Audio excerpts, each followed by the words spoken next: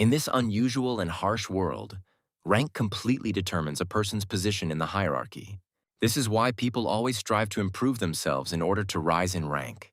Humanity praises the highest ranks, while the lowest are forced to crawl in the mud. In this world, rank determines absolutely everything, not only strength or intelligence, but also social connections. Even a person's wealth and profession are determined by his rank. So important is he in this world. The era of humanity, where everything and every quality has its own rank. It is in this unusual world that the adventures of one boy named Slow begin. He lives in a small but very friendly village and works hard for the benefit of its inhabitants. The boy does any job he can to help his fellow villagers. Slow finished splitting wood and decided that his work was done for the day. One of the villagers saw that the boy was lounging around, so he asked him to plow a small field. An acquaintance of Slow's stood up for him, considering such a request out of the ordinary. The girl shouted at the villagers to leave the guy alone and stop asking him for everything. A fellow villager said that Slow was daydreaming, so he decided that the guy was not doing anything. Luna shouted that the boy would be used as a tool if he agreed to all requests. The guy said he didn't see a problem with it, but the girl said Slow had too kind a heart. The girl said that she had a really great idea. She knew exactly what she could do today. A friend asked the guy if he wanted to leave the village by a secret route that no one knew about. Suddenly, an old woman approached and shouted that this was strictly forbidden by the unspoken rules of the village. The older woman asked if this brat had forgotten the rules, and Luna asked why it was not possible. The elder shouted that this disobedient girl should be locked up for a while, so that she could come to her senses and calm down. The villager asked if Slow could bring a couple of buckets of water. The boy replied that he would help. The man said that in this village they were the only children of such a young age, but they were so different. The fellow villager said that if Slow needed rest, he could rest and return to work later. However, the guy said that he was not tired at all and was ready to help the man right now. The boy thought his parents had died when he was little, but the villagers took him in. Slow is sure that his fellow villagers raised him like their own son, showering him with care and love. The guy feels that he will not be alone here anymore, so he wants to repay the kindness. The boy said that he loved this village and all its inhabitants with all his heart. The man asked if Slow wanted to live in his house from that day on, and the boy said that was not the case. The boy thought that the inhabitants of this village in the middle of nowhere were very dear to him. The guy thought that the outside world wasn't that important to him when all his family was here. Luna couldn't believe that she had been put in a cage for some talk about a secret path out of a remote village. Grandma said the girl was too stubborn. If only she were even a little obedient like Slow. The elder said that they sometimes call traitors and added that the girl was really missing something. Luna stated that there was a big world outside, so why did they live locked within the walls of the village? Grandma said that they were doing this against their will, but because someone hated them. The girl did not calm down. She asked who exactly hated the villagers. What kind of childish story was this? The elder said that the girl should not know all the details. One day time will sort everything out. The boy had already finished pouring water at the request of his elder, who had gone away on business. Slow said that he had done an excellent job with the task. The boy had filled the well with water. The guy felt a small stone fly at him. It seemed that the one who threw it didn't mean any harm. The boy realized that this someone was his friend, who asked him not to speak loudly. The girl gestured for him to come closer. She had a rather important conversation with Slow. Luna said that the cage would no longer hold her, and the guy noted that this was no reason to be proud. Slow's friend told him that he just needed to follow her and she would lead him to a cool place. The boy said that if they went outside the village, his grandmother would scold him loudly again. Luna said that everything was perfectly fine. They would be back in a minute and no one would know. The girl said that there was a place outside the village that she wanted to show her best friend. The teenagers crawled under the fence and went out into the forest. Slow had no idea how huge the world was. Luna pointed to the approaching edge of the forest and said that they were almost there. The guy couldn't believe his eyes, because something incredibly amazing opened up before them. Luna told her friend to look carefully, because in front of them was that very outside world. The girl exclaimed loudly that the world outside the village was incredibly vast and beautiful. The boy was speechless because he couldn't even imagine that he would see something like this. Slow exclaimed that the outside world was so amazing that only adults hit it. Luna saw that this fascinated her best friend, so she decided to ask. The girl asked if Slow knew the rules of the outside world. Without them, it would not be easy to survive in it. A friend said she read about them in a book she secretly took from traders who came to the village. Luna explained that in the outside world there is a special system that is called ranks here. The girl said that in this world there are different types of ranks, and the people who receive them are called rankers. Slow's friend explained that in the outside world there are adventurers, doctors, musicians, and many others. Luna said that people assign rank to everything, from food and weapons to personal power and wealth. The girl is sure that outside the village everyone seriously competes with each other. The boy chuckled because the outside world also had rules, just like their village. Luna asked her friend if she thought that, unlike the village rules, the outside world was fun. The girl stated that one day she would become a ranker adventurer and compete with strong opponents. The young man reminded her that according to the village rules, she couldn't leave, and the girl shouted that she didn't care. Luna admitted that she had long ago decided to leave this remote village and go out into the outside world. The girl said that she wanted to go on this difficult journey with Slow. The guy's friend said that he too should go out into the outside world to meet adventures. Luna reminded the boy that when she was 5 years old, she was attacked by a bird of incredible size. The girl was incredibly scared at that moment. It seemed to her that she was about to die from its sharp claws. However, Slow stood up for her, demonstrating incredible strength with which he scared off the feathered predator. Even then, Luna began to suspect that the adults were not telling them something important. The guy asked if anything like this had ever happened. He had no memory of being attacked by a bird. The girl said that then she understood only one thing. In front of her was a guy who was constantly in the clouds. However, the girl added that in the right situation he can become the strongest in this world. Luna is sure that Slow will shine even brighter if she goes outside and immerses herself in this beautiful world. The boy's friend invited him to go explore this vast outside world together. The girl is confident that they will have unforgettable adventures that they will remember for the rest of their lives. Slow thanked his best friend for such a wonderful offer, but he refused to leave the village. The guy admitted that he would still stay here. He loved his native village too much. Luna shouted at him. What a stubborn fool he was. Wasn't he ready to share her grandiose goals with her? The girl said that she didn't care. She would go first, and the guy couldn't stay behind the walls forever. The boy told his friend to be careful on the way back. You never know what kind of bird might attack her. Slow thought he couldn't even imagine that Luna would leave the village so quickly. The guy thought that the evening had arrived suspiciously quickly. The skies had already turned red. The boy decided that it was time for him to return. He had been outside the village for long enough. Slow rose slowly, trying to prolong his admiration of the sunset. The outside world was indescribably beautiful. However, something was bothering the guy. He noticed an unusual object among the dense clouds. The boy froze, asking himself what it was, what exactly he was now observing in the sky. Slow kept his eyes on the floating island, which was frozen just above the forest that hid the village. The boy noticed how the outlines of the floating island flashed with a bright, blinding light. The enormous crystal at the base of the island absorbed incredible power and released it down. Slow couldn't believe his eyes, because a stream of incredible, unknown power fell upon the forest. The boy didn't understand. He had never encountered such a strong wind in these parts. The guy, trying to figure out what had happened, asked himself how long this would continue. Slow realized that the unknown floating island had disappeared as suddenly as it had appeared. The boy quickly realized that his native village was located on that side of the forest. The guy was afraid for his family, but tried to convince himself that everything was fine. Nothing bad had happened. Slow ran without looking back, thinking about Luna, his grandmother, and all the villagers, about everyone who was dear to him. The boy ran out of the forest thicket and couldn't believe his eyes. There was nothing in front of him. The guy froze in a daze. Where was his native village? It was here, where all the people were. Slow realized that there was now a huge crater where his home village had been.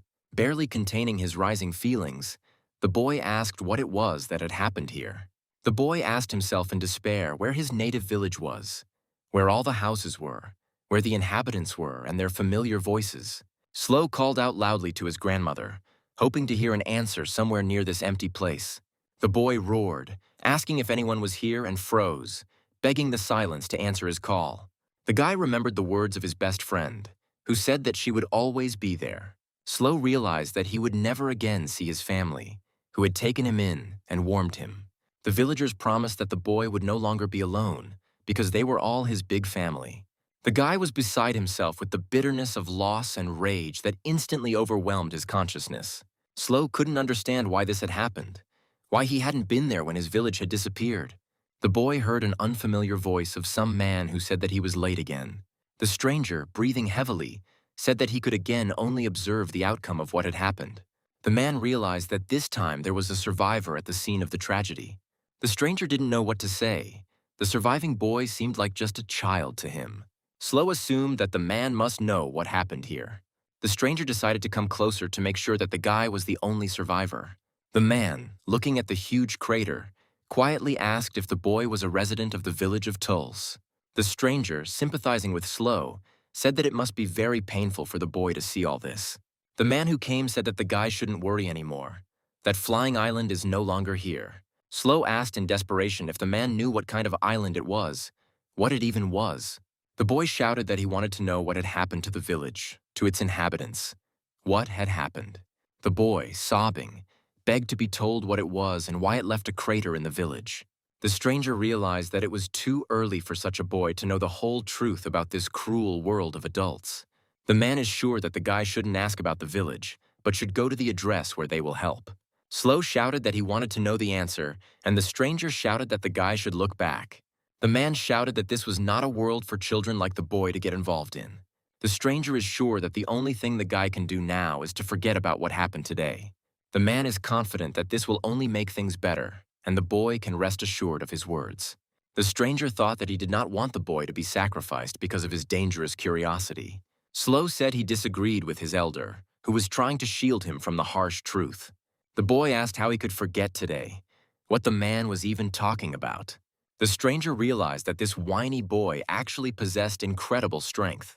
Slow asked in a rage how he could forget that unfortunate day when his dear people disappeared. The guy said that he would go to that damn island and bring back everyone who had perished at the behest of its owners. Slow remembers well that when he was still little, his parents died in a landslide. The boy will never forget the despair he felt at that terrifying moment. He remembers how impenetrable the darkness was that surrounded him when he was left alone. However, the residents of the small village of Tools came to the aid of the poor orphan. All the villagers were happy to accept the poor fellow who had lost his family at such an early age. The boy knows that the villagers have always taken care of him, and Luna has always been there. The boy will never forget what all these kind people from the remote village did for him. Slow is sure that they were all good people who could not pass by a person in trouble. The boy said that he could never forget his family, the inhabitants of the village of Tools. The boy screamed that he would get to that lousy island and bring everyone back. The man couldn't believe his own eyes because he had never seen such a person before. The stranger saw how energy was literally gushing out of the boy. The amount of prana this boy had was astonishing. The man noticed that even the space around him was being deformed due to the force of mental energy. The stranger knows that prana is inherent in every person, but only a few are aware of it. The man understands that only truly talented people know how to use it. The stranger was surprised because prana usually appears white or transparent. A man knows that people with truly strong energy are able to make it visible. The stranger understands perfectly well that in their world there are also people with special prana. The man understands that there are legends that some peoples possess special mental energy. The stranger finally realized that the man standing before him was not an ordinary guy, but a survivor of Babis. The man thought he wanted to take care of the guy's protection, but he doesn't understand how everything works. The stranger threw his sword to the boy so that he could pick it up and be ready to fight. The man said that Slow must pick up the sword if he really wanted to get to the flying island. The stranger said that if he saw potential in the boy, he would become his mentor. The boy realized that he had to show all his strength in order for the man to accept him as a student. The stranger said that Slow must fight to the death, otherwise he would not show his true abilities. The boy immediately picked up the blade thrown to him, his whole appearance showing determination. The boy jumped up. He was eager to start a fight that would allow him to become stronger. The man understood that it was obvious to him that Slow had picked up a sword for the first time in his life. The stranger thought that the pressure coming from the guy was shaking him, a seasoned fighter. The man understands that all this is not as important as the fact that the guy's waves are practically exceptional. The stranger understands that the boy has a very great future. Not everyone is endowed with such potential. The man thought that the guy was definitely worth his attention because he could surpass anyone. The stranger understands perfectly well that further battle is pointless. Slow's abilities are amazing. However, there was no stopping the guy. He clearly decided that he had to give it his all. The man told the boy that this huge flying island was called the Island of the Gods. Mentor Slow said that usually this floating island remains above the vast ocean. The unknown person stated that he is acting to prevent these tragedies, but is always late. The man said that according to legends, people who are enveloped in light are taken to the Island of the Gods. The mentor told the boy not to even think about touching the beam of light from this floating island. The boy asked how he could get to the Island of the Gods, and the man said that there was one way. The man said that if the boy gets into the top 10 adventurers ranking, he will end up on the island. Slow asked what was so special about this ranking of adventurers and who they were. The mentor explained that adventurers are an elite group whose lives are dedicated to exploring the unknown. The man is confident that of all the possible paths, most people choose the rank of adventurer. Slow realized that he simply had to become one of the top 10 adventurers in the world. However, the man clarified that since the opening of the Island of the Gods, only one thing has remained unchanged. The mentor said that almost all the adventurers sent to the floating island died. The man asked the boy if he had changed his mind. He had chosen an incredibly difficult path. Slow stated that he had already firmly decided to become one of the top 10 adventurers in order to bring back his loved ones. The mentor realized that his new student would not be frightened by simple stories of failed expeditions. The man said that he would train the boy for only 1 year, but he would only teach him fencing. The mentor hopes that his training will become the starting point for the boy who will conquer the Island of the Gods. The man introduced himself as Adler and presented himself as a knight of the first rank, the strongest knight of humanity. Adler asked the name of the guy who was aiming to conquer the top of the rankings. He introduced himself as Slow.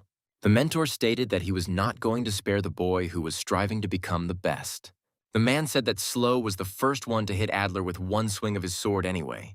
The boy realized that he now had an excellent mentor who was able to teach him properly. The guy understood perfectly well that this year would not be the easiest in his life, but he had to overcome it. Slow endured torn muscles and burning blisters on his hands and feet because he wanted to become stronger. A year of training with a first-rank knight became a series of severe trials for the boy. Adler did not spare the boy so that he would grow stronger and achieve his main goal, conquering the Island of the Gods. The training of the strongest knight was so tough that the boy bled every day. Slow noticed that after that evening, Adler said nothing more about the Island of the Gods. The boy realized that his mentor wanted him to figure everything out on his own. Slow understood that 2 questions awaited him: why the village had disappeared and what the Island of the Gods was. The boy decided that he would rise in the ranks of adventurers and personally answer them. Slow realized that in order to answer his questions, he would have to do the almost impossible. Adler admitted that this year passed almost unnoticed for him. Although his student experienced a lot, the knight of the first rank asked if the young man was ready to set out on his own adventure. Slow immediately replied that he had been prepared for his journey for a long time. The guy thought that his girlfriend had suggested that he become adventurers a whole year ago. The young man understands that the moon, striving to understand the world, left without realizing her dream. Slow realizes that he is now embarking on a long journey to become a ranker adventurer. The boy clearly decided that he would make Luna's dreams come true, for her sake and for the sake of all the villagers. The strongest knight of humanity told his student that he must move. Adler said that the boy had grown very tall, and the boy said that now was his growing period. Slow understood that as a first-rank knight's apprentice, he was finally beginning his journey to the Island of the Gods. After some time on his journey, the boy finds himself in the capital of the Kingdom of Trackland. The guy knows that it is only possible to obtain the rank of adventurer in a bureau that specializes in recognition. Meanwhile, at the Ranker Assessment Center, someone was persistently calling out to a girl named Lucy. The voice warned that it was almost noon, which meant that time was almost running out. The girl immediately jumped up from her seat and screamed that everything was very bad. She accidentally fell asleep. A friend asked if Lucy had been looking through the ranks all night again. The girl said that since her friend was a recognizer, she had to take care of her health. Lucy understands perfectly well that her main responsibility is to establish the rank of people. The rank of recognizer obliges the bearer to travel to any point in the world to analyze the abilities of rankers. The Bureau knows that recognizers must possess a huge amount of specialized knowledge and be impartial. The girl understands that in order to reach this rank, it is necessary to put in a lot of effort. The recognizer must undergo many examinations in order to evaluate the superiority or inferiority of people. Everyone knows that only a select few can follow the path of one of the most difficult professions in the world. Lucy stated that even as a recognizer, she was still at rock bottom. A friend asked the girl what she wanted to do in general, and she replied that she wanted to do all sorts of things. Lucy knows that to get promoted, she must become an exceptional talent spotter. However, the girl admitted that she does not like modern rankers, who are idiots. Lucy said that there used to be competitions in ranks, but now the high positions are firmly occupied. The girl stated that ranks are only valuable when they are updated regularly. The friend thought that Lucy was just a rank maniac and added that this was a serious case. The girl asked if there was any rising star who would shake up the ranking system. A friend is sure that the rising star could be among the people in this audience. Lucy remembered that today, for the third year in a row, was the day to register for the adventurer's exam. The recognizer asked if there had always been so many participants, and her friend replied that this was not the case.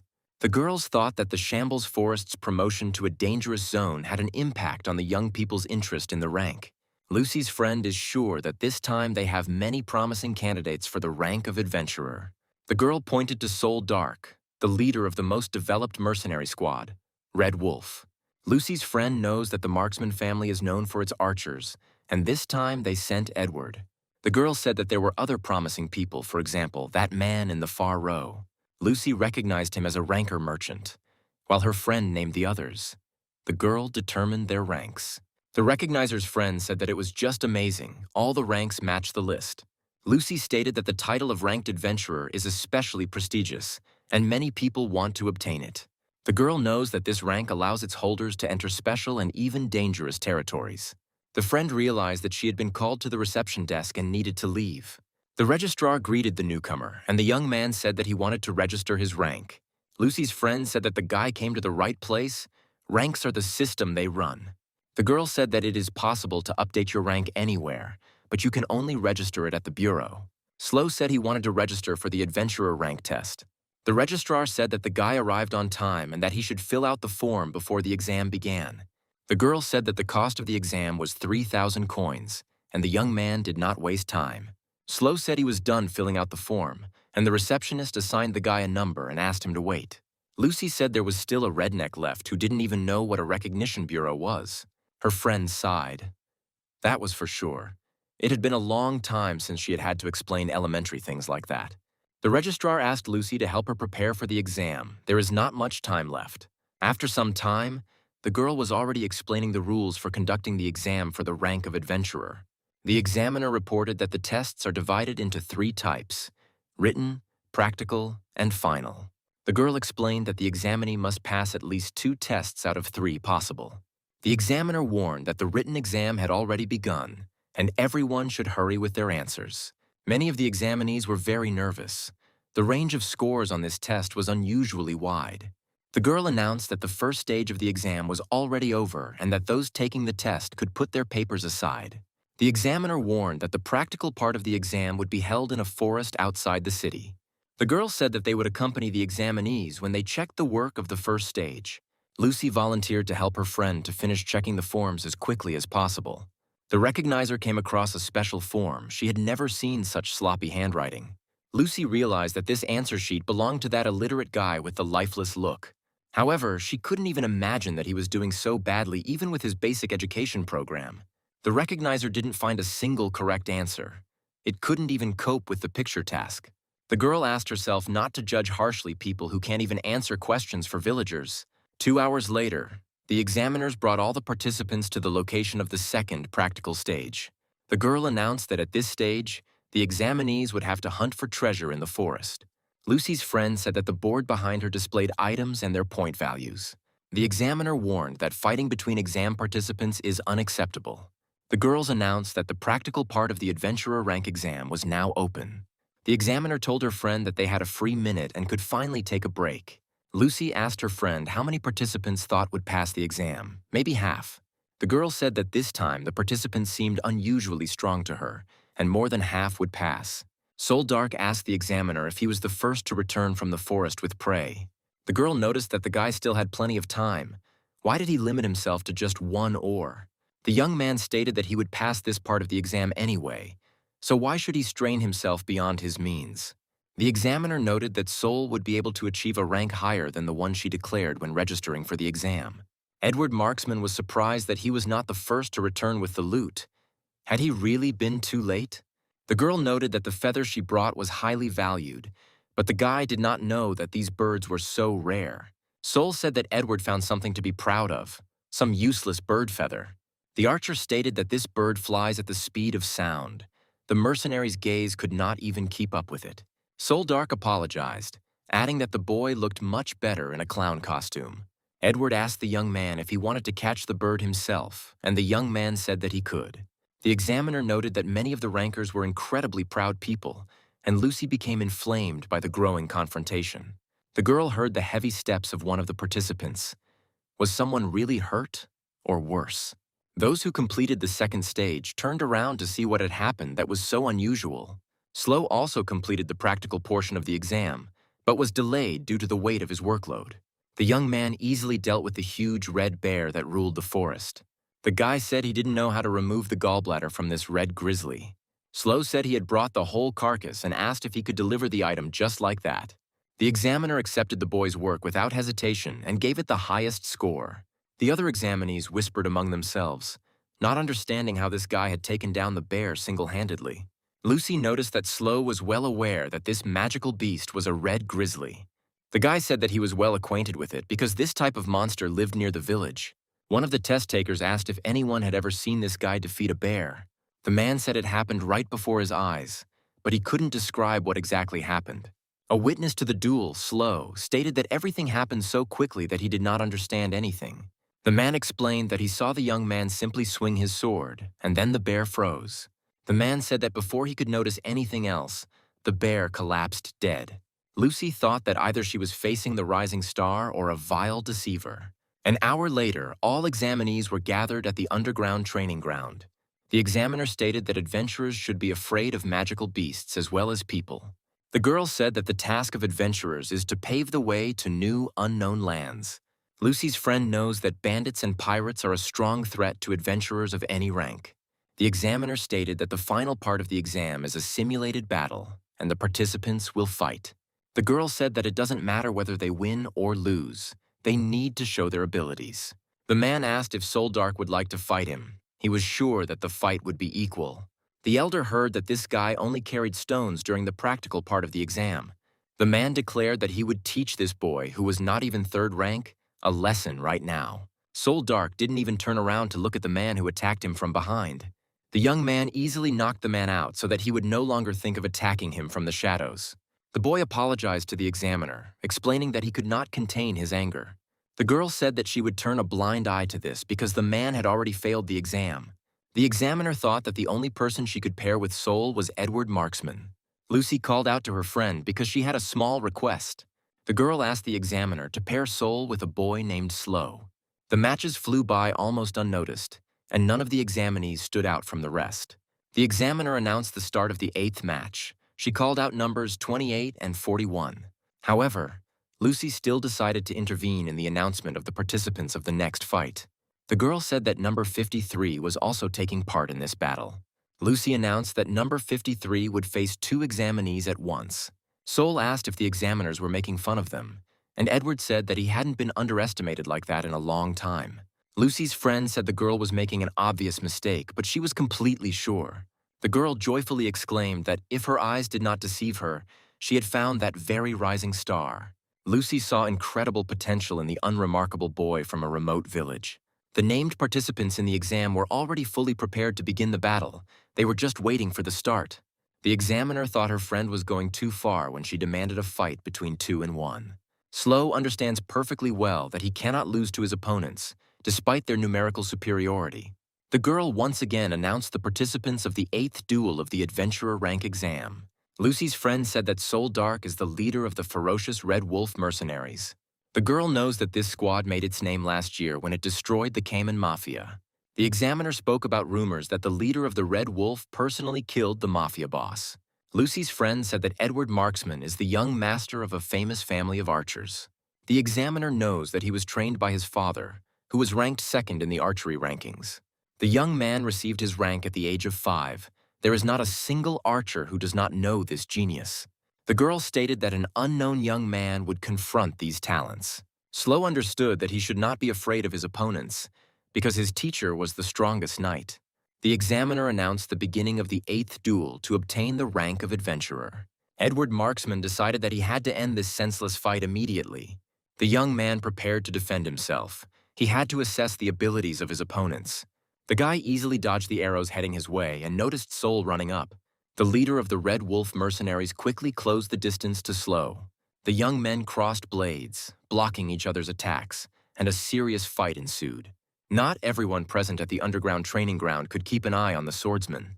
Soul was not inferior to the first-ranked knight's apprentice, although the boys' strengths were not equal. Some of the examinees asked their comrades why they couldn't see what was going on there.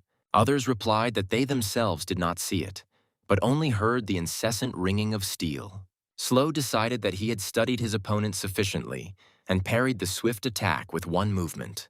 The leader of the Red Wolf mercenary squad realized that he had lost this battle. The guy who came out of nowhere turned out to be a cut above him, the strongest in his squad. Slow didn't forget about his second opponent, who was moving around the court and attacking from a distance. The boy chose his positions very well and released his arrows, designed to kill the enemy. The student of the strongest knight understood that a whole year of backbreaking training had not been in vain. The young man wielded his sword with incredible precision, demonstrating a skill beyond the capabilities of many adventurers. Not a single arrow fired by Edward Marksman reached its target. Slow deflected each one. The archer continued to shoot arrows despite the spectators standing behind the target watching the duel. Some of the examinees thought that they should not have applied for the exam with these monsters. Soul Dark turned to his opponent and called him a swordsman, but corrected himself, calling him the strongest knight. The archer confirmed that he shared this opinion.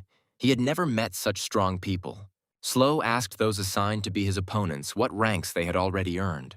Edward Marksman replied that he was the 402nd in the rank of archers, and that was a very confident position.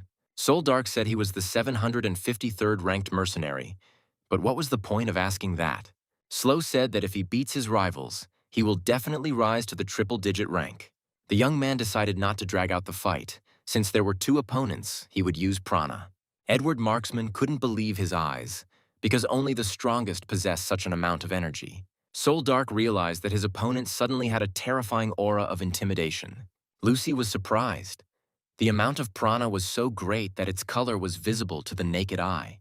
The archer stated that ranks are not assigned only based on a person's specialties. The guy said he was ranked 78th in the world among precision shooters. The boy decided that he could defeat this monster that had come to their land out of nowhere.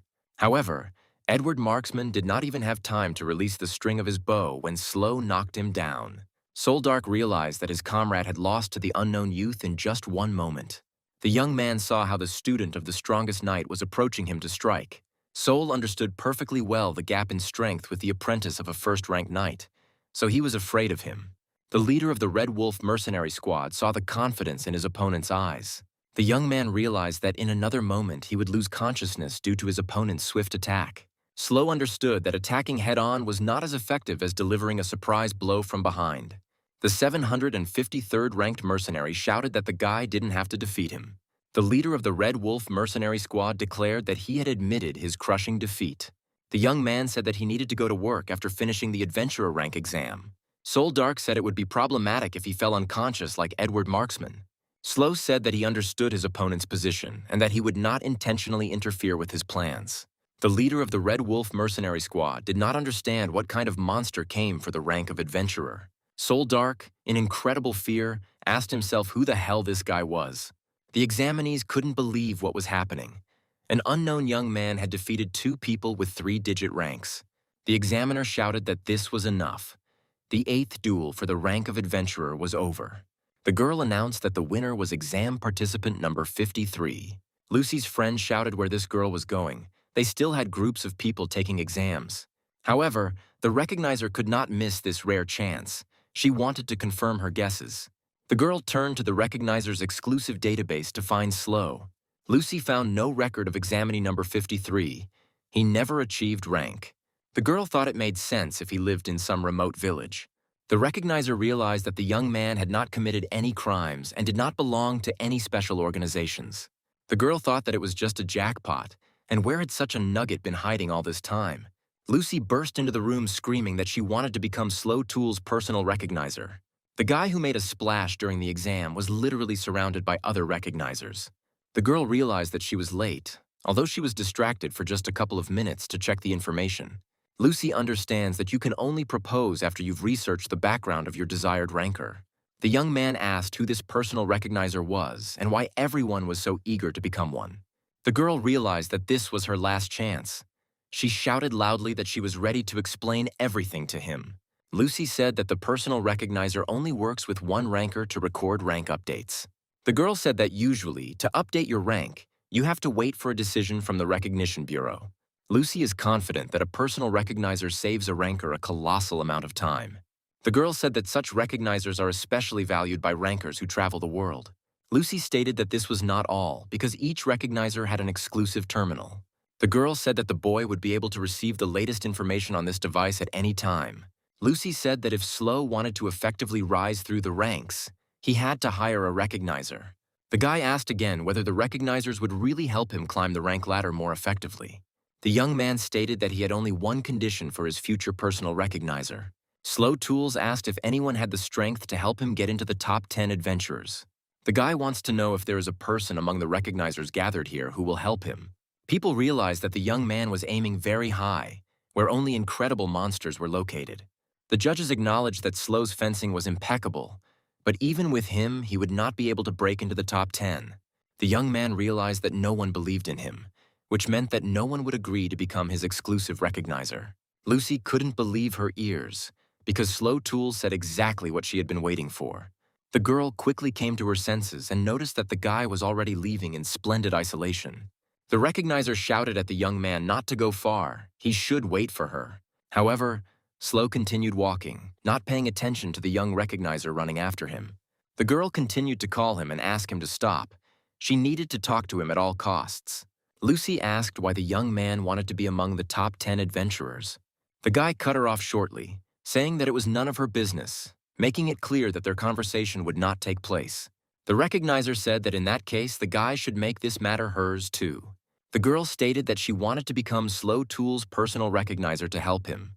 Lucy is confident that she can lead the young man into the top 10 strongest adventurers. The guy said that he didn't want to put the child in danger and that it would be better for the girl to go home.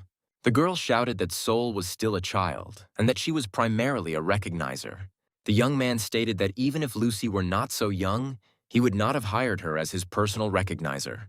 Slow Tools said he simply doesn't want to involve other people in this mess. The girl wondered if there could really be something so serious there, what the guy wanted. Lucy shouted after him as he left that she too had work to complete. The girl shouted that she had a mission that must be fulfilled even at the cost of her life. The recognizer said that in order to achieve her goal, she wants to join forces with Slow. The young man thought that this girl reminded him very much of himself when he promised to become an adventurer. The boy noticed the unwavering determination in the eyes of the girl who wanted to become his recognizer. Slow Tools admitted that he too has a goal that he must achieve at any cost. Lucy realized that the guy recognized her as his exclusive recognizer. The recognizer introduced herself as Lucy Emerald and said that she would guide the young man to the summit. Slow extended his hand in response and introduced himself, thinking that this alliance would be beneficial to both of them. That evening, the newly formed group of ranker and recognizer checked into a small hotel. The girl said that this room was entirely theirs for a few days. Lucy Emerald asked the young man if he found the room incredibly luxurious. The recognizer stated that they would use this room as their personal base. Slow Tools thanked Lucy for her concern and noted that the girl had extraordinary talents. The recognizer screamed indignantly at how the guy dared to assign her a probationary period. The young man apologized and explained that he simply wanted to be on the safe side, just in case. Lucy shouted that everything was okay because this week she would show him her true abilities. The girl already imagined how the guy would beg her to become his personal recognizer. Slow Tools said it would be a nice thing, but Lucy was indignant, as if he wasn't the one begging. The recognizer noticed that the guy was simply amazing in battle, but now he was in the clouds. The young man calmly noted that he often heard similar words addressed to him. Lucy said that the results of the adventurer rank exam have finally arrived. Now they will find out everything. The girl congratulated the guy who immediately jumped to the 2000th rank, an exceptional result. Slow had expected to achieve a 3-digit rank, so he was surprised by such a modest result. The guy explained that both of his opponents were 3-digit ranks, so that's why he thought so. The girl said that there are many more people in the adventurer rankings, so the competition is fierce. Lucy said that in terms of sword speed, the guy ranked 58th, and this is an undeniable indicator of talent. The young man realized that his recent opponents from the exam also had different ratings. The boy's recognizer said that it would be a good idea to register the boy in other ratings as well. Slow stated that he had no intention of getting the job, and Lucy said that she completely understood the guy. The girl said that in simple words, the young man wants to take a shortcut to get into the top 10. She is absolutely sure that Slow wants to go to the most dangerous zone, the island of the gods. The young man asked how Lucy knew about his intentions, and the girl replied that it was perfectly clear. The recognizer said that this is the only privilege that the top 10 adventurers receive. The girl set a condition that they would tell their reasons when Slow achieved a place in the top. The young man is confident that this is a fair condition, with which he cannot but agree. The girl said that honesty is very important, but her circumstances are difficult to explain to a new ranker. The guy asked what she was talking about, and Lucy changed the subject and asked where he got such power. The recognizer is sure that the guy hardly achieved such a level of fencing in just one night. Slow said that a year earlier he had become the apprentice of a knight named Adler, but his training had already ended. Lucy screamed, "Could this really be that same Adler, the first in the rank of knights, the strongest in the world?" The boy remembered that his mentor had said something similar, but his training had only lasted a year. The girl screamed that even a year of training was enough, since Adler is known for not teaching fencing. Lucy knows there are rumors that the strongest in the world is keeping his secrets for his only successor. The recognizer was amazed that a man like Slow had inherited the legacy of a first-rank knight. The young man asked if Adler was really so incredible, since he himself had managed to wound him with a sword. Lucy screamed that it was simply impossible.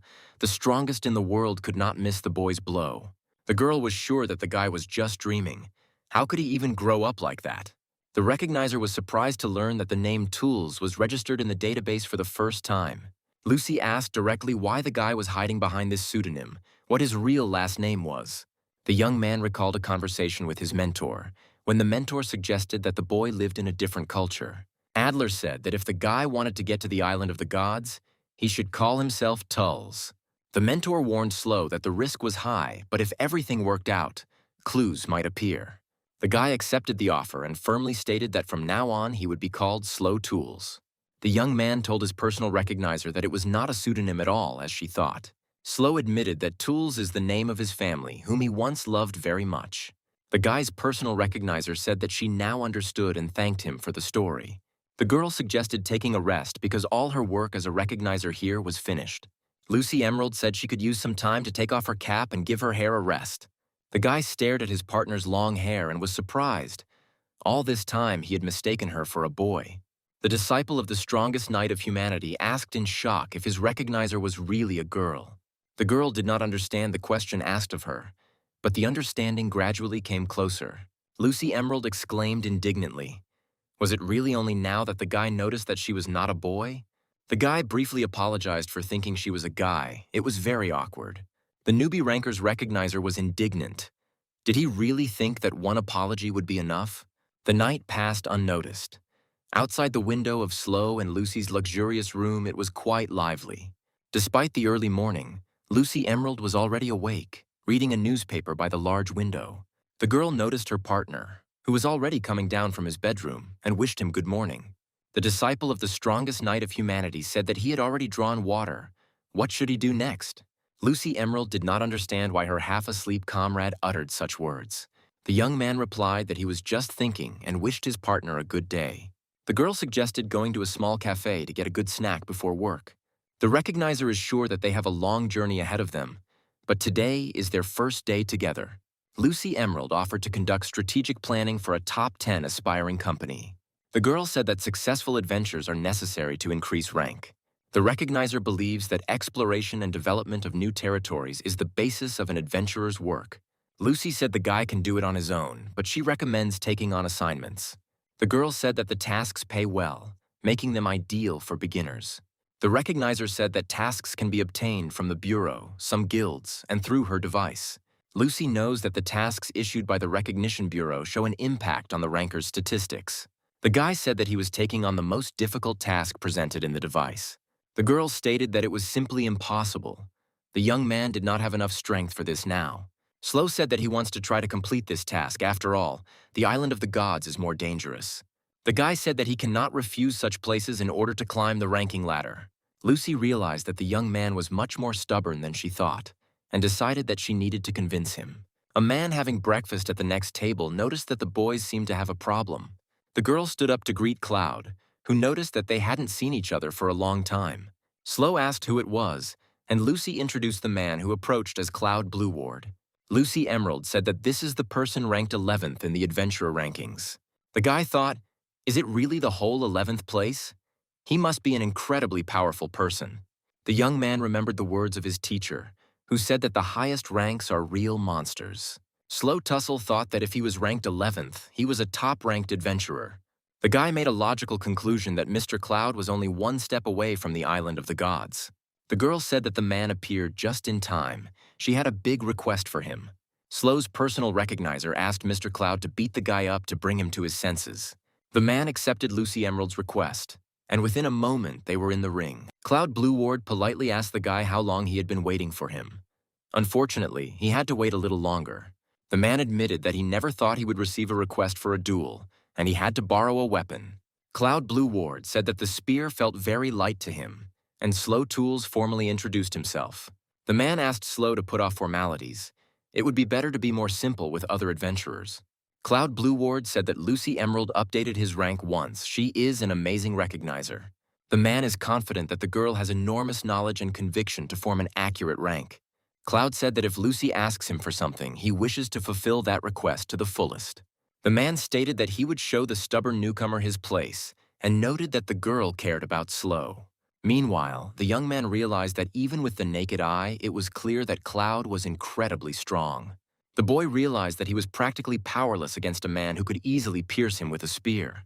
The young ranker adventurer's recognizer shouted that this was a great opportunity for him. The girl shouted that the boy should see at least once how vast this world is. The young man thought that his partner was completely right. Far more formidable opponents awaited him ahead. The guy said that if this is what is called the immensity of this huge world, then he has already encountered it. Slow Tools declared that if this was the immensity of this world, then he was fully prepared to face it. Lucy Emerald announced the participants of the upcoming duel, Slow Tools and Cloud Blueward. The recognizer made sure that each of the duel participants was ready to ensure that the fight was fair. The girl announced the start of a duel, which was intended to teach the young ranker a hard life. Slow Tools immediately took off and closed the distance to the high-ranking adventurer. The guy decided not to hold back his strength. In front of him stood an opponent who was head and shoulders above the young man. Cloud Blueward realized that this guy already knew how to put prana into the blade of the sword and release it with a swing. The man thought that the young man was wrapping prana around his legs and arms to increase his own agility. The 11th rank adventurer realized that the boy's swordsmanship seemed incredibly familiar to him. Cloud knows that this is a secret sword technique known only to one person. Slow Tools asked if his opponent had been too distracted during the intense battle. The man easily blocked the young opponent's punch, which was aimed at his blind spot. Cloud Blueward said that he had plenty of time. The young ranker did not have to worry about it. The young man realized that the difference between him and the 11th in the adventurer rankings was simply colossal. The man assessed the abilities of the boy, who had seriously interested him in his swordsmanship. Looking at Slow's prana, Cloud was amazed. It seemed to him that the young man had even more of it than he did. The 11th adventurer in the ranking noted that the boy's prana fluctuations were not random. The man decided to break distance with his young rival in order to change his approach. The young man did not understand why Cloud Blueward decided to suddenly move away from him and interrupt the fight. The 11th ranked adventurer asked what the rascal's real last name was. The man told the boy not to play the fool. His prana vibrations were not learned, but innate. Cloud Blueward said that since the boy didn't want to tell him the truth, he would extract the answers from him himself. The high-ranking adventurer said that since he couldn't hear it, he would see it with his own eyes. The man confidently stated that the young man already possessed special techniques, didn't he? However, in reality, Slow did not even realize that there was such a devastating force in this world. Cloud Blueward calmly began to recite the poem that served as a preparation for his family's special technique. Slow Tools didn't understand why his opponent's prana had suddenly acquired such terrifying power. The high-ranking adventurer materialized his prana, turning it into the images of hundreds of copies. The man announced that it was a special technique of the Blue Ward family called spear-spear type transmission. Lucy Emerald realized that this was an incredibly dangerous technique that would definitely scare Slow. The man told the boy not to waste time and to use a special technique, otherwise he risked dying. The young man saw the power wielded by the 11th ranked adventurer. The guy couldn't believe his eyes, because he couldn't even imagine such use of prana. Cloud Blue Ward wondered why Slow Tools was so slow in using his true power. Meanwhile, the guy was thinking about only one thing: how exactly he could use his technique. The high-ranking adventurer decided that the guy needed a little scare to make him hurry up. The man pointed all the spears, materialized from pure prana, at the youth. Slow Tools tried to parry every blade aimed at him to avoid serious injury. However, his attempt was futile. It was simply impossible to block such a number of copies. The man good-naturedly warned the novice ranker that an ordinary sword would not stand up to the technique. The 11th ranked adventurer once again pointed the tips of his spears at the young man. Slow Tools tried to dodge every spear thrown at him, but it was simply impossible. The disciple of humanity's strongest knight wondered what he could do to counter such a force. The teacher told his student that he was handling his prana too roughly. However, Adler is completely confident that sooner or later the guy will get used to her. The man said that when this happens, the young man will be able to use special prana techniques. The first-ranked knight's apprentice asked what these prana techniques were and how he could use them. Adler asked Slow to watch carefully as he was about to demonstrate one of the techniques. The man decided to start with the simplest technique, which is very easy to master and repeat. The young man remembered every movement of his mentor, with whom he studied for a year. Slow Tools managed to replicate one of the most basic mana techniques, instant slash. The 11th ranked adventurer couldn't believe his eyes. The guy's speed was astounding. Cloud Blue Ward wondered if this strike was different from the previous ones, if there was more power put into it. However, the man understood perfectly well that the gap between them was still too great. The 11th ranked adventurer realized that Slow had wasted no time in blocking his attack. The high-ranking adventurer realized that the boy's potential truly exceeded all expectations. The man decided to protect himself with a wall of spears so that the guy could not break through them. Cloud stepped back a little further. He understood that the instant cut of the guy was invisible to the naked eye. However, the 11th ranked adventurer knew that this was the simplest prana technique.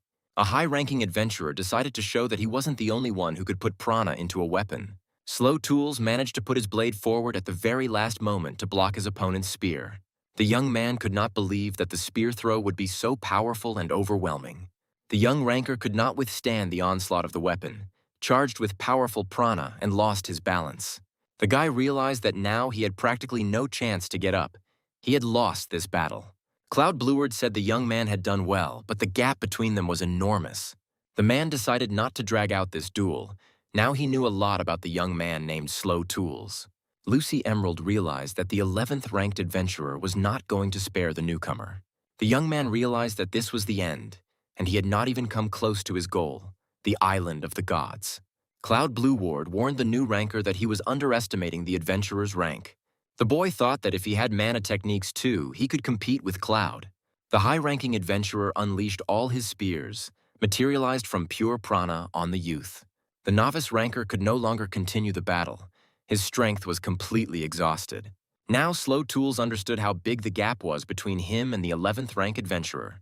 The man decided that their battle was over. He had fulfilled his part of the agreement. Lucy Emerald declared Cloud Blue Ward the winner. The result was expected. A high-ranking adventurer asked the recognizer if she was satisfied with the fight she had conducted. The girl replied that now Slow should clearly understand his limits, and Cloud agreed with her. The 11th ranked adventurer asked, but Lucy Emerald believed in the guy's victory. The girl replied that she simply thought that such an outcome of the duel was entirely possible. The high-ranking adventurer asked if her belief was based on him being Adler's disciple. The man stated that the boy had a lightning sword, just like the heirs of the Hidden Force technique. Cloud Blue Ward asked if it was okay to hand over the knight's strongest technique to some adventurer. The high-ranking adventurer is sure that from the point of view of any knight, this is a treacherous theft of a holy relic. Lucy Emerald exclaimed that she also realized this. Now she would have to protect the guy from the knights. The man thought that the rank of knight could help the boy avoid unnecessary problems and publicity. The girl thought that it was simply impossible. The guy would not be able to act as a ranker knight. Lucy Emerald admitted that she had faith in the young ranker not because of the hidden force technique. The girl said that she believed in the guy because he struck Adler himself, the strongest knight. The high-ranking adventurer is sure that with the guy's current skills, this is simply impossible. The 11th ranked adventurer thought that the guy must have had some circumstances in his favor. The man realizes that Slow's hidden force has left him in shock, and the prana fluctuations remain a mystery. Lucy was surprised when she heard Cloud say that the guy also had special prana techniques. Cloud Blueward stated that if the boy had used these techniques, he would have definitely lost. Slow Tools saw a woman humming a strange but very familiar tune. She looked back and met the gaze of the guy who was watching her intently. The village elder Tools burst into the house and shouted that the girl was singing something she shouldn't. The old woman called the woman empty-headed because they couldn't get out because of these songs. The elder told the girl to remember that she was no longer allowed to sing such things out loud. Slow Tools saw how the woman was upset by the reproaches of the angry old woman.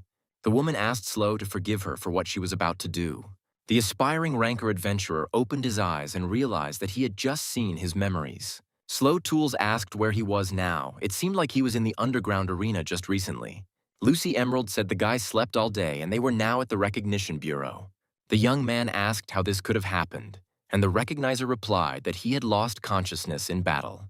The girl told her friend that according to the doctor, the young man was suffering from acute moral exhaustion. Lucy Emerald said she didn't know what burden Slow had taken on, but whether it was too heavy. The guy replied that perhaps the girl was right, because he really was trying to jump above his head. The boy's personal recognizer thought that the duel with Cloud Blueward had taken its toll on him. The girl said that she had to tell Slow Tools something incredibly important. Lucy Emerald asked if the young ranker adventurer knew what poetry techniques were. The young man replied that he did not know the techniques of poetry and asked if this was really Cloud's powerful technique. The discerner said that this is a method of using prana that is available to some nations. The girl said that at the top of the adventurer's list, there are many people who have mastered the techniques of poetry. Lucy Emerald knows that Cloud Blueward is from a race of outstanding hunters who live in the mountains.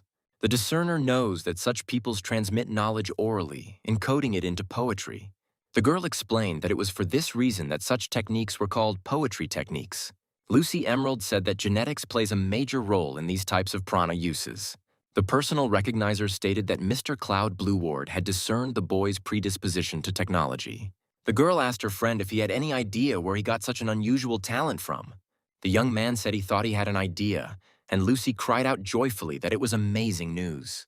Lucy Emerald exclaimed that for a ranker, mastering the technique of poetry is an incredible gift. The girl stated that Slow would become the best ranker and added that she had found a task suitable for him. The guy's personal recognizer informed him that this was an assignment to investigate the Shambles Forest. Lucy Emerald said the boy needed to know the state of the forest's ecology. The girl reported that in this dangerous zone, people were disappearing one after another without a trace. The recognizer is confident that if Slow figures out the reason for the disappearances, his ratings will skyrocket. The girl is sure that it is worth it. Although the risk is high, perhaps the guy should prepare better. The young man stated that he was taking on this task. The guy could no longer sit in low positions. Slow Tools asked if Lucy had suggested this task only because she believed in its success.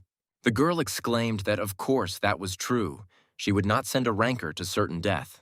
Lucy Emerald said she would immediately mark the device as accepting this assignment. The recognizer warned that there were restricted areas in the Shambles Forest where entry was strictly prohibited. The girl knows that protected species live there, but she is confident that under her supervision everything will be fine. The young man asked what would happen if he couldn't complete the task. Would his rating really drop? Lucy Emerald explained that the rating reflects the trust of others, and it will fall if there are failures. The girl warned that she was confirming this task because she was confident that the guy could handle it. The boy's personal recognizer said that this would be his first step towards raising his adventurer rank. The girl said that they must try their best to get through this difficult path. Slow Tools said he would give his all to live up to the expectations of those around him. Meanwhile, somewhere in the Shambles Forest, the 58th most dangerous zone in the ranking, the man said that since this ranker saw everything, he had no choice but to kill the witness. An unknown man approached and asked if the gentleman was really killing again, and he asked what difference it made. The man is confident that no matter what rank these idiots hold, the Bureau will not look for them. The poacher shouted that climbing the rankings by honest methods was a very stupid idea. The man said that if he sold the horn of this unicorn, he would instantly receive money and experience. The smuggler said that there were a whole bunch of these little animals in the Shambles Forest. A man standing nearby stated that it was impossible to increase an adventurer's rating by force alone. Romeo Cooper said that for those who are forced to suffer, there is salvation that he will bring. The killer asked who in their right mind would give up such wonderful hunting grounds. Iris Darkin shouted that he would instantly rise to the 100th place in the adventurer rankings. The man understood that from his 672nd place in the ranking, it would be easy to rise to the top. After some time, Slow Tools and Lucy Emerald approached the guarded border of the Shambles Forest. The guards demanded to see identification. Not everyone was allowed into this area. The man checked the data of the young man, an adventurer ranked 2000th. The guy asked his recognizer how many people there were in the rank of adventurers. The girl replied that there are about 30,000 adventurers in the rating, of which 20,000 are active. The girl said that adventurers with a 4-digit number will be on par with 3-digit ones from other ratings. Lucy Emerald explained that this is due to the incredible density of the adventurer rating. The young man said that the bar for the adventurer rating is incredibly high and that he will have to try hard. The girl thought that Slow Tools was thinking about only one thing: how to get to the top as quickly as possible. The young ranker's personal recognizer exclaimed that their adventures began now. The guys stopped, thinking about the nature of this place, and Lucy immediately asked what was going on. The young man, without thinking twice, declared that this forest was far from ordinary. Something strange was emanating from it. Lucy Emerald was not surprised that the young man could notice this peculiarity of the Shambles Forest. The girl said that an experienced adventurer would understand at first glance how dangerous the territory is. The recognizer said that an ordinary person cannot notice such a feature of such places. Lucy Emerald knows that this is why they, the recognizers, assign danger ratings. The girl said that 2 months ago, this forest was included in the list of dangerous places accessible only to adventurers. The individual recognizer stated that this was due to the sudden appearance of strong monsters. Frightened by the sudden attack, Lucy Emerald shouted that the young man must protect her. Slow Tools said that his personal recognizer doesn't have to worry about it. He will protect her. The young man easily dealt with every monster that emerged from the depths of the dark forest. The young adventurer felt no threat from the attackers. They were too weak. Slow Tools saw new monsters in the distance, rapidly closing the distance. The young man used one of the simplest techniques taught to him by the strongest knight of humanity. The monsters fell dead one after another, not even having time to get close to Slow and his partner. The girl asked if this was the same incredible technique that Adler had taught him. The young man said that this was indeed one of the techniques that the strongest knight in the world taught him. Slow Tools saw another monster. It looked scary, more dangerous than all the previous ones. Lucy Emerald said that this is a blood orc. He is ranked 126th. The young man said that now was the best time to try one of the more powerful techniques. Slow Tools tried to repeat after his teacher, who once showed him this technique. The young man understands that in order to strike successfully, he must soften all his insides. The disciple of humanity's strongest knight realized that he had made a mistake in thinking that he could handle it. Slow Tools realized that he was not yet accustomed to his own prana to use complex techniques. The girl realized that the young adventurer had failed to harm the very dangerous monster from the Shambles Forest. The young man said it was a complete failure, and Lucy Emerald shouted that he had only angered the orc. The guy admitted that he had hoped that this technique would work, but he had miscalculated badly. The girl screamed that he had apparently forgotten that he was supposed to protect her from the dangers of the Shambles Forest. The young adventurer's personal recognizer shouted that there was a cliff ahead and he needed to turn. The young man grabbed his partner and confidently declared that they would jump and that she should not be afraid. The recognizer screamed that this was the most reckless plan possible. Lucy Emerald screamed that they were about to crash because of Slow Tulsa. Why did she believe in him? However, the young man didn't even doubt his decision. During his year of training with Adler, he had experienced worse. The young man landed very nimbly in the dense crowns of the spreading trees of the Shambles Forest. The guy understood perfectly well that he couldn't just fall, so he slid along the tree trunk. From such antics of the young man, his personal recognizer realized that her soul was about to part with her body. Seeing Slow sigh, the girl yelled at him, because something like this should be warned in advance. The young man apologized, saying that due to Adler's training, he had become accustomed to this kind of thing and had forgotten that it was very dangerous. The girl asked what kind of training these were and whether they were really so inhuman. The guy said that this place was different from the previous one. The trees looked completely different. The girl said that they were very lucky because they had found themselves in just the right area of the forest. The recognizer said that after the Shambles Forest was included in the ranking, it had to be re-examined. Lucy Emerald explained that the environmental assessment for the area is 80% complete. The girl added that the remaining 20% of the territory is located in this very place. The young ranker adventurer's personal recognizer said that the monsters came from here. She is sure that rare species of animals also live in these places, and one must be careful in battles. The girl asked why her partner was daydreaming again. He should be listening to her carefully. The young man said that this was the first time he had seen such unusual plants and animals. It was very beautiful here. The young ranker adventurer thought that this was exactly the kind of place and adventure Luna was talking about. Slow Tools succumbed to memories in which his girlfriend called him to go on unforgettable adventures around the world. The young man realized that Luna dreamed of exactly these kinds of adventures. She longed to see the world. The heavy footsteps of another beast pulled the novice ranker adventurer out of his thoughts. Without thinking, the boy reached for his belt to draw his sword and meet the lone enemy. Lucy screamed at the young man to stop, as she had warned him that there were rare animals here. Slow's personal recognizer said that what they saw in front of them was not some kind of monster. The young ranker adventurer asked why they didn't just kill the beast since it was already wounded. The girl sharply objected that they should under no circumstances do such a thing. Slow Tulsa's personal recognizer explained that this was a king's horn, an endangered animal. Lucy Emerald added that this species is ranked 4th on the endangered species list. The young man asked if his partner could really cure such a beast, since she was not a healer. The girl said that she was learning first aid, and that novice rankers often get injured. The young man's individual recognizer asked to set up camp here. They cannot leave the beast. Lucy Emerald shouted that protecting endangered species is also an assessment of the environmental situation. The companions spent the previous day exploring the ecology of the unexplored area of the Shambles Forest. Tired from the day, the young ranker adventurer's personal recognizer fell fast asleep. The young man decided not to waste time. He did not understand why his sword technique was so weak.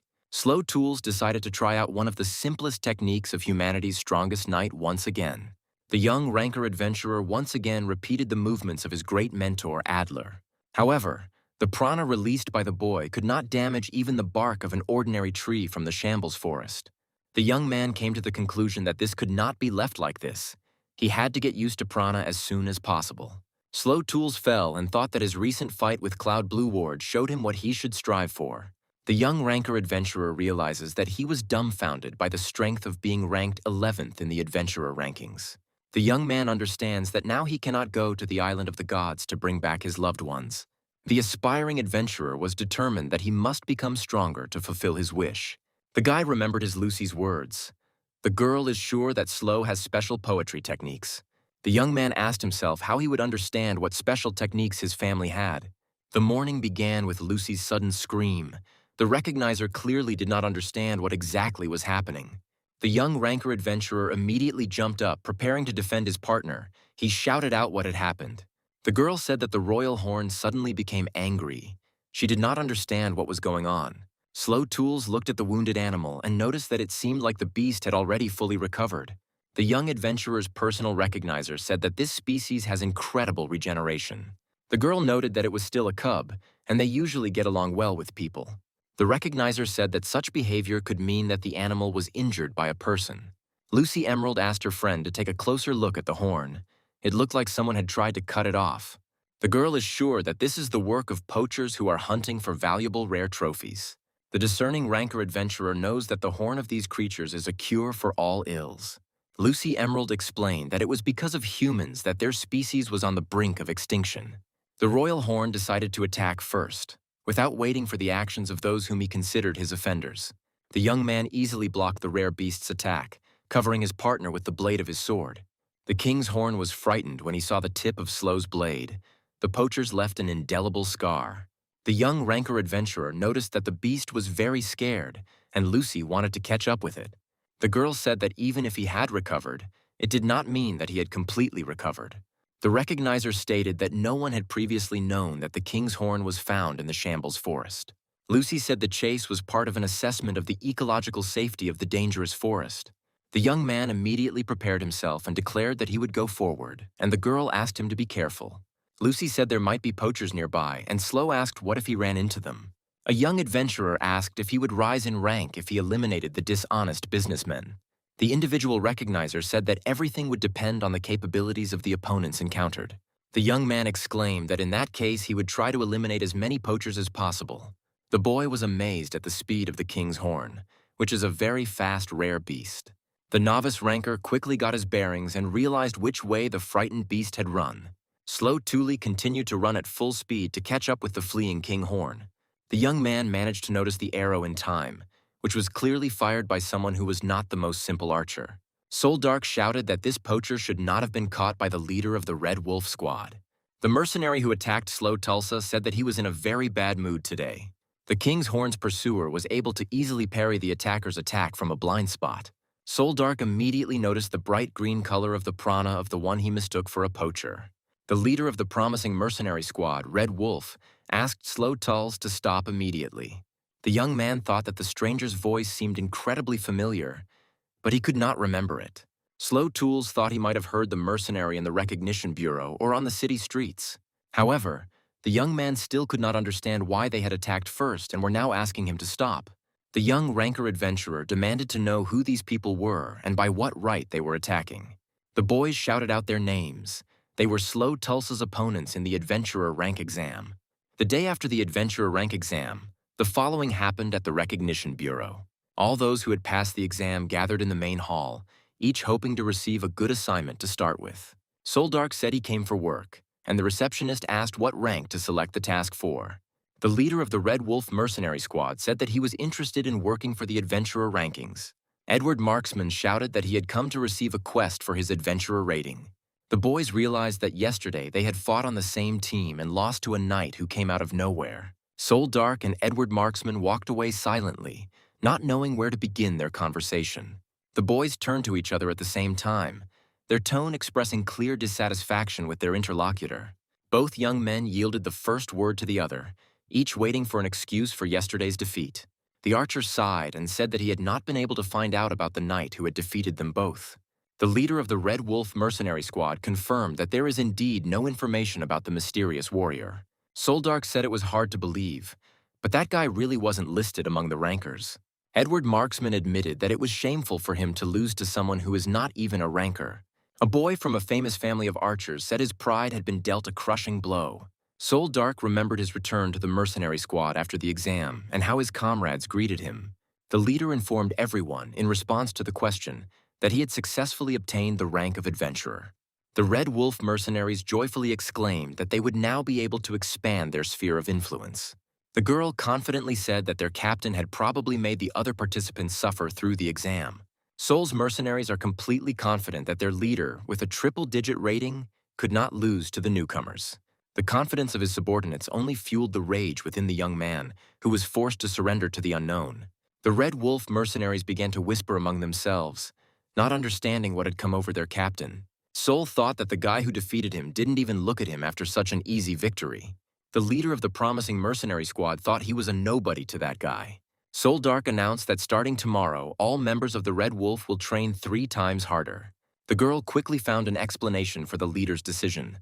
Now they would certainly be receiving serious orders. Soldark stated that this world turned out to be much wider than he could have imagined. The young man clearly decided that he too would train hard to surpass that guy. The leader of the mercenary squad admitted that the stranger had hurt his pride, and he could not leave it unpunished. The archer said that they were ranked 6th in the adventurer rankings, and Slow Tools was ranked 2nd. Edward Marksman said they would catch up with this guy in no time and might even leave him behind. Soldark admitted that he could agree with the guy on at least one thing and offered to take on the task. The archer suggested going to the forest, which is rated as a dangerous place. Sol asked if they were talking about the Shambles Forest, because the more dangerous the place, the higher they would go. The archer and the mercenary knew perfectly well that they would not be able to cope with the warrior Slow Tussle. The comrades thought that it couldn't be that this guy was engaged in poaching. The adventurer ranker realized that he had been attacked due to a stupid mistake, so he suggested that they talk later. Slow Tools decided that he couldn't stand still. He needed to quickly catch up with the frightened rare beast. Edward Marksman asked if the young man really wanted to protect the wounded king's horn. Slow confirmed the archer's guess and added that the animal had been wounded by poachers who were still somewhere nearby. Edward Marksman said that when moving through the forest, you need to take advantage of the unevenness of the landscape. The guy, Slow's former opponent in the exam, demonstrated in practice how to move correctly through the forest thicket. The young man couldn't believe his eyes when the archer pulled ahead and began to rapidly increase his lead. It only took one look for Slow Tulls to understand how he should move over the uneven forest. Edward Marksman shouted that he saw the king's horn, but there was a small problem. The guy pointed out that the animal, which belonged to an endangered species, was attacked by a terrible monster. The archer is fully confident that this will be a difficult fight, and Slow Tools will have to sweat a lot. The young men understand that saving the endangered animal will have a significant impact on their adventurer rating. The monster that attacked the king's horn immediately noticed its prey running towards it. With a precise blow, Slow Tools severed the monster's writhing limbs, shielding his comrade. The young man realized that the huge creature was approaching, which meant he needed to stop it. The young ranker adventurer knew he couldn't land a blow that wouldn't hit the king's horn. Slow Tools asked Edward Marksman if he could distract the huge monster for a second. Soul Dark, who had arrived in time, shouted that the archer needed to aim for the eyes, and the knight needed to get closer to the monster. The aspiring ranker adventurers accepted the mercenary squad leader's orders without hesitation. Edward Marksman easily struck the eyes of the huge monster, and it roared in unbearable pain. The young man noticed that the enraged monster had pressed himself to the ground in desperation, exposing himself to attack. Soul Dark shouted that Slow Tools needed to cut the blinded monster's legs. The disciple of humanity's strongest knight received a new order from an experienced commander. The young man put prana into the blade to cut through the limbs and belly of the huge monster with one blow. The monster didn't know where to go. Terrible pain pierced his body, making him forget about his recent prey. The leader of the promising group of mercenaries shouted that Slow should grab the king's horn and run away. The young man obeyed, and when he ran away from the dangerous monster, he gave a signal to Soul Dark. The leader of the Red Wolf mercenary squad brought down a tree right on the head of a dangerous monster from the forest. The monster that attacked the king's horn felt the massive oak trunk approaching him. The comrades watched in silence as the dangerous creature from the Shambles Forest expired under the weight of a centuries-old tree. Edward Marksman admitted that it was a very good decision. The mercenary follows the battle well. Soul said that he was used to working with subordinates, and the boy shouted that he was not a mercenary's subordinate. The disciple of the world's strongest knight thought that he couldn't handle it alone. The monster was strong. Slow Tools remembered the words of the recognizers. He wouldn't reach the top 10 in the rankings with fencing alone. The young man was clearly convinced that swordsmanship alone was not enough for the island of the gods. The disciple of humanity's strongest knight realized that he had much to learn. Now the young man understands perfectly well that he must learn many things in order to rise in rank. The young ranker's personal recognizer apologized for not being able to get here sooner. The girl did not understand what had happened in this clearing and why there was such a mess there. Slow Tools told his individual recognizer about what happened in this clearing. Lucy Emerald noted that although everything was resolved quickly enough, it was not good to attack from behind. The girl warned that this could negatively impact the ratings of aspiring adventurer rankers. Slow Tulsa's personal recognizer said that this time she would be able to close her eyes. The leader of the mercenary squad, Red Wolf, asked if the young man was really dragging an individual recognizer along with him. Soul Dark is confident that this makes it much easier to climb the rankings, but he is also under constant surveillance. The mercenary was sure that there was no harder job in this world than that of the recognizers, but it was worth it. Edward Marksman stated that the girl would twist Slow Tools as she pleased. The archer is sure that the young man simply doesn't know how recognizers climb the career ladder. Edward Marksman explained that recognizers rise in their rankings by updating rankers. The young man said that Slow Tools should be careful not to turn into a naive fool. The archer is sure that the guy is nothing more than another step on the career ladder for this girl. Slow Tools remembered Lucy saying she had important things she had to do. The young man thought about it. You couldn't tell from the girl that her most important concerns were career advancement. Lucy Emerald said that since the royal horn was safe, they could stop worrying. The disciple of humanity's strongest knight assumed that this beast wanted to befriend only the girl. The recognizer corrected her comrade. The royal horn does not feel safe near armed people. The leader of the Red Wolf mercenaries noticed that this rare beast turned out to be unusually ungrateful. Slow Tools said he had done nothing wrong, but Lucy said the guy had an unpleasant aura about him. Lucy Emerald stated that the defeated dangerous monster reminded her of the frost catcher. Soldark said that he had never encountered such monsters before. Did they live in these parts? The girl explained that these creatures used to be found exclusively in snowy regions. Lucy Emerald is certain that the snowcatchers have never appeared in the Shambles Forest. Slow Tulsa's personal recognizer suggested that the young man register the presence of this monster. The girl said that they came to this forest on assignment from the Recognition Bureau to assess the environmental situation. The leader of the Red Wolf mercenaries said that they also came here on behalf of the Recognition Bureau. The girl thought that the Bureau had not issued orders to transport reinforcements to the Shambles Forest. Lucy Emerald realized the true reason for the two's arrival in such dangerous territory. The personal recognizer is sure that they have fallen under the influence of her novice adventurer rancor. The girl thought that Slow Tools should pull himself together because he had some competition. Lucy Emerald reported that she had great news for the boy who fought Cloud. The personal recognizer announced that the young man had risen 26 places in the swordsman rankings. The girl is sure that her rancor adventurer is simply a combo master. He should be happy about this news. Lucy Emerald noticed that the guy's technique was quite difficult to see with the naked eye. The young man asked if his individual recognizer was really such a talented person. The aspiring adventurer's personal recognizer realized that she had caught the guy's interest. Lucy Emerald asked if Slow Tools had only just now realized all these virtues in her. The mercenary asked what ranking the guy had climbed to, and Edward said he was also interested. The boy's individual recognizer asked if he would allow changes to his rating to be shown. Soldark said that the guy jumped so many positions in the sword speed rankings with one blow. Edward Marksman admitted that he is very angry about all these numbers, as they will not catch up with Slow. The student of the strongest knight said that he wanted to learn to fight with more than just swords. Slow Tulls asked his comrades to teach him the intricacies of battle tactics and shooting with a combat bow. Edward Marksman clarified that the boy had previously only fought with swords, but now he decided to master the bow. The young man said he already understood how to best exploit the unevenness of the landscape. Slow Tools noted that Soul, as the leader of a mercenary group, was forced to develop a good strategy. The Red Wolf leader noted that formation and the number of warriors are important for fighting as a team. The young men asked Slow Tulls if he was really interested in things so far removed from fencing. Soul and Edward are confident that the student of the strongest knight does not need advice from the likes of them. Slow Tools said that it was just the opposite, and that advice from the archer and the mercenary leader would be of great help to him. Edward Marksman gave the boy a hint. He must use all 5 senses available to him. The girl understands that even Slow Tools is trying to change, and this is a lot of progress. The recognizer thought how good it was that she had arranged a little duel with Cloud Blueward. Lucy Emerald thought that poachers and many demonic beasts had appeared in the Shambles Forest. Slow's personal discerner understands that this research could come as a major shock to the Bureau.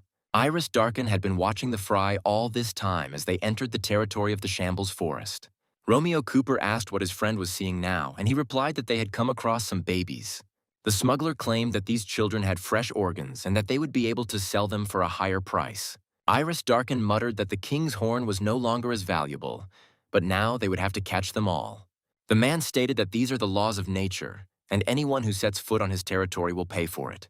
Edward Marksman said that using all 5 available senses at once is not so easy. The archer explained that it is important to rely not only on sight and hearing, but also on smell and touch. Edward Marksman stated that this forest is simply ideal for training. There are very strong smells here. The archer said that it would be difficult for the mercenary to distinguish the scents of the forest because he was accustomed to blood. Edward Marksman asked the young man to use prana, which would help speed up the learning process. The guy is confident that if Slow Tussle focuses his prana on the skill he wants to learn, everything will work out. Edward Marksman knows that prana is a constantly moving faculty. The archer asked Slow to concentrate on his consciousness, then he would definitely master all his senses. His comrades were convinced that the guy had an incredible amount of energy. It was mind-boggling. The young man thought that he should direct his prana to the organs of all 5 senses. In an instant, Slow sensed his entire surroundings, felt even the slightest movement in every bush. The guy saw that someone was watching them. This man was already very close.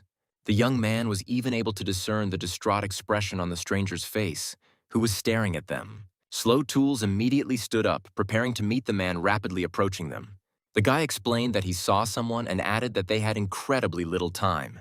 The disciple of humanity's strongest knight instantly realized that their opponent was unusually strong. Iris Darken put Prana into the blow and threw Slow Tulls back a good 10 meters. Lucy Emerald froze in horror, because it was almost impossible to survive such a blow. The budding adventurers stood dumbfounded as they watched the colossal destruction caused by the man's blow. Looking at the motionless body of Slow Tulsa, his comrades realized with horror that life had almost left the boy. The man screamed that the prana leak was making him feel dirty from head to toe. Slow's comrades raised their weapons and prepared to fight Iris Darken. The young man's personal recognizer instantly realized who had just attacked her rancor adventurer. Lucy Emerald screamed that Soul Dark and Edward Marksman were no match for this man. The girl blurted out that this man, Iris Darken, was a rank 600 adventurer. The young men realized that the man who attacked them was one of the top 1,000 adventurers. Iris Darken didn't expect that this girl would recognize him, and Lucy said that it was her job. The rookie adventurer's detective said the man was nearly ranked number 100. Lucy Emerald knows that Iris Darken committed a crime that caused his demotion. Romeo Cooper said that Iris is very fast. It is very difficult for an ordinary person to keep up with him. The man who attacked the newcomers said that his comrade was very slow, although he could move faster. Romeo Cooper said he didn't expect to see the young Identification Bureau worker there. The man was surprised that Lucy Emerald recognized him too, unmistakably calling Romeo Cooper. The recognizer knows that he is ranked 76th among smugglers. The man from the criminal rating said that this little girl knows too much. Everyone knows that the criminal ranking is a hierarchy in the criminal world. Among criminals, the most famous ratings are those of murderers and thieves, with scary people at the top. The Recognition Bureau knows that in this world there are ratings that are not recognized by the government. Recognizers understand that more often than not, such ratings are regularly updated by enthusiasts. Iris Darken asked where the king's horn was hiding, although he almost immediately discovered the beast on his own. The man shouted that he had been chasing this creature for long enough. Why did it even try to hide? The girl covered the endangered animal with herself so that the adventurer would not have any hope of getting it. Lucy Emerald asked Iris Darken what he was doing in this forest with Romeo Cooper. The 600th ranked adventurer chuckled. Of course he came to the Shambles Forest for big profit. The individual recognizer screamed that the man could have made money honestly. Iris Darken grinned, saying that the girl had misunderstood him. Money was far from the only goal. The man explained that he collaborates with Romeo Cooper for several reasons. Iris Darken said that he was selling him goods so that he could buy something valuable from him in the future. The man asked if the recognizer didn't know that you could buy a rating in this world. Lucy Emerald asked how Iris Darken dared to insult the rating in front of the recognizer. The Red Wolf leader could not hesitate any longer. The man who had attacked them had to pay for what he had done. Iris Darken didn't even strain to block Soldark's sword blade. Edward Marksman said they were assigned by the Bureau of Recognition to patrol the Shambles Forest. The boy with the bow said that they couldn't just let such a dangerous man go. The one who came for profit muttered that these puppies had managed to anger him, so he would do it his own way. The man released his prana to make the aspiring rancor adventurers tremble in fear. Iris Darken shattered the steel blade of Soldark's sword with frightening ease, leaving only shards. The man shouted in rage that he would kill anyone who dared to irritate him in the hunting grounds. The leader of the promising mercenary squad thought that this rancor was definitely going to kill him. Slow Tools came to his senses and instantly assessed the situation. He rushed to help his unarmed comrade. The young man managed to shield Soldark and block Iris Darken's crushing blow. The man shouted, "Who is this boy? Is he really capable of resisting such a force?" Slow Tools said that Iris Darken beat him to it because he wanted to ask his opponent the same thing. The opposing sides increased their power by releasing more and more prana. From the sidelines, the Forest of Shambles was seen to be lit up by two bright flames, as the rivals tried not to give in. Iris Darken couldn't understand how some lousy kid could withstand his crushing blows. Slow Tools didn't feel the crushing pressure he had felt when fighting Cloud. The recognizer shouted at the boy to be wary of this man because he was incredibly strong. The young man agreed, but noted that it was not so important since it was only a poacher standing in front of him. Slow Tools knows full well that he will be rewarded if he defeats this man in combat. The boy's personal identifier confirmed that Iris Darken is, without a doubt, an obvious poacher. The student of the strongest knight took his partner's words as a kind of permission to attack. The young man decided to use the best sword technique available to him: instant slash. Iris Darken, without hesitation, took the full force of the guy's attack on himself. He was completely confident in himself. The poacher shouted that this guy was still such a baby, but he was already using prana at a decent level. Slow Tools became convinced that the man who attacked them had incredible physical strength. The young man knows that his mentor spoke about the need to be wary of those who use prana. Adler knows that prana awakens only when a person becomes a master in some field.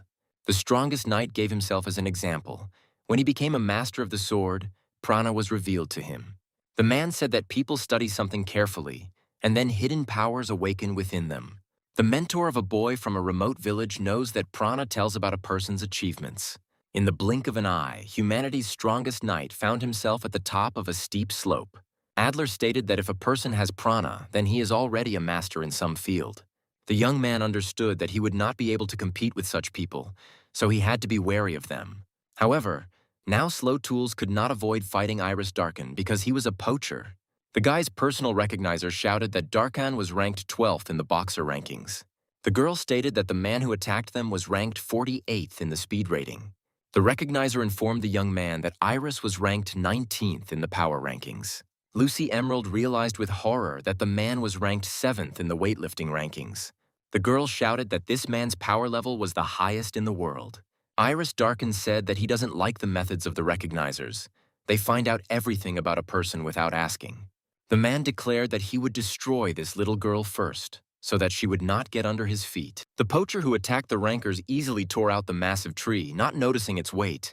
The girl realized that Iris Darkin didn't care that she was a recognizer. The man understood perfectly well that the employees of the Recognition Bureau could not compete with the adventurer rankers.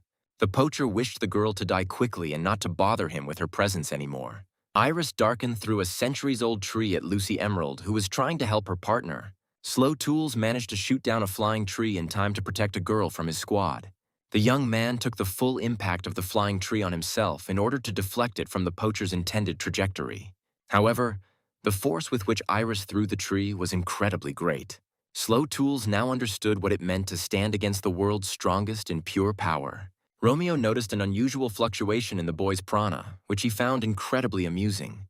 The smuggler promised his worker a decent reward for catching the boy. Iris Darkin accepted a new assignment from Romeo Cooper because the man's word carried weight. The man said that he would grab the boy as he was asked, but he could not be responsible for his health. Edward Marksman warned the man who attacked them that it would be difficult for him to stand up to 3 men. A young man from a famous family of archers fired his arrows at the one who was breaking the laws of the kingdom. However, the man didn't even feel the projectiles of the novice ranker adventurer. Iris Darkin asked the boy if he really thought he could hurt him with that toy. The young man realized that they weren't even considered opponents, which meant the gap in strength was simply incredible. Soul Dark wasted no time, taking full advantage of the opportunity to throw a bomb at his offenders. The leader of the Red Wolf mercenary squad understood perfectly well that this would buy time. Somewhere in the Shambles Forest, a small explosion thundered and the clearing was filled with thick smoke. The mercenary shouted that it was his comrade's turn and they had to complete this maneuver. Iris Darkin shouted in rage that he would destroy every one of these annoying boys. The most powerful man in the world decided that he would squash all the annoying fleas with one blow. A ranker adventurer who betrayed justice crumbled the earth to prevent the fry from escaping. This destruction could not go unnoticed. After the powerful attack, there was a roar over the Shambles Forest. Iris Darkin realized that he had not managed to get ahead of the novice ranker adventurers.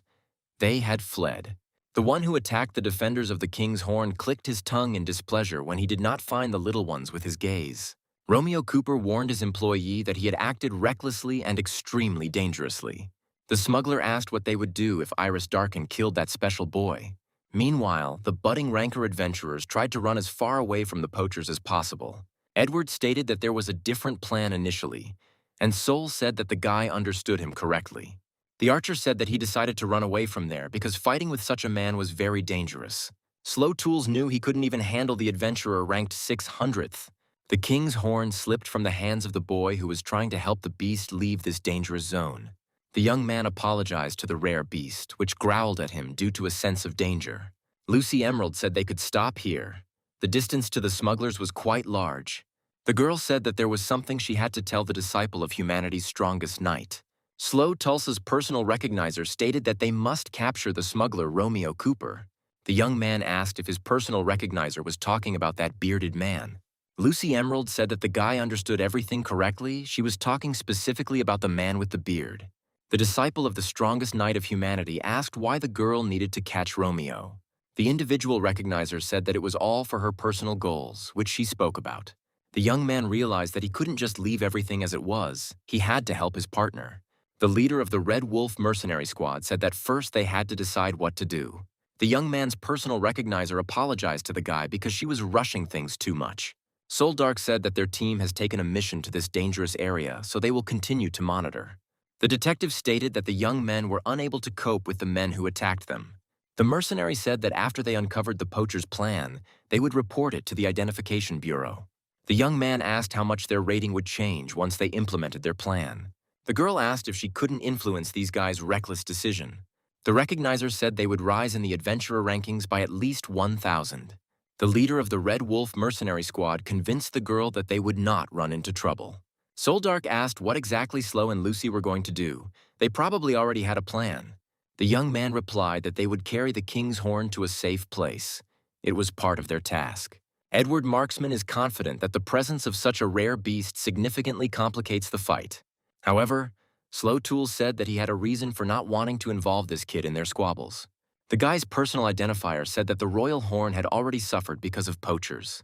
The leader of the mercenary squad, Red Wolf, said that in that case they would have to split up.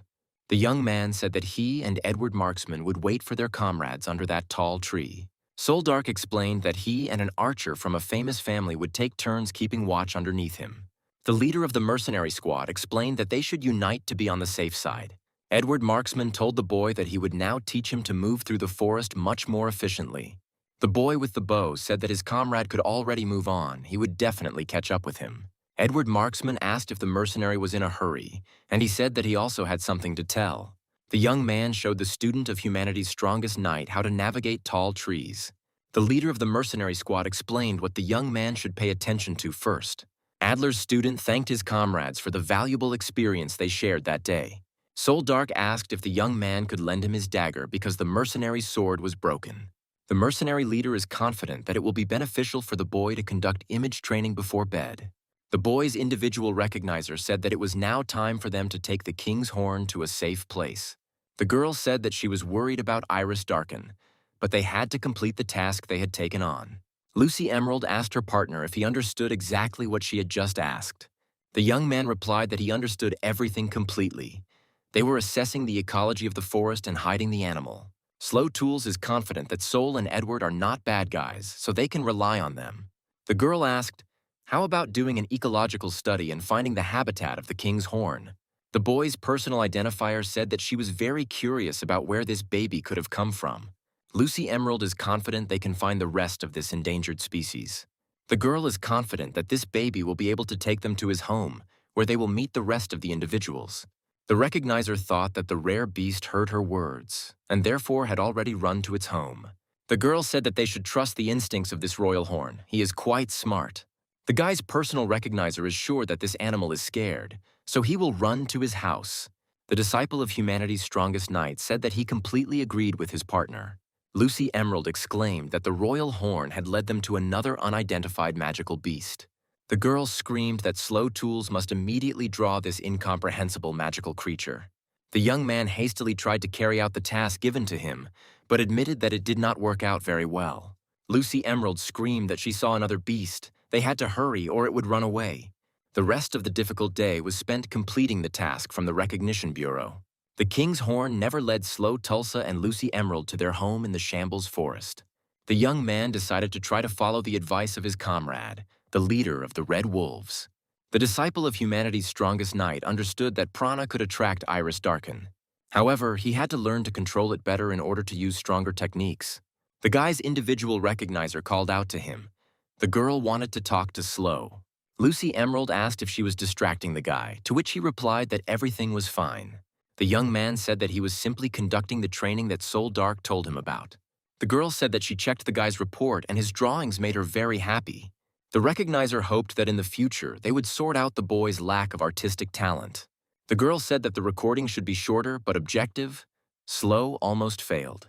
The young man recalled that his personal recognizer said that she wanted to catch Romeo. Slow Tools asked if this was the same goal she had told him about when they first met. The girl said that the student of the strongest knight of humanity understood her correctly. Everything is so.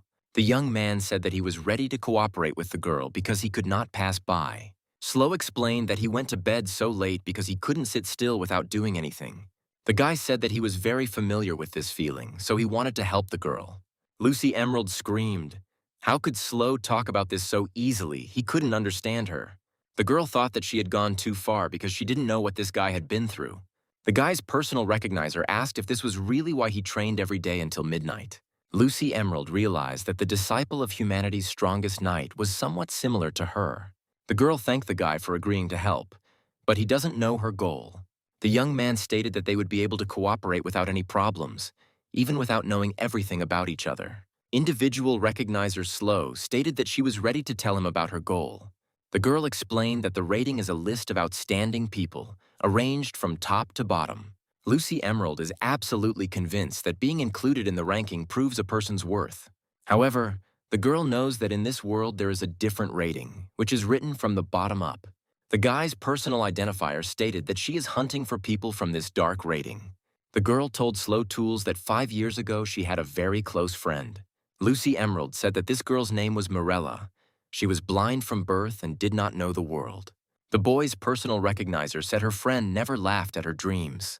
The girl continued to say that she dreamed of taking first place in the recognition rankings. Lucy Emerald believes that it is the most honorable job to record the great people who make history. The future recognizer said that her friend is the only one who doesn't laugh at her dreams. Mirella believes that the school is too small for Lucy Emerald and that the girl should move on. The girl said her family was invited on a cruise. I think its name starts with Bond. Lucy Emerald shouted that Bond Solution was the most luxurious cruise there was. Mirella said she wouldn't be interested in this cruise, so she would give the seat to Lucy.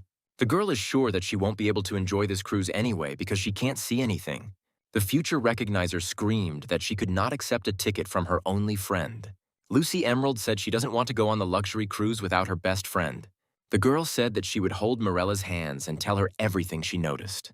The future recognizer's best friend said that she would definitely ask her father for permission. Lucy Emerald was very glad to hear such words from her only friend. After this conversation, Mirella's mother gave her ticket to her beloved daughter's friend. The future recognizer boarded the Bond Solution liner with her friend and her friend's father. Mirella and her family were incredibly grateful to their only daughter's best friend. Lucy Emerald remembers that after 2 days of sailing, the liner ran aground due to engine failure. The recognizer said that the ship began to sink quickly due to the hole that had formed. The mate shouted that they had lost almost all of their lifeboats after the impact. The captain ordered his crew to gather all the liner's passengers on the upper deck. The man said he had decided who would board the surviving lifeboats. The cruise ship captain knew full well that he had no other choice. The man said that he would now announce the list of passengers for the first lifeboat. The captain warned that all named people must immediately climb up to the lifeboat. Lucy Emerald told her friend that everything was okay because she would always be there.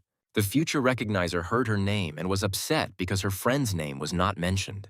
The captain announced that this was the end of the list of passengers on the first lifeboat. The girl did not understand why the man only said her name, why he separated her and her friend. Mirella let go of Lucy Emerald's hand and shouted that her friend was wasting a lot of time because of her. The future recognizer's friend said that she was completely fine and there was no need to worry about her.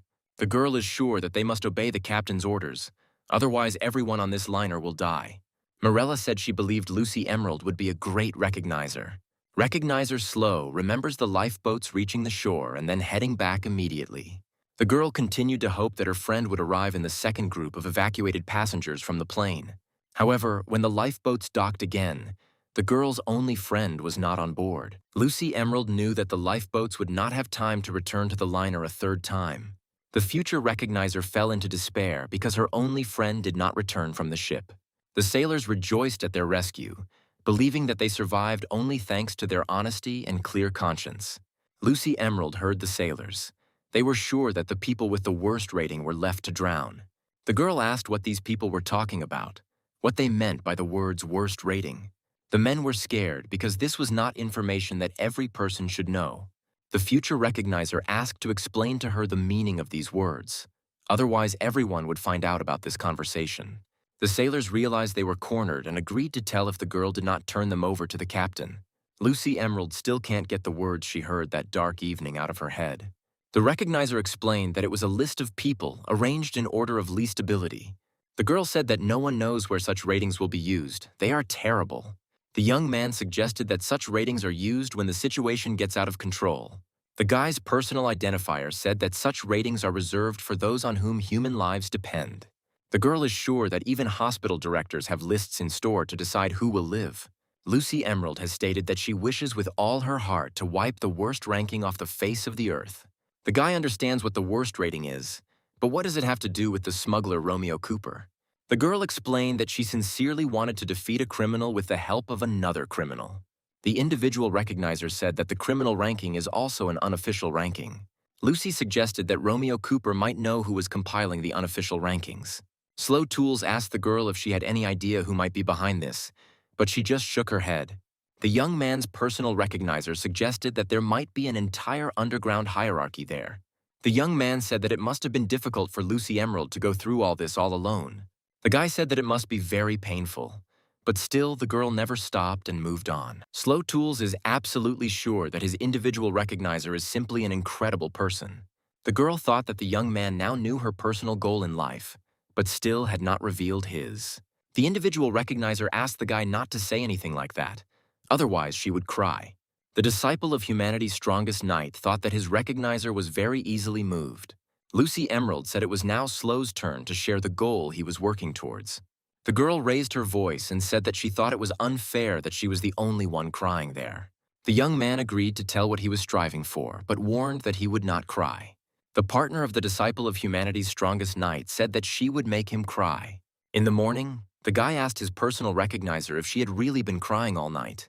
Lucy Emerald said she had no idea how sad her partner's story was. The girl said that she now understands the impatience of the young man who is so eager to get into the top 10. The young man said that he already understands that impatience will not lead to anything good. Slow Tools admitted that Lucy had taught him this and asked the girl to always talk about his shortcomings. An aspiring adventurer ranker asked Lucy to officially become his personal recognizer. The girl quickly wiped away her tears and declared that she would not let down her ranker who hired her. The disciple of humanity's strongest knight now knows he has a reliable comrade. The girl said that they had already walked quite a long way. Could the poachers really have gone that far? The individual recognizer hopes that the royal horn can find its way home. Slow Tools wondered if the girl even knew where the royal horns lived. The guy's personal recognizer knows that they have a lot of life force, so they hunt little. Lucy Emerald said most individuals of this species live in spacious caves. The king's horn sensed something ahead, so he immediately rushed into the forest thicket. The boy's personal recognizer shouted to him that they couldn't miss this rare beast. The girl understood that they would soon approach the probable lair of the king's horn. However, the recognizer and the aspiring ranker adventurer were surprised when they saw something in front of them. Lucy Emerald said it was a very large stone. She had never seen anything like it before. The girl already roughly understood what exactly they had stumbled upon, but she wanted to make sure of it. The guy's individual recognizer shouted that this was definitely not an ordinary stone. Lucy Emerald exclaimed loudly that it could be a very rare magical beast. The girl said that it was simply impossible.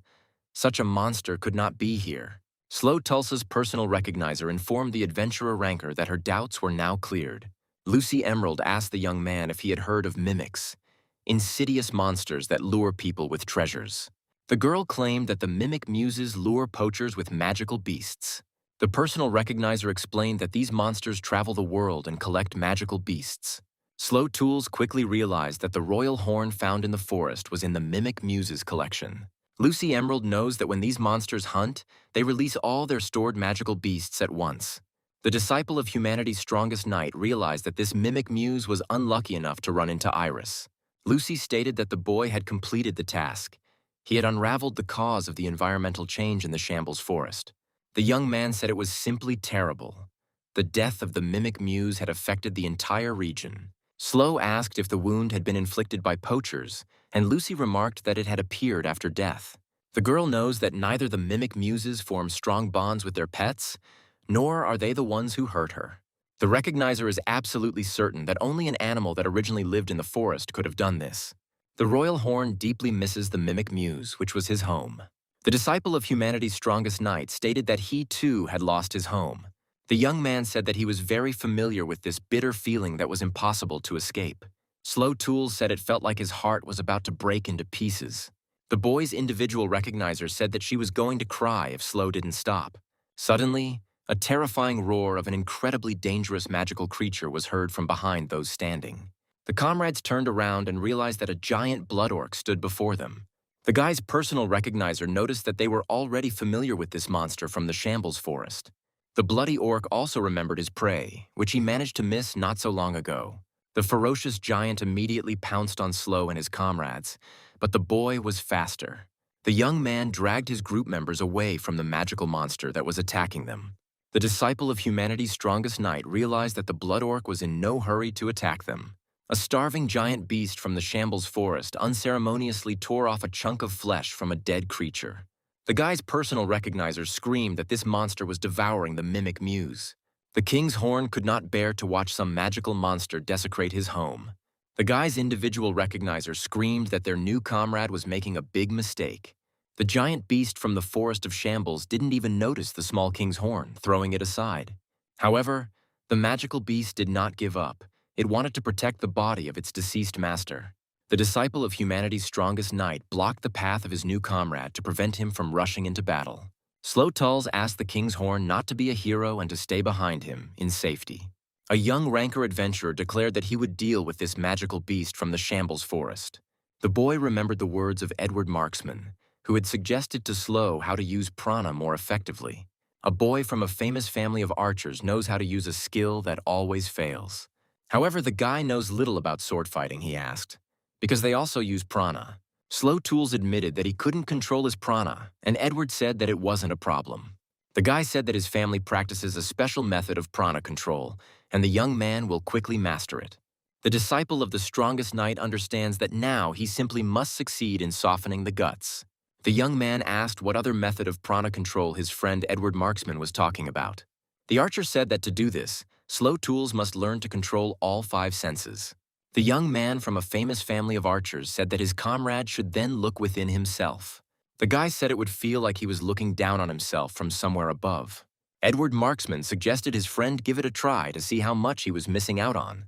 Slow understands that this technique is most effective for those who have a huge supply of prana.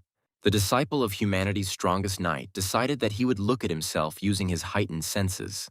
The young man could not believe his eyes, because he actually saw himself and his prana.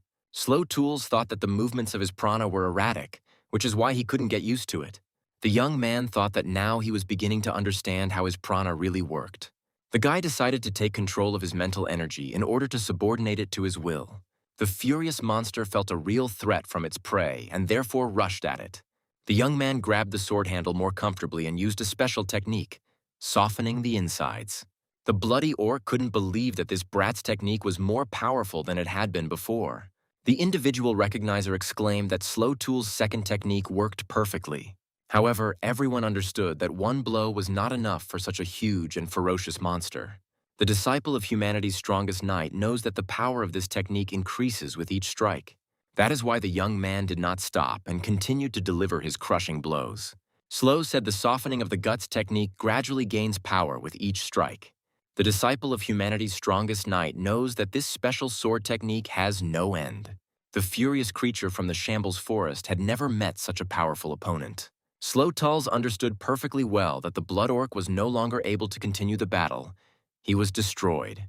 The young ranker adventurer's individual recognizer was amazed by the boy's incredible strength. The disciple of humanity's strongest knight decided that he had to speak with the royal horn. The young man asked the rare beast not to be afraid of him, because he did not intend to cause harm. Slow Tulls stated that he is not an enemy for the king's horn. The guy wants to protect him. The young man's personal recognizer thought that there was now a new member on their team. The girl thought that King Horn should stay with them until he found his pack. Lucy Emerald wondered how things were going with the second group, Soul Dark and Edward Marksman. Meanwhile, somewhere in the Shambles Forest, in a temporary camp of ruthless smugglers, Iris Darken shouted at the stupid creature, asking why it couldn't stand still in front of him. The man told his boss that he couldn't make a proper cut. All the horns were broken off. Romeo Cooper said the broken horns raise suspicions that they are fake and are worth less. The young men agreed that just looking at the poachers made them feel sick. Edward sighed because they couldn't defeat these inhumans, and Sol said he understood that. Romeo Cooper is confident that they have already collected most of the goods, which means there is very little left. Iris Darkin said that all that remained was to deal with the kids spying on them. The adventurer ranker from the 600th position in the rating instantly found himself under the newcomer's tree. The most powerful man in the world easily smashed a massive tree trunk into pieces, knocking it down. Edward Marksman chuckled nervously and called out when the man noticed their presence. Iris Darkin shouted that he knew about them from the very beginning. Were these idiots really that naive? The man claimed that they knew the location of every magical beast in the Shambles Forest.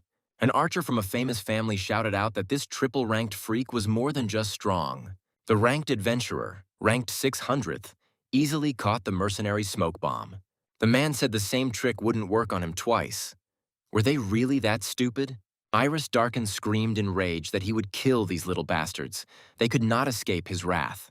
The leader of the mercenary squad, Red Wolf, is confident that they won't be able to escape. They will be caught. The young man remembered something incredibly important that could definitely help in this difficult situation. Edward Marksman said they had little choice, but they could slightly improve their chances of survival. A young man from a famous family of archers soaked a torn leaf in his blood and released it with an arrow. Edward Marksman stated that he did everything in his power. The rest is not up to him. The adventurer ranker from the 600th position in the ranking asked why these kids didn't run away from him. Iris Darkin asked if they had realized their helplessness and resigned themselves to their imminent death. The young men told the poacher that it was a mistake for him to stand in their way, because they had something to surprise him with. Edward Marksman said that an archer's true skill comes when he has cover. Sol Dark was surprised by the coincidence, because his skills are demonstrated when he has subordinates. A boy from a famous family of archers declared that he would not carry out the mercenaries' unacceptable orders. The leader of the promising squad agreed with his partner and said that giving ridiculous orders was not his style. Sol Dark suggested to Edward Marksman that they begin right now. There was no point in dragging out the battle. Meanwhile, in another part of the Shambles Forest, Slow Tools felt a surge of energy coming from the side. The young man wondered what it could be. The feeling he had just experienced was too strange. The young ranker adventurer's discerner asked what they would do with the royal horn. The girl is sure that the best thing they can do now is to provide protection for this baby. The guy is sure that in order to protect the king's horn, they must defeat the poachers they encountered yesterday. Lucy Emerald said that Slow Tools might be right, but they had nothing to counter Iris Darkin. The personal recognizer said that she could only think of 2 ways to defeat such an opponent. The girl said that they could send a letter to the Recognition Bureau so that they could send reinforcements. Slow Tools admitted that Iris Darkin handles her prana head and shoulders above the boy. Lucy Emerald stated that there is another way, which is the easiest to perform. The disciple of humanity's strongest knight realized that his partner had come up with something incredible. Meanwhile, in another part of the Shambles Forest, a serious confrontation was raging. The aspiring ranker adventurers were barely able to stand on their feet due to the pressure of Darkin's prana. The man asked if the brats also had prana. Iris didn't understand what kind of strange kids these were. The young ranker adventurers were well aware that this ability had not existed until recently. The young men acknowledged that they only now had the opportunity to take advantage of their new powers. Adler said that people who receive prana cannot use it without a special trigger. Sol Dark realizes that he honed his sense of teamwork while serving as the leader of a mercenary squad. Edward Marksman, in turn, was a brilliant archer with an incredibly strong pedigree. Unfortunately, both guys were undefeated and were exclusively on the winners list. Luckily, however, these guys were brought together by an incompetent prana user named Slow Tools. Each of the comrades of the strongest knight's disciple understood that this was enough for awakening. Therefore, the young ranker adventurers decided to accept the fight with Iris Darkin on new terms. The leader of the Red Wolf mercenary squad rushed into battle while the enemy did not consider them a real threat. The adventurer ranked 600th thought the young man had decided to commit suicide. Iris Darkin is well aware that even the appearance of prana in the boys cannot affect their fight. However, Sol Dark easily parries the attack of the most powerful ranker adventurer in the world. The poacher is amazed by the abilities of the boy, who previously could only fear his devastating strength. The leader of the mercenary squad thought that now he could see the enemy's attacks. Could it really be the power of prana? Meanwhile, a young man from a famous family of archers has already taken aim at a powerful poacher. The young man noted that he had used something similar before, but this was the first time he had seen everything in color. Edward Marksman notes that he will now shoot more accurately using the precision arrow technique. The young man clearly sees the point where his arrow, charged with mental energy, will fly. The man realized that this little bastard was aiming straight for his head. Now he was a formidable opponent. The ranked adventurer from the 600th position released his prana to block the arrow. Iris Darkin realized that the leader of the small mercenary squad had used the smoke bomb again. The man did not waste any time and immediately rushed after the retreating ones. This time he would not let them go. The poacher couldn't believe that an archer from a famous family was able to hit him through the thick haze. The adventurer ranker from the 600th position quickly found the guy who dared to injure him. Iris Darkin understands perfectly well that the young man manages to aim exactly where he is moving away. The world's most powerful poacher realizes the boy has climbed a tree to improve his view. Soldark knows that now he will be able to attack the enemy almost endlessly without interfering with the archer. The adventurer ranker from the 600th position in the rating quickly realized that the newcomers understood each other. The man wondered if this mercenary was really signaling to his comrade with his free hand. The smuggler's worker thought he could understand how they communicate, but Sol is a master bluffer. Iris Darkin stated that he would retreat because he saw no point in wasting his stamina on brats. The man asked to be understood because this was not a problem that could be solved simply by thinking. The leader of the promising mercenary squad shouted that the poacher was wrong to underestimate them. A boy from a famous family of archers released his arrow at the same time as his partner's swift attack. However, Iris Darkin was not just a simple ranker adventurer, he was one of the best. The man parried Edward's precise arrow and Sol's sharp blade with one left hook.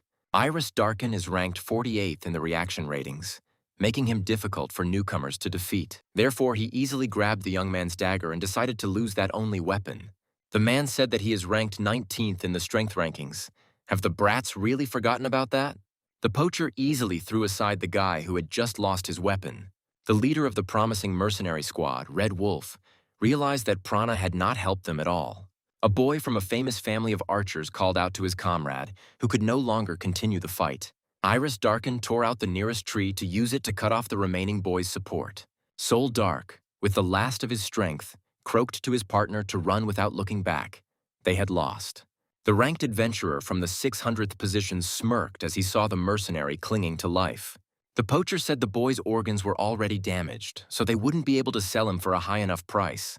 The poacher realized that someone had prevented him from finishing off the brat, who had lost to him in a fierce battle. Slow Tools thanked his comrades for the message. Without it, he certainly wouldn't have made it on time. The leader of the Red Wolf mercenary squad asked the man who came to their aid to call Edward. Iris Darkin snorted in displeasure that he was once again being interrupted by this brat with a very unusual prana. The young man declared that this was his last simple way. He had to defeat the poacher in battle. Everyone understood that an incredible duel was beginning. A 2,000 rating against a 600th.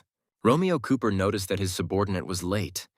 How much longer could he mess around with stupid kids? The man with the beard thought that it was definitely not because of those brats. Something unexpected must have happened.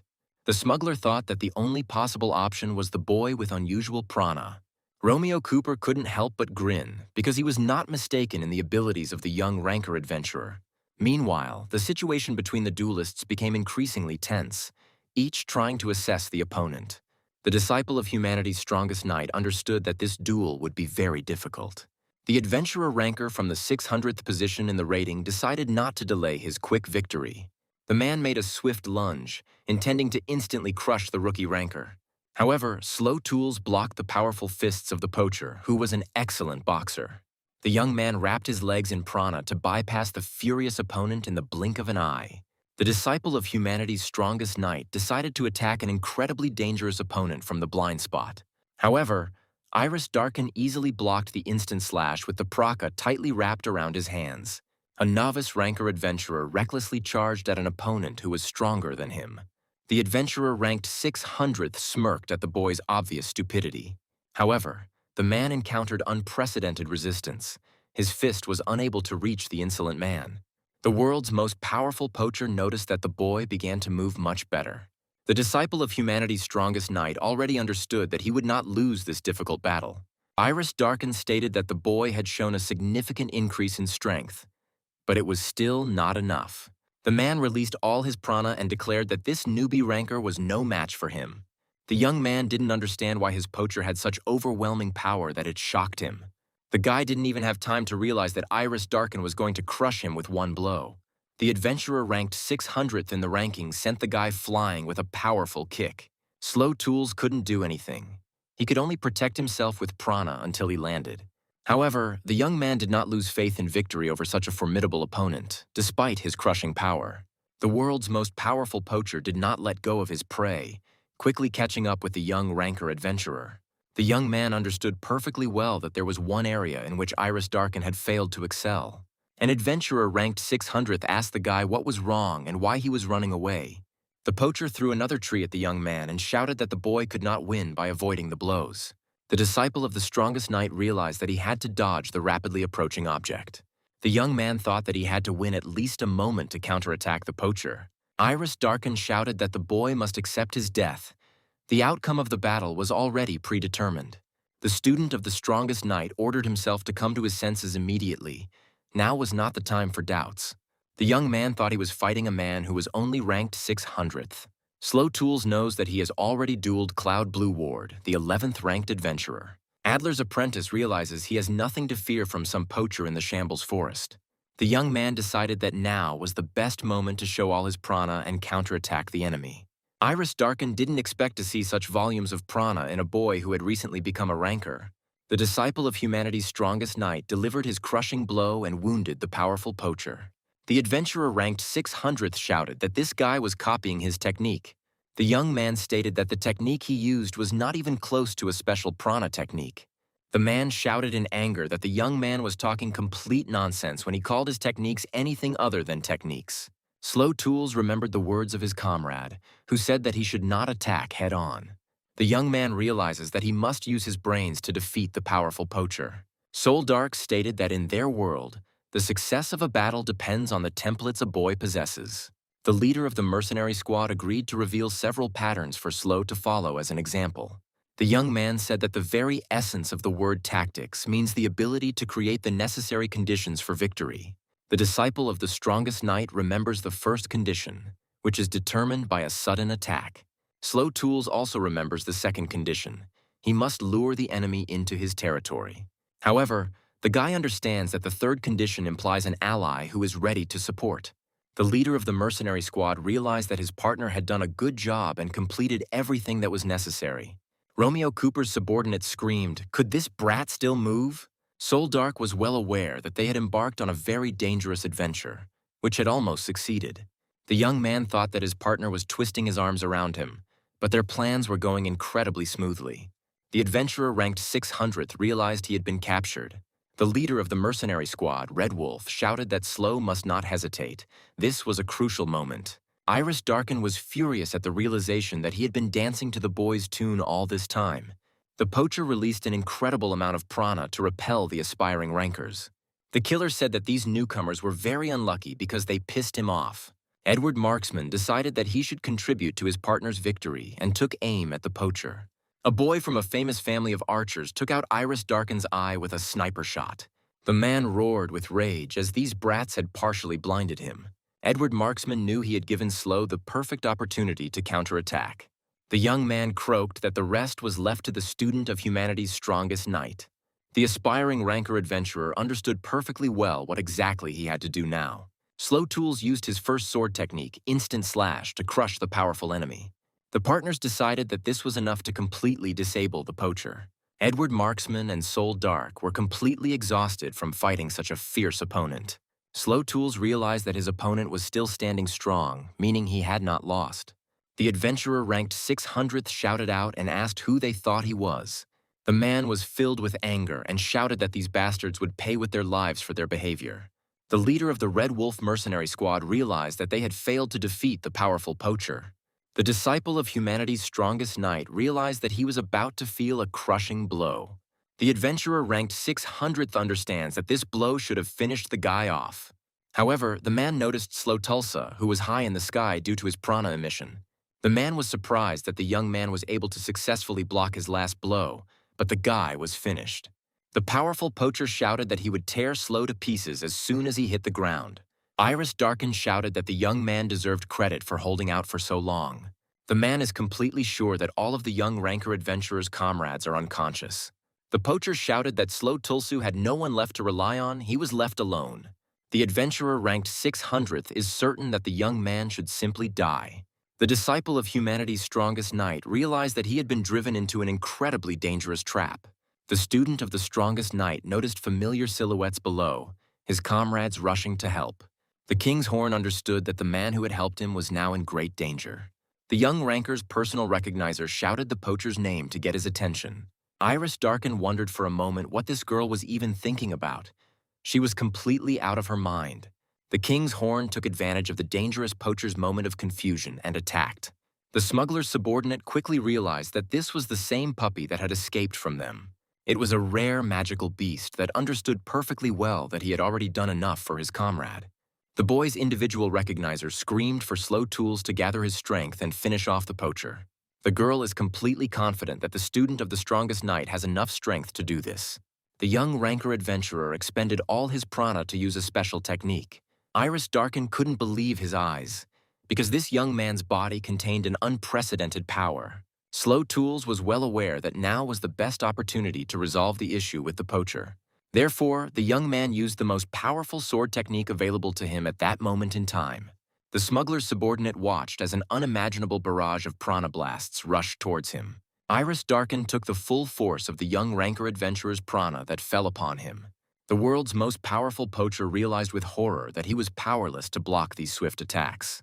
The disciple of humanity's strongest knight used his second technique, softening the viscera. Iris Darkin felt that with each new blow that reached its target, the power of the technique grew. Lucy Emerald once again witnessed the indescribable beauty of her partner's special technique. Romeo Cooper's accomplice could no longer contain the power of the young ranker adventurer's sword technique. The disciple of humanity's strongest knight understood that he had spent all his strength on this blow. The young man tried to land as carefully as possible, but the overwhelming fatigue made his legs give way. The individual recognizer ran up to her partner to make sure he was safe. The girl wanted to ask if Slow was badly injured, but quickly realized that he was indeed terribly wounded. Lucy Emerald exclaimed that her partner was incredibly amazing. He defeated Iris Darkin. The young ranker adventurer noted that he had most likely simply knocked out an incredibly powerful poacher. The young man is confident that the smuggler's subordinate will not be able to move for a short time. Iris Darkin, with the last of his strength, fueled by incredible anger, reached out to the guy who defeated him. The man, in a fit of rage, growled that he would kill Slow Tulls, finish off that annoying little bastard. The young ranker adventurer realized that the man still had not lost his strength and could resist. Romeo Cooper's henchman realized he lacked the power to finish off the nasty ranker boy. The novice ranker adventurer's recognizer shouted at Iris to let the boy go immediately. The man, standing on his feet only out of anger, looked back at Lucy, who had dared to order him around. The individual recognizer was convinced that the poacher standing before her was incredibly dangerous. Lucy Emerald whispered under her breath that Iris Darkin was a real monster in the flesh. The world's most powerful poacher realized he wasn't strong enough to crush the brat's head. The smuggler's accomplice pushed the young man away because he realized that he would have to act differently. The young adventurer ranker noticed that the dangerous poacher was completely exhausted.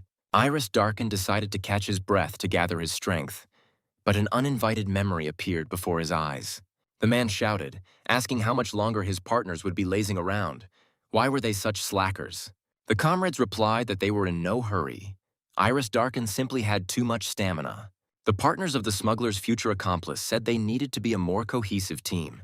Iris Darkin remembers the words of the recognizer, who asked him to think not only about himself, but also about his comrades. A man really doesn't like it when someone tells him how he should act at any given moment. The poacher realized that his memory had receded, and with it new powers had appeared. The most powerful man in the world admitted that he and Slow Tools now look incredibly pathetic. The young ranker adventurer couldn't understand where the smuggler's assistant got his new powers from. The powerful poacher declared that he would strangle this impudent little fellow right here and now. The disciple of the strongest knight thought that he could not allow himself to die in such a place. The young man remembered how Luna smiled when she called him to go on unforgettable adventures around the world. A young ranker adventurer realizes that he cannot afford to die without achieving his goal. Those distant memories he had seen recently flashed before Slow Tulsa's eyes again. In these memories, a woman familiar to the young man sang the pleasant tunes of some poem.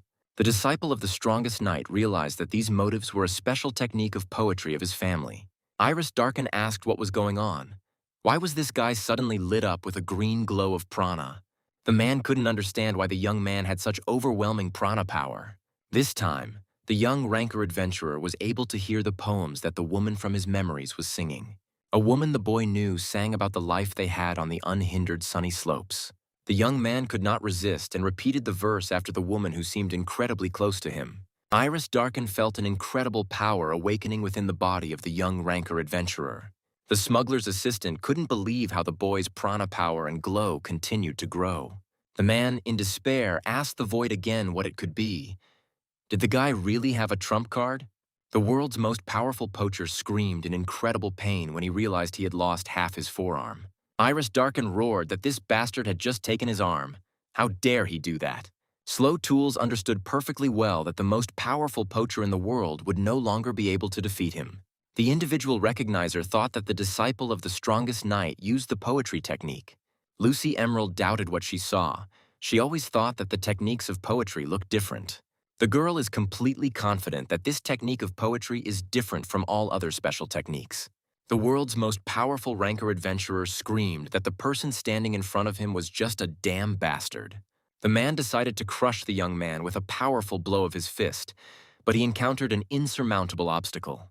Iris realized in horror that his other arm had vanished without a trace as soon as it collided with his opponent's prana. The poacher suddenly realized that this was his crushing defeat, inflicted on him by some brat. Slow Tools confidently announced that Romeo Cooper's assistant had lost his last fight. Iris Darkin knew perfectly well that someone like him would not be spared. He had stumbled too many times. The student of the strongest knight decided to deliver his decisive blow to finally bring down the poacher. Those watching this duel understood that Iris, who had strayed from the right path, was defeated. The world's most powerful ranker adventurer couldn't believe what had happened because he couldn't lose to the boy. The recognizer stated that a man must have team merits to rise in the adventurer rankings.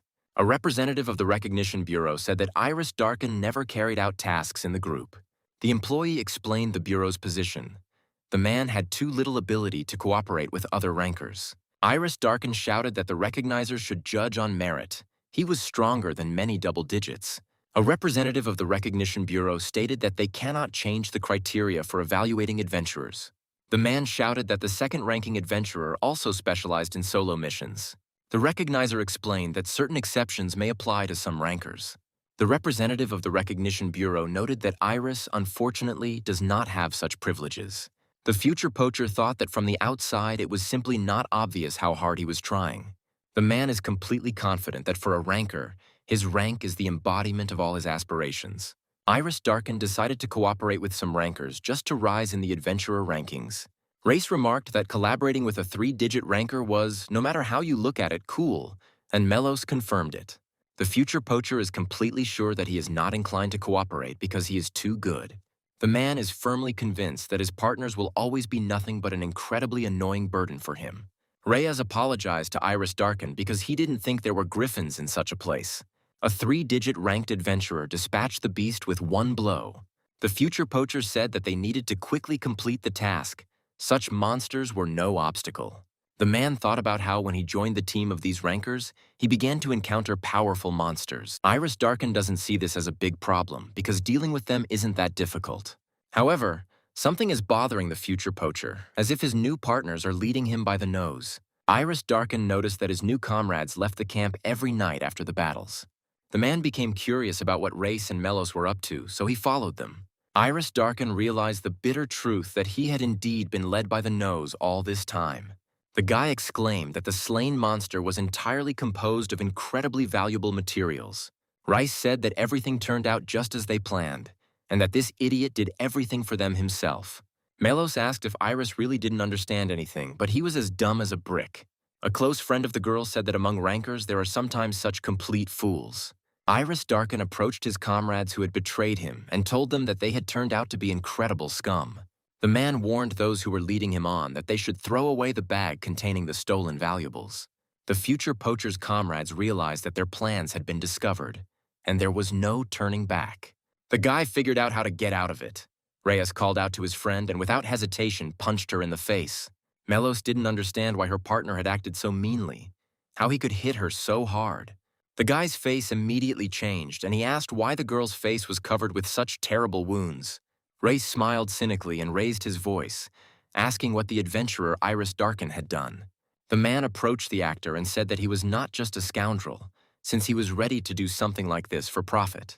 Reyes shouted, even if they were bothering Iris so much, it was still no reason to beat his comrades. The guy made a face and said that this was the very reason why a man couldn't rise in the rankings. Rice raised his girlfriend and stated that he would immediately report this incident to the Recognition Bureau. However, the guy said that they were magnanimous. If Iris Darkin apologized, they would hush up the matter. Reyes told his friend that she would not report the man's misconduct if he apologized. The future poacher asked himself whether he was really willing to listen to the barking in order not to lose his rating. Iris Darkin warned that he was not going to bend to the will of such worthless people as his comrades. The powerful man, without hesitation, decided to rid the world of such scum as Rice and Melos. The poacher admits that he still hasn't regretted this act, although it affected his rating. Romeo Cooper's subordinate realizes that the Bureau has investigated and solved his serious crime. The recognizers did not imprison Iris Darkin given his incredible past achievements. However, the Bureau revoked his rating and prohibited him from registering a new one for 3 long years. The future poacher, in a fit of fleeting anger, sold everything he had, and this became a turning point. While waiting for the opportunity to get a rating, the man earned money as best he could. Romeo Cooper found Iris Darkin and offered him a very strange and incredibly profitable deal. The smuggler asked if the former adventurer would be interested in buying a rating. The poacher was incredibly happy with this offer and admitted that he wanted revenge. Iris Darkin wanted to destroy the existing rating system because the ratings are complete crap. The man wanted to make all the recognizers regret that they underestimated his abilities. Now Iris was thinking that this damned boy, Slow, would experience the bitter torment of a rancor. Romeo Cooper's subordinate understands that the young man will soon be plunged into hopeless agony. The boy's individual recognizer declared Slow Tulsa the winner of the duel with Iris Darkin. The young man exhaled calmly. Now the dangerous poacher would not harm anyone. He was exhausted. Lucy Emerald asked where the guy was going. He was too exhausted after the battle with Iris.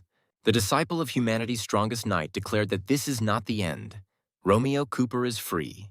Slow Tools said he had to catch the smuggler while he was somewhere in the Shambles Forest. The guy's personal recognizer realized that he was trying to make her dream come true as soon as possible. The girl remembers that it was she who spoke about her goal to cleanse the world of the illegal worst rating. The recognizer shouted that Slow Tools should stop because now was not the time to be a hero. Lucy Emerald stated that even she could defeat the guy now. They should wait for the next chance. The young man tried to object, because the next chance might not come for a long time. The girl said that even meeting a rancor adventurer like Slow Tools is enough for her now.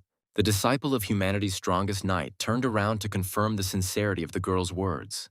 The young man apologized for causing the personal recognizer so much worry.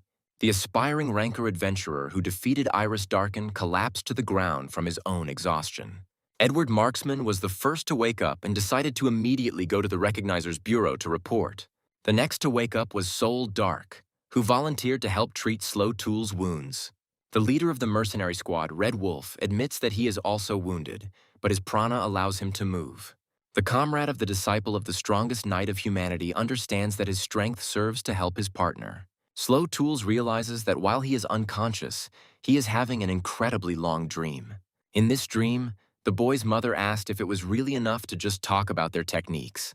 The woman understands that Slow is only 1 year old and is unlikely to be able to remember her words about poetry techniques. The boy's father said that everything was fine because that's how the techniques work.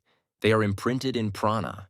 The man is confident that his son will gradually remember all this when he tames his prana. Father said that Slow might even remember this dialogue, and mother said that they shouldn't talk about strange things.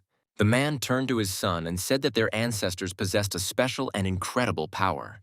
The father said that because of this powerful force, an incredibly terrible wrath fell upon them. The man said they began to live in hiding in this remote village called Tulsa. The father explained that thanks to the decision of their ancestors, they were able to live days far from the fierce battles. Slow Tools turned to his father and said that he completely shared his feelings and agreed with them. The young man wondered if his parents longed for peace, Then why did they teach him the technique of poetry? The young man guessed that both his parents and all the villagers had guessed about the approaching inevitable catastrophe. Adler's student realized that they all knew that the day would come when he would have to fight. Cloud Blue Ward was one of the first to notice that the guy who defeated the poacher had already woken up. Lucy Emerald was incredibly happy that her partner woke up. He made her worry. The recognizer said that the young man slept the whole day, and everyone began to worry about his health. The young man noticed that his wounds were bandaged by his partner, so he immediately thanked her. Slow Tools asked why Mr. Cloud was here. Did the Bureau really send such an important person? The man replied that he had heard a story about a friend of his getting involved in such a troublesome matter.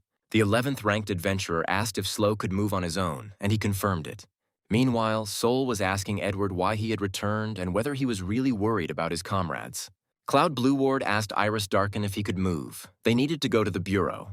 The 11th in the rank of adventurers said that he would remove the shackles from the poacher who had won his own. The man realized that he had made a mistake in getting involved with Romeo Cooper, but the desire to redo the ranks was stronger. Cloud Blue Ward noticed that the once powerful poacher's arms were worn down to the elbows. The high-ranking adventurer wondered what this man could have done to end up in this situation. The 11th ranked adventurer noticed that the poacher's hands had not been cut off. They had literally disappeared. Cloud Blue Ward realizes that this is the first time he's seen something like this. Is Slow Tools really that strong? The high-ranking adventurer realized that the boy had something in him that could kill him with one blow. Lucy Emerald said that once her ranker's wounds heal, she will register him in other rankings. The individual recognizer is confident that rating is a path to self-knowledge for any ranker. Slow Tools asked if his girlfriend was telling him that he should figure out his strengths through rankings. The girl stated that the Recognition Bureau has equipment for measuring all sorts of different ratings. Meanwhile, Romeo Cooper walked through the Shambles Forest in proud solitude. He knew that his subordinate had lost.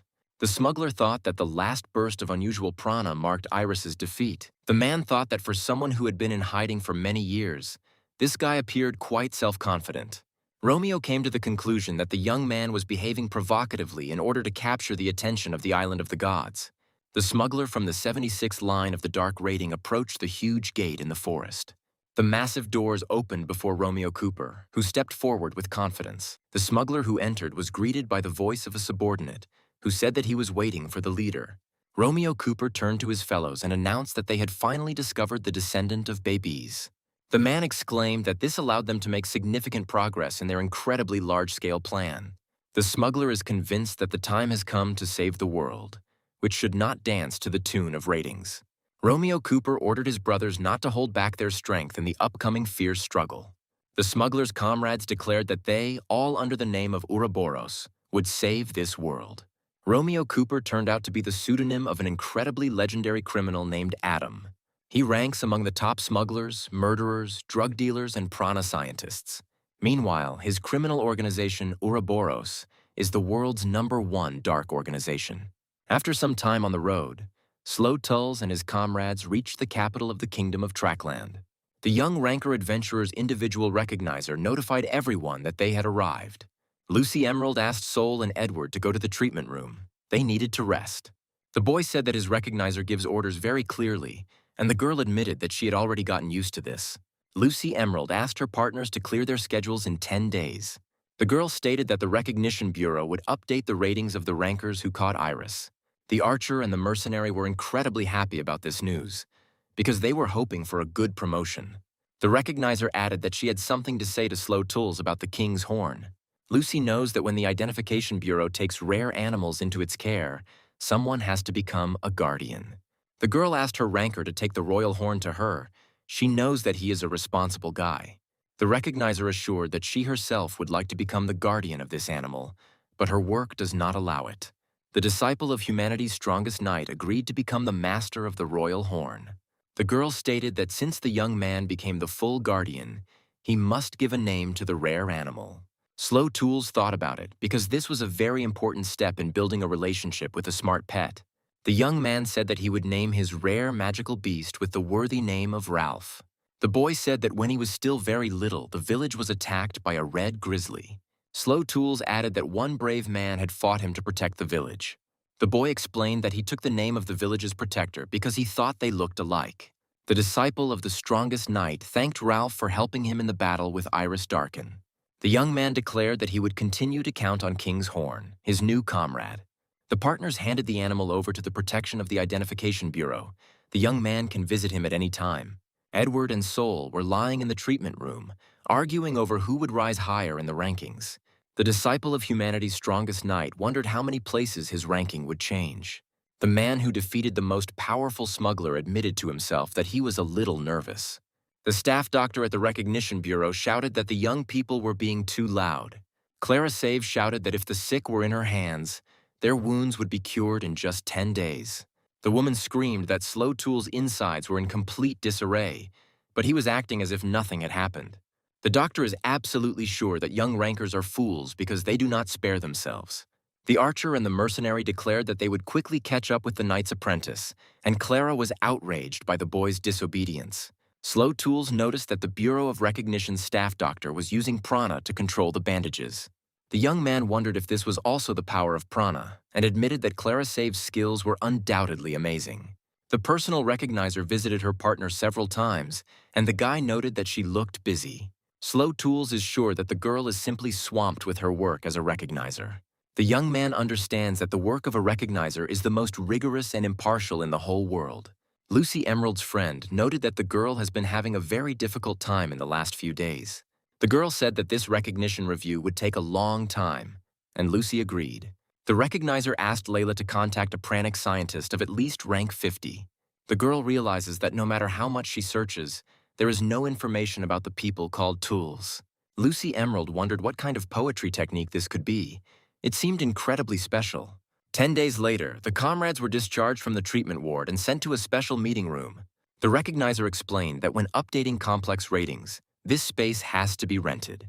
The leader of the mercenary squad noted that there was an incredible amount of materials in this room. The girl stated that she works on all of this mostly alone, so the results are more accurate. Soul Dark thought that they hadn't collected that much documentation when updating the mercenary rankings. The mercenary thought that this recognizer could handle the update of 3 at once on his own. The disciple of the strongest knight said that they caused trouble for his personal recognizer. The girl joked that among the recognizers there would be those who could handle it in just half a day. However, the girl quickly warned the novice rankers that she would now get to the heart of the matter. The individual recognizer stated that she would now update the ratings for the 3 adventurers. Lucy Emerald stated that Soul Dark cornered Iris Darken while patrolling the Shambles Forest. The girl said that the guy showed real leadership qualities and was promoted to a 2000 rating. The recognizer declared that Edward had demonstrated true mastery of hitting the target in any situation. Lucy is confident that he has mastered prana enough to reach the 1800th position in the rankings. The girl stated that Slow Tools had discovered new species of animals and had found out the reason for the appearance of monsters. The recognizer thought about it, because she still hadn't managed to find out what kind of technique the guy was using. Lucy said the boy had outstanding swordsmanship and the potential to master techniques. The personal recognizer announced that Slow Tools has reached the 3-digit adventurer ranking. The young man said that he had practically reached the triple-digit ranks in one leap, and Lucy nodded. Lucy Emerald explained to those who had increased their rank that a ranker does not attract attention at the moment of registration. The girl is confident that the rate of rating growth directly reflects the speed of the ranker's development. The recognizer said that all 3 adventurers were impressive, but that further rank-ups were more difficult. Lucy Emerald is confident that the entire global community has noticed the sharp rise of Slow Tools. Other adventurer rankers and discerners would definitely not miss a person like this young man. The individual recognizer understands that today, the whole world has learned the name of the unusual guy Slow. Lucy Emerald stated that from now on, the boys as rankers will face a variety of changes. The personal discerner said that these changes will manifest themselves in both good and bad ways. Meanwhile, in another room of the Recognition Bureau, the recognizer was finishing the announcement of the knight's ranking. One of the knights asked permission to use a special recognition device to view the rating. The girl said that this morning, by the way, there was one guy who instantly achieved a high rank. The knight realized that the rank of the novice adventurer Slow Tulsa had increased dramatically. The girl doesn't know the whole truth, and that's why she thinks that this guy stole Adler's equipment. The knight unconsciously gave in to angry thoughts and released her incredibly powerful prana. The girl immediately took control of herself and apologized for such provocative behavior. She admitted that she had unconsciously put in a little more effort than the situation required. After the announcement of the rating increase, Lucy Emerald decided to take the guy to the testing room. The young man said that he had never thought that there was such a place in the Recognition Bureau. The guy's individual recognizer stated that this huge complex is the pride of the Bureau. Lucy Emerald explained that this place contains various devices for measuring rank. The girl said that the Recognition Bureau here can register many different ranks. The guy's personal recognizer said that they can even determine mental abilities. Lucy Emerald asked the young man if he remembered what she had said not long ago in the Shambles Forest. The girl convinced the guy that he should register in various rankings for his promotion. The individual recognizer said that only simple ratings can be updated in this location. Slow Tools asked, "So the Bureau has ratings that are easy to update and those that are difficult?" The young man noticed that they updated the sword speed remotely, while the adventurer rating was updated at the Bureau. The girl understands that Slow Tulsa has a sharp mind. If you explain something to him, he will understand in general terms. The guy's personal recognizer thought that the problem might not only be in the village boy's intelligence. Lucy Emerald thought that he was constantly thinking about what he had once heard. He was a philosopher. The girl stated that they would be analyzing the young man's abilities in this room all day today. The recognizer stated that the guy would raise his rating if he took high places on the equipment. The boy asked if he could use prana, and the girl said that this was also his ability. The young man promised his personal recognizer that he would approach the matter with the utmost seriousness. The first thing Slow Tools did was head out onto the track, interested in the rankings among sprinters. The specialized equipment in the testing room immediately displayed the result to the Recognition Bureau. Lucy Emerald noted that the guy is ranked 1,000th in the world for the highest jump. The recognizer recorded that the guy ranked 2,200th in the grip strength rankings. The girl noted that in weightlifting, Slow Tools took the 1,800th position in the ranking. Equipment measuring reaction speed placed the guy in 900th place in the ranking. Lucy Emerald recorded the boy's result in the sense of balance. He took the 800th position. The personal recognizer noted that the guy's lung capacity corresponds to the 2,500th place. The individual recognizer decided to conduct a test of the heightening of all 5 senses of Slow Tools. Lucy Emerald was surprised by the guy's high position. He almost broke into the top 100. The girl noted that Slow Tools ranks 98th in the sense of smell rankings. The guy's personal recognizer informed him that they were finished with the physical tests for today. Some of the rankers noted that this guy is impressive. No wonder he rose to rank 1,000. The young man couldn't help but notice that there were too many eyes watching him, and the girl said that it was logical. Lucy Emerald said that this is because the guy took very high places. He will have to get used to it. The knight watched closely to see who, in her opinion, dared to take away the relic of all knights. The personal recognizer said that the guy occupied quite high positions related to feelings. The guy said it was because of Edward Marksman's explanation, and the girl partly agreed with her partner. The discerner concluded that the boy's prana was effective in enhancing the senses, observation, and accelerating movement. The girl chuckled because it made her compare Adler's student to a wild animal. Lucy noted that his muscle strength has potential to grow, but the guy needs to develop his mobility. The individual recognizer said that she was still in doubt because of the guy's strength. The partners heard a man's voice behind them, saying that Lucy had made a wise decision. The guy's personal identifier quickly realized that it was the head of this department, Mr. Grenn. Slow Tools asked who the man was, and Lucy Emerald told the boy to bow immediately. The man who approached said that everything was fine. There was no need for ceremony in the adventurer rankings. The disciple of humanity's strongest knight thought that he had heard similar words somewhere before. Lucy Emerald explained to her partner that Mr. Grenn was the head of the Recognition Bureau. The girl explained that the Bureau does not have a traditional hierarchy in order to maintain the impartiality of all the recognizers. Lucy Emerald said that Mr. Grenn was also a recognizer, and many people started under him. The girl said that it was this man who brought Cloud Blue Ward to 11th place in the ranking. Mr. Grenn admitted that he is not such an outstanding recognizer. The girl flatters him. The partners thought that this was genuine modesty from the head of the Recognition Bureau in the capital of Trackland. Mr. Grenn said that in addition to the outstanding Cloud, he also dealt with the adventurer Iris Darkin. The man said that he came to Lucy and Slow for this very reason. He wants to apologize and thank them. Grenn acknowledged that this young man was an outstanding ranker who quickly mastered the ranks. The man bowed before the recent newcomer and his recognizer in gratitude for capturing Iris. Mr. Grenn announced that the Identification Bureau had already determined the cause of the attack by the powerful ranker Poacher. The man said that Race and Mellows tried to frame Iris Darkin and that they caused him to stumble. Mr. Grenn now understands why that couple constantly indulged in luxury unbecoming of their rank. The man regrets that the Bureau found out about all these affairs after Iris got her hands dirty. Mr. Grenn said that the recognizers evaluate rankers with pride, and false reports are not accepted. Lucy Emerald didn't even know how to respond to such frankness from her boss. The disciple of humanity's strongest knight said that he understood what Mr. Grenn was talking about. However, the young man added that this could not be considered the fault of the head of the Recognition Bureau, Mr. Grenn. Slow Tools said that adventurer rankers have their own heads on their shoulders, and recognizers are their support. The young man stated that they also have pride. The boy is sure that Iris followed his pride. Individual recognizers slow. Tulsa realized the full depth of her partner's thoughts. Mr. Grenn learned something valuable from the speech of the adventurer who had stepped into the top 1,000. The man decided that he had to meet with the ranker who had embarked on the slippery path of a poacher. Iris didn't expect to see her old recognizer, who said they hadn't seen each other for a long time. The loser of the duel, Slow Tulsu, said that this damn recognizer appeared in his cell. Mr. Grenn replied that he would not deny it, and asked why Darkin had not fled from the Bureau. The Bureau chief is confident that this ranker could have easily escaped from Lucy before Cloud Blue Ward arrived.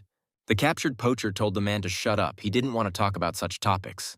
Mr. Grenn thought that a ranker striving for the top was paying tribute to someone stronger than him. The Bureau chief realized that Iris had remembered the ranker's pride, and it was Slow who had helped him remember. Mr. Grenn said he once again expressed his deepest gratitude to Slow Tools. The man said he thought he'd go, and Lucy said they planned to practice. The Bureau chief asked which specific rankings the young adventurer ranker was planning to participate in. The recognizer stated that she was very curious about the prana capacity rating and ratings related to fencing. Mr. Grenn looked at the guy carefully and came to an ambiguous conclusion about him. The Bureau chief stated that measuring the boy's prana might be extremely difficult. The man is completely sure that the equipment that is here is unlikely to be able to measure the guy's prana. The young employee of the Recognition Bureau asked what exactly her boss meant by this. Mr. Grenn said the girl had better get ready if she was going to continue being a slow recognizer. The Bureau chief left the young man and Lucy Emerald and walked calmly down the corridor. The disciple of humanity's strongest knight asked what exactly Mr. Grenn wanted to tell them. The discerner said that she wanted to try to change the prana, but since her boss thought otherwise. The girl said that they have a lot of sword-related ratings, so they'll have to start with them. Lucy Emerald knows that the sword is a popular weapon, which is why there are many ratings with it. The personal recognizer said that she had a request. The guy should not use the Adler technique. The girl explained that the hidden force sword technique is an art passed down in a direct line. Lucy Emerald explained that this technique was only used by the top-ranked knights. The girl is sure that it would not be an exaggeration to say that everyone dreams of mastering this secret technique. The guy admitted that he never attached any importance to the technique that the strongest knight taught him. Lucy tried to explain to her partner that hidden force was an advanced technique from the start. The girl said that even the instant cut, which is simple for slow, is available to others with a rating of 800. The recognizer said that this legendary technique was founded by the greatest knight, Lawrence Wolf-Riven. Lucy Emerald explained that the man was a genius who developed many sword styles. The girl explained that the power the young man possessed was a great treasure that was worth hiding. The boy's personal recognizer is confident that the young man should not incur the wrath of the High Knights. Lucy Emerald said that they will still try to register new sword ratings. Slow asked if it wouldn't be better not to register in the rankings than to occupy low places. The girl said that the guy was worrying for nothing. In their time, without registration in the ratings, there is no trust. Lucy Emerald stated that they will start with the serial strike rating, which Slow is good at. The girl explained that a special magic stone would record the number of blows the boy struck. Slow Tools couldn't understand why the guy being tested was so happy with his slow punches. The young man saw that the same stone was used for all certification participants. It regenerated. Slow knew that with his second technique, softening the guts, the results would be better. The student of the strongest knight nevertheless decided to listen to the words of his recognizer and did not use hidden force. Slow Tools was surprised when he saw the result recorded by the stone, 149th place. The guy's individual recognition immediately directed the young man to the cutting accuracy rating. The examiner must pass the sword between two gradually tapering plates without touching them. The student taking this rating exclaimed that his teacher had achieved a magnificent 3-digit rating. The man replied that there are many people who wield a sword, but only a few are true masters. The mentor added that every self-respecting fencer should be at least in the triple digits. A special device showed that Slow Tools was ranked 87th in cutting accuracy. Adler's student thought that he needed to begin mastering the third technique given to him by his mentor. Lucy Emerald realized that even without using hidden force, the boy was superior to most swordsmen. The guy's individual recognizer thought that it couldn't be otherwise. She saw talent. Lucy Emerald asked her partner if he had brought his personal ranker card with him. It needed to be replaced. The girl explained to her friend that up to 10 of the ranker's best ratings could be entered into it. The guy's personal identifier stated that she is already submitting an application to change the ratings on the map.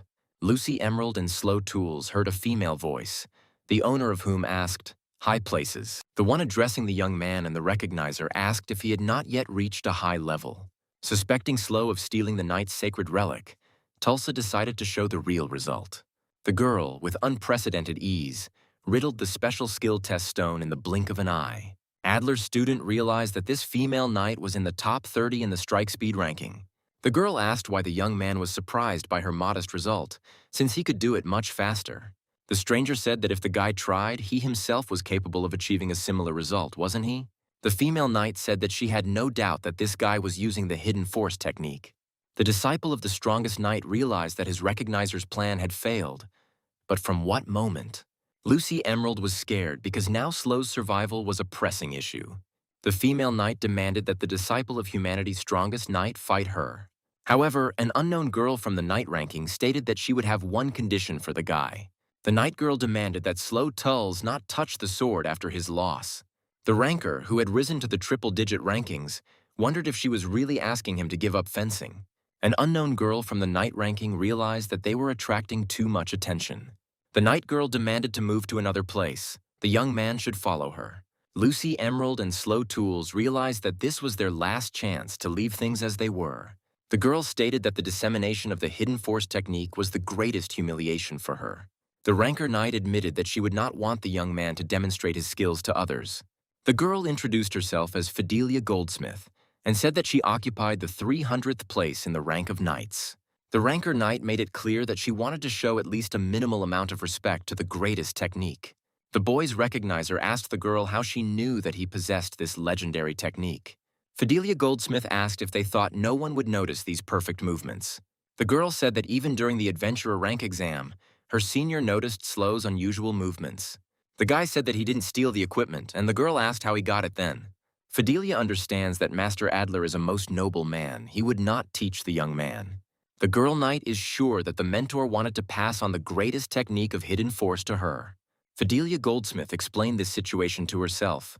Slow Tools recreated the legendary technique from the recordings. The teaching of humanity's strongest knight stated that it was Adler who taught him this technique. The knight accused the young man of covering up and distributing counterfeit goods, which is unacceptable. Fidelia Goldsmith could not come to terms with such impudence from a boy from some remote village. The young man declared that he had become Adler's student, but he had been one for only 1 year of his life. The girl from the knight ranking realizes that she can no longer contain her rising anger. Fidelia Goldsmith said that sometimes people, even knowing it is a lie, cannot contain their anger. The knight girl declared that the young man had just signed his own death warrant with his own words. The knight declared that Slow Tulls had defiled her soul and violated her ideal, and that he must fall by her blade. The guy's individual recognizer had to declare a duel between Fidelia Goldsmith and Slow. The girl immediately jumped up to deal a crushing blow to the impudent guy. A boy from the remote village of Tulls managed to block a powerful attack from Fidelia Goldsmith. Slow Tools understands that the girl's fighting aura speaks for her. If the guy doesn't attack, he will lose. The boy decided to use the first technique that the strongest knight in the world taught him. Fidelia Goldsmith noticed the boy's movements and quickly realized that he was using instant slash. The girl knight decided that she would also use the first technique from Master Adler's set. Both rankers simultaneously released a dense wave of prana at their opponent, hoping for victory. The boy's personal recognizer noticed that the knight's instant slash was different from the boy's technique. Lucy Emerald realized that Fidelia Goldsmith's technique was somewhat faster than that of her ranker adventurer. However, both instant slashes canceled each other out when they collided somewhere between equal duelists. Slow Tools realized that Fidelia's mastery of the first technique from Adler's collection was significantly better. The ranker adventurer decided to use the second technique, the current maximum of his powers. The young man took the necessary stance to use soften the guts. The girl realized that the guy's movements were aimed at applying Master Adler's second technique. The female knight said that in that case, she would demonstrate the real second technique. Lucy Emerald noticed how the first strikes of the softening of the guts technique were identical. However, everyone present understood that this technique gradually increases the force of the blows. The girl knight involuntarily thought about her mistake, looking at the guy's flawless movements. The guy's individual recognizer noted that she was watching an incredibly stunning spectacle. The girl wondered if Slow had studied with Adler. How could Fidelia Goldsmith master this technique? The young man from the remote village of Tools understands that in the second technique he is also inferior to the girl knight. The guy sees that Fidelia's softening of the insides is different from the technique he knows. The young ranker adventurer understands that the girl's technique is crude, but her skill is overwhelming. Fidelia Goldsmith's final blow reached the boy, but he managed to block it with his sword. The young man understands that at this rate he will lose the duel with the knight and will have to give up his dreams. Fidelia Goldsmith sees that the guy's technique is at least as good as her movements, and perhaps even superior. The girl from the knight ranking momentarily allowed the possibility of Adler training this boy. However, the girl immediately dismissed such a thought because she believed Adler's word. Fidelia Goldsmith stated that she won the first and second Adler techniques. The knight suggested continuing and using the third technique from Master Adler's collection. Fidelia asked why the guy was hesitating. Did he really only know 2 techniques from the hidden force style? A girl from the knight's ranking asked if he really allowed himself to do something like that after his loud statements. Lucy decided to turn to her recognition device to learn more about Fidelia Goldsmith. The individual recognizer of the guy realizes with horror that all the knight's ratings exceed the youth. Lucy Emerald admits that the current slow tools will not be able to cope with such a powerful opponent. The girl realizes that her personal ranker adventurer will not win using just a sword. A boy from a remote village called Tools realizes he must play his trump card. The youth released all his prana to use the technique of his family's poetry. Fidelia Goldsmith realized that this new ranker already possessed some special technique. The girl shouted that a newbie like Slow Tools couldn't possibly have such powerful techniques. Fidelia Goldsmith admitted that as much as she was upset, the boy's growth rate was abnormal. The girl knight thought that she would crush the guy with one blow. Any technique was meaningless in front of her. Fidelia Goldsmith promised herself and Master Adler that she would restore pride to all knights. The girl from the knight ranking still didn't believe that the young man was capable of using the technique of poetry. She knew it was a special power that could only be accessed by a select few with advanced prana control. Fidelia Goldsmith poured a massive amount of prana into her next strike to crush Slow. The female knight used the first technique, Instant Slash, from the legendary Hidden Force style. The individual recognizer notices with horror that the scent wave of prana literally exploded. However, Fidelia Goldsmith sees that her devastating attack has not had the desired effect. Slow Tools managed to use a special technique of his kind. May this be achieved by the will of heaven. The 300th ranked knight shouted out how the guy could be safe and sound after that. The girl thought that he was using a defensive technique. His prana literally became powerful armor. Fidelia Goldsmith admitted that she is currently experiencing some incredible feeling. The girl knight feels very well that her instincts are screaming at her not to go any deeper. The knight realized that in those short moments when she was thinking, the boy had come very close. Fidelia Goldsmith thought she might have time to dodge. His movements were still inferior to hers in speed. The knight decided to finish off the guy before he did something worse. She resorted to the third technique.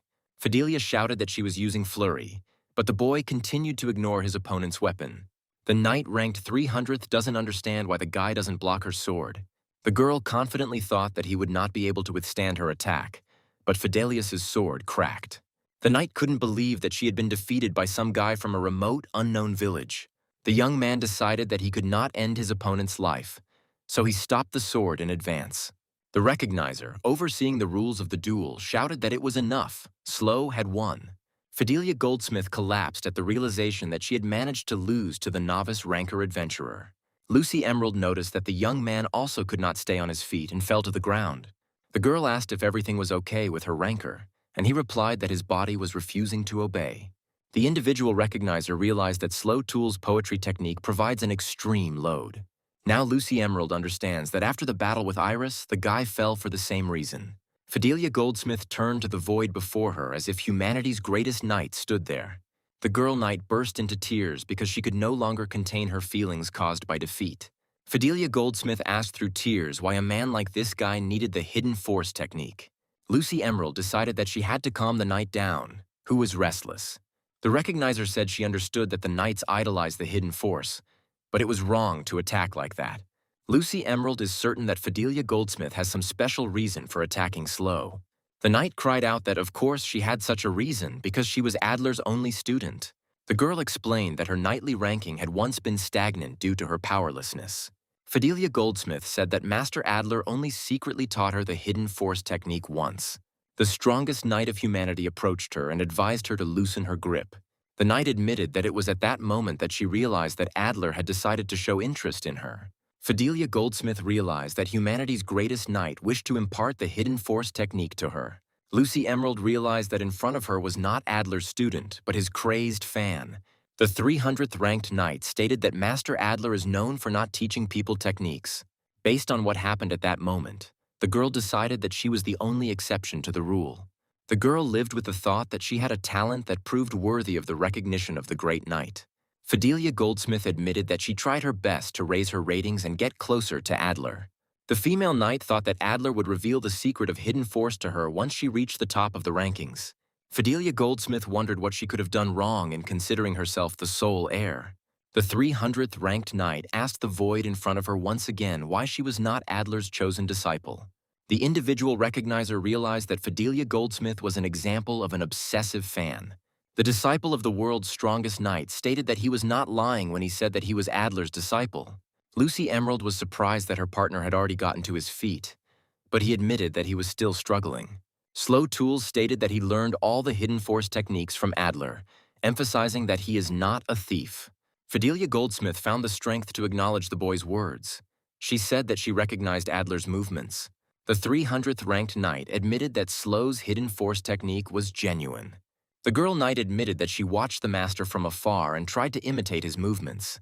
The young man realized that he had not been mistaken when he had considered her hidden force technique to be somewhat crude. Slow Tools thought that this girl was able to recreate Adler's movements in visible form. The disciple of humanity's strongest knight found Fidelia's ability to be incredibly impressive. The knight girl admitted that it was she who challenged the guy to a duel, so he had the right to use her demand. Lucy Emerald cried out in surprise that there was no need to go to such extremes. Fidelia Goldsmith stated that the guy has every right to demand anything he wants. The girl stated that whoever defeated her in a fair duel has the right to do what he considers necessary. The young man thought for a moment. He didn't want to make an unreasonable demand that would put an end to her career. The girl knight froze in anticipation of what demand the one she accused of slander would make.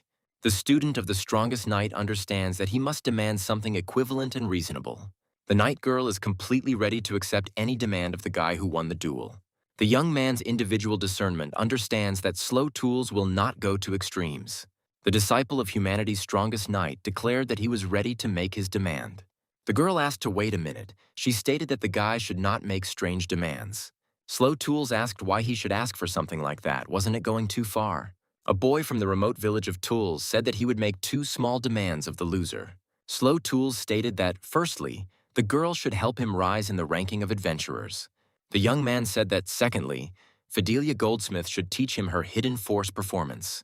The knight girl stated that the guy knew Adler's technique much better than her, which was a strange request. The knight flinched when she heard Slow Tools call her level of hidden force impressive. Fidelia Goldsmith stated that even when imitating Adler's technique, she cannot show obvious imperfections. The knight asked the special recognition device to find orders that would suit both of them. The young man asked the recognizer if he could really fulfill the knight's orders, since he was an adventurer. Lucy said that if the guy accompanies the client, then such a strategy is not prohibited by the agency. The recognizer stated that in order to move up to high positions, it is necessary to fulfill orders from other ratings. The girl is confident that experience in completing such tasks will be an additional advantage in case of promotion. The young man said that he was ready to try himself in knightly missions, and Lucy said that it was wonderful. The individual recognizer is confident that the knightly rating values reputation and demands nobility. Slow Tools wondered how the Adler he knew had managed to reach the top of the noble rankings. The young man feels that his mentor and the person everyone is talking about are different people. Adler's student stated that his teacher was very sloppy and did all his work in a slipshod manner. Lucy Emerald declared that Adler was a man of impeccable conduct, a knight of knights. The recognizer said that she would cite his 5th place in the commander ranking as proof of this. The girl knows that the strongest knight commands great respect and is followed by everyone. Lucy knows that the great Adler considers it the duty of knights to protect people. It is the pride and weight of their sword. Fidelia Goldsmith gave the exact date of this newspaper issue and added that this quote from Adler is incredible. The disciple of the strongest knight of humanity asked if his teacher could really say such a thing. The young man realized that, if he thought about it, he knew nothing at all about Adler, who did not talk about himself. Slow Tools realizes that they broke up when the boy left the village. So what is the teacher doing now? Meanwhile, somewhere on the border of the kingdom of Trackland, ferocious monsters raged, destroying the settlement. A girl who lost her parents somewhere in this city begged for someone to answer her. A giant and incredibly dangerous monster noticed a lonely and defenseless child. The girl was incredibly scared, because the magical monster hissed furiously and rushed to attack. Luckily for the defenseless little girl, a knight was nearby and managed to shield her with his body. The man dealt with the dangerous monster and said that everything was fine now, she shouldn't worry. Monsters were crawling out onto the ruined streets, and the knights were ordered to hold out until the commander arrived. The comrades of the Order of Clementius shouted that they would save as many lives of the city's inhabitants as possible.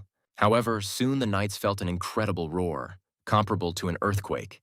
A monster ranked 11th in danger appeared behind the destroyed walls. The knights of the Order of Clementius realized that they could not hold out against Tyrannos Van. The man said that this simply couldn't be. What was such a monster doing here? The inhabitant of this ruined city admitted defeat. He declared that it was all over, everyone was doomed. The 11th most dangerous monster growled at its prey, which had already admitted defeat. One of the simple knights of the Order of Clementius shouted that everyone must retreat immediately. However, his comrade noted that there was no need for such a maneuver. The commander had already arrived to help. The leader of the knights from the Order of Clementius used a simple technique: instant slash. The massive monster instantly split into 2 independent halves. The knight's technique was flawless. Recently, a panicked city dweller could not believe that this incredible knight had come to their aid. The old man asked if this was really the first of the knights' ranking. The commander of the Order of Clementius himself. Adler said that the residents of this city had waited a long time. But now he was here. There would be no more victims.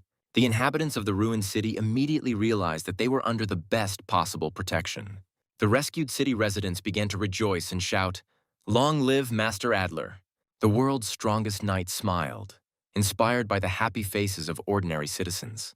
When Mentor Slow Tulsa returned to the headquarters of the Order of Clementia, the following was happening in the premises.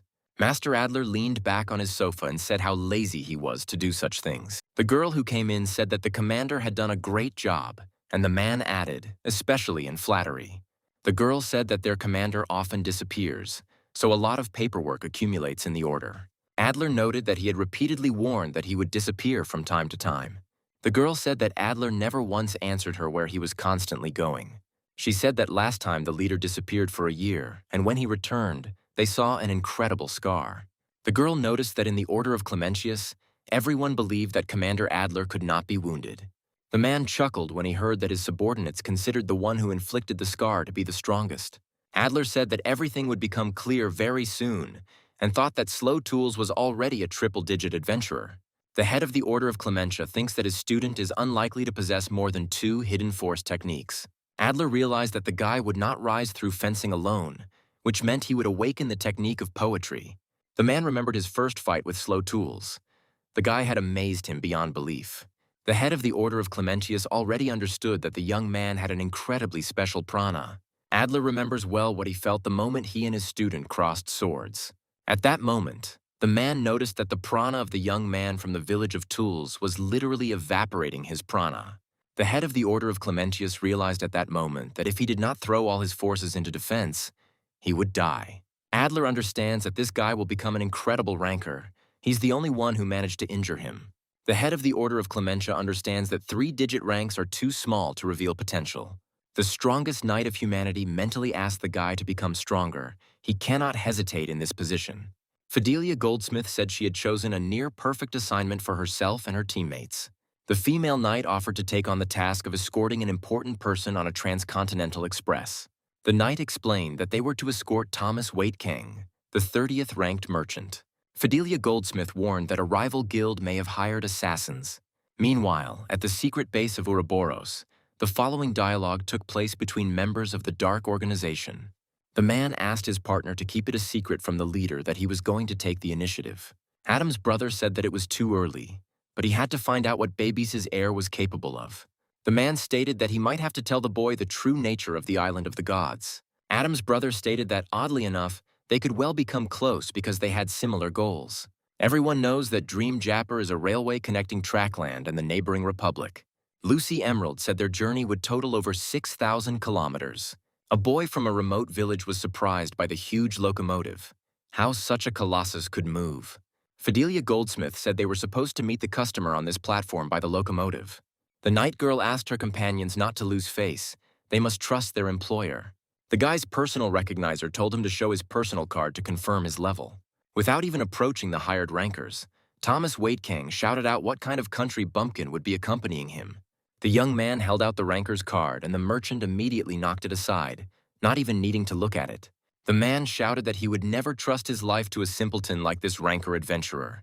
Thomas Waitking said he saw good ratings for those he hired, but he couldn't imagine them being jerks. The female knight suggested talking about something other than dry numbers. She stated that she was a candidate for Swordmaster. A top 30 merchant realized that his life would be safe, even with such brats. Thomas Waitking asked if this girl was really such a powerful person. The man knows that the title of Swordmaster candidate is not an official title that emphasizes power. Fidelia Goldsmith explained that Slow Tools is only simple-minded in appearance, but is actually stronger than her. A merchant from the top 30 in the rating accepted the guy's card and stated that his rating was not bad. Thomas Waitking asked who this girl was. Lucy introduced herself as an employee of the Recognition Bureau. The man said that so many terrible events had happened recently, and the presence of the recognizer was calming. The merchant's current bodyguards asked him to take care of their master until he arrived in the Republic. A merchant from the top 30 of the rating said that now you can't even trust your family, that's the problem. Fidelia Goldsmith suggested not to remain on the open platform and go to the customer's gold compartment. The 300th ranked knight asked if her comrade would continue to play the bumpkin. The girl agreed. She would tell him about the structure of the carriages so that Slow Tools could more effectively protect his employer. The Swordmaster candidate explained that the train had 8 bronze-class carriages, the most accessible. Fidelia Goldsmith said that there are 2 public dining cars located next to it. The night girl told her partner that there were 2 department store cars right behind the restaurant. The Swordmaster candidate explained that there was 1 carriage next to it that was a library. Fidelia Goldsmith said there were 6 silver-class carriages located just behind the library. The girl knight continued to talk about the next carriages, which turned out to be 2 carriages with baths. The Swordmaster candidate noted that there was a hospital car located right behind the bathhouse. Fidelia Goldsmith said that the top-class restaurant was located immediately in front of the gold-class carriages. The night girl said that there are only 4 carriages in the gold class, and they are used by wealthy people. Thomas Waitking brought the hired rankers to his room and stated that they could use the next one. Fidelia Goldsmith thanked the man and asked if he knew anything about potential opponents. The top-ranked merchant thought for a moment and replied that a rival guild simply wanted him dead. The night girl asked if their employer was really talking about Raoul's trading guild right now. The man was surprised that the rankers knew the details, and the knight said they had done minimal investigation. Thomas Waitking stated that the professionals he hired simply had to deal with the mercenary scent. Fidelia Goldsmith realized that the evasive answer meant only one thing: their employer was hiding something. The man realized he had to say a little more, so he added that they had been hunting him for some time now. Thomas Waitking warned that he was going to negotiations that were being disrupted, and he would not say more. Fidelia Goldsmith said Slow Tools should check the outer perimeter and she would study the layout. The female knight called out to her partner and noticed that the guy's rating was growing at an unprecedented rate. The adventurer's partner said that this was the guy's main weakness. He had too little experience. The 300th ranked knight noted that Slow Tools would be fighting assassins for the first time. Fidelia Goldsmith warned the boy that he should be careful even with ordinary mercenaries. The disciple of humanity's strongest knight admitted that his head was spinning from so many unknowns. The boy's personal recognizer said that there was nothing to be done about it. It was all new. Lucy Emerald said that in this world, many things move due to electricity, a special prana. The girl recalled that the Recognition Bureau also had similar technologies in the equipment room. Slow Tools thought that if his childhood friend Luna were here too, she would be incredibly happy. The guy's personal recognizer said that she wanted to tell her partner something. The girl stated that Adler's student would be able to learn something about the island of the gods in the neighboring republic. Lucy Emerald admitted that she tried to study the guy's abilities, but nothing worked. The personal recognizer is confident that this is an extremely rare occurrence for the Bureau's vast databases. The girl stated that, apart from the young man's talents, the Recognition Bureau knew nothing about the island of the gods. Lucy Emerald stated that two unknown quantities intersected, and the guy remained in the center. The recognizer explained that this was not a simple coincidence. The young man had not accidentally encountered the island of the gods. The girl recalled that the head of the Grand Bureau noted the impossibility of measuring Slow's prana. Lucy hopes that the Republic's more advanced technology will be sufficient to analyze his prana. The disciple of the strongest knight of humanity instantly changed his expression. He sensed the assassins nearby. Fidelia Goldsmith asked if her partner had noticed that the gold-class carriages were full of enemies. The night girl asked Slow Tulsa to act as naturally as possible. The train was leaving soon. The 300th knight in the ranking quietly said that the young man should already understand when they would attack. Adler's student wondered when they would begin to act, and heard the announcement of the locomotive's departure. The boy heard the flight attendant thanking the passengers for boarding the Dream Japper. The young man didn't expect the floor beneath his feet to shake so violently when the train's powerful engines started. Slow Tools didn't expect that at that moment of the locomotive's jerk, one of the passers-by would reveal his killer nature. The individual recognizer realized that her partner fell because he did not know the train would shake. Lucy Emerald thought that if the boy hadn't fallen, he would already be dead due to the killer's lightning-fast swing. The disciple of the strongest knight also saw the incredibly fast blade of the knife fly past. The killer sarcastically remarked that this small ranker was very lucky to have escaped death this time. The attacker on the rankers hired by the Recognition Bureau remarked that next time he wouldn't miss. The thug of Raoul's trade guild burst out laughing as his opponent was knocked off his feet. The man stated that the boy would not be able to do anything in such a position.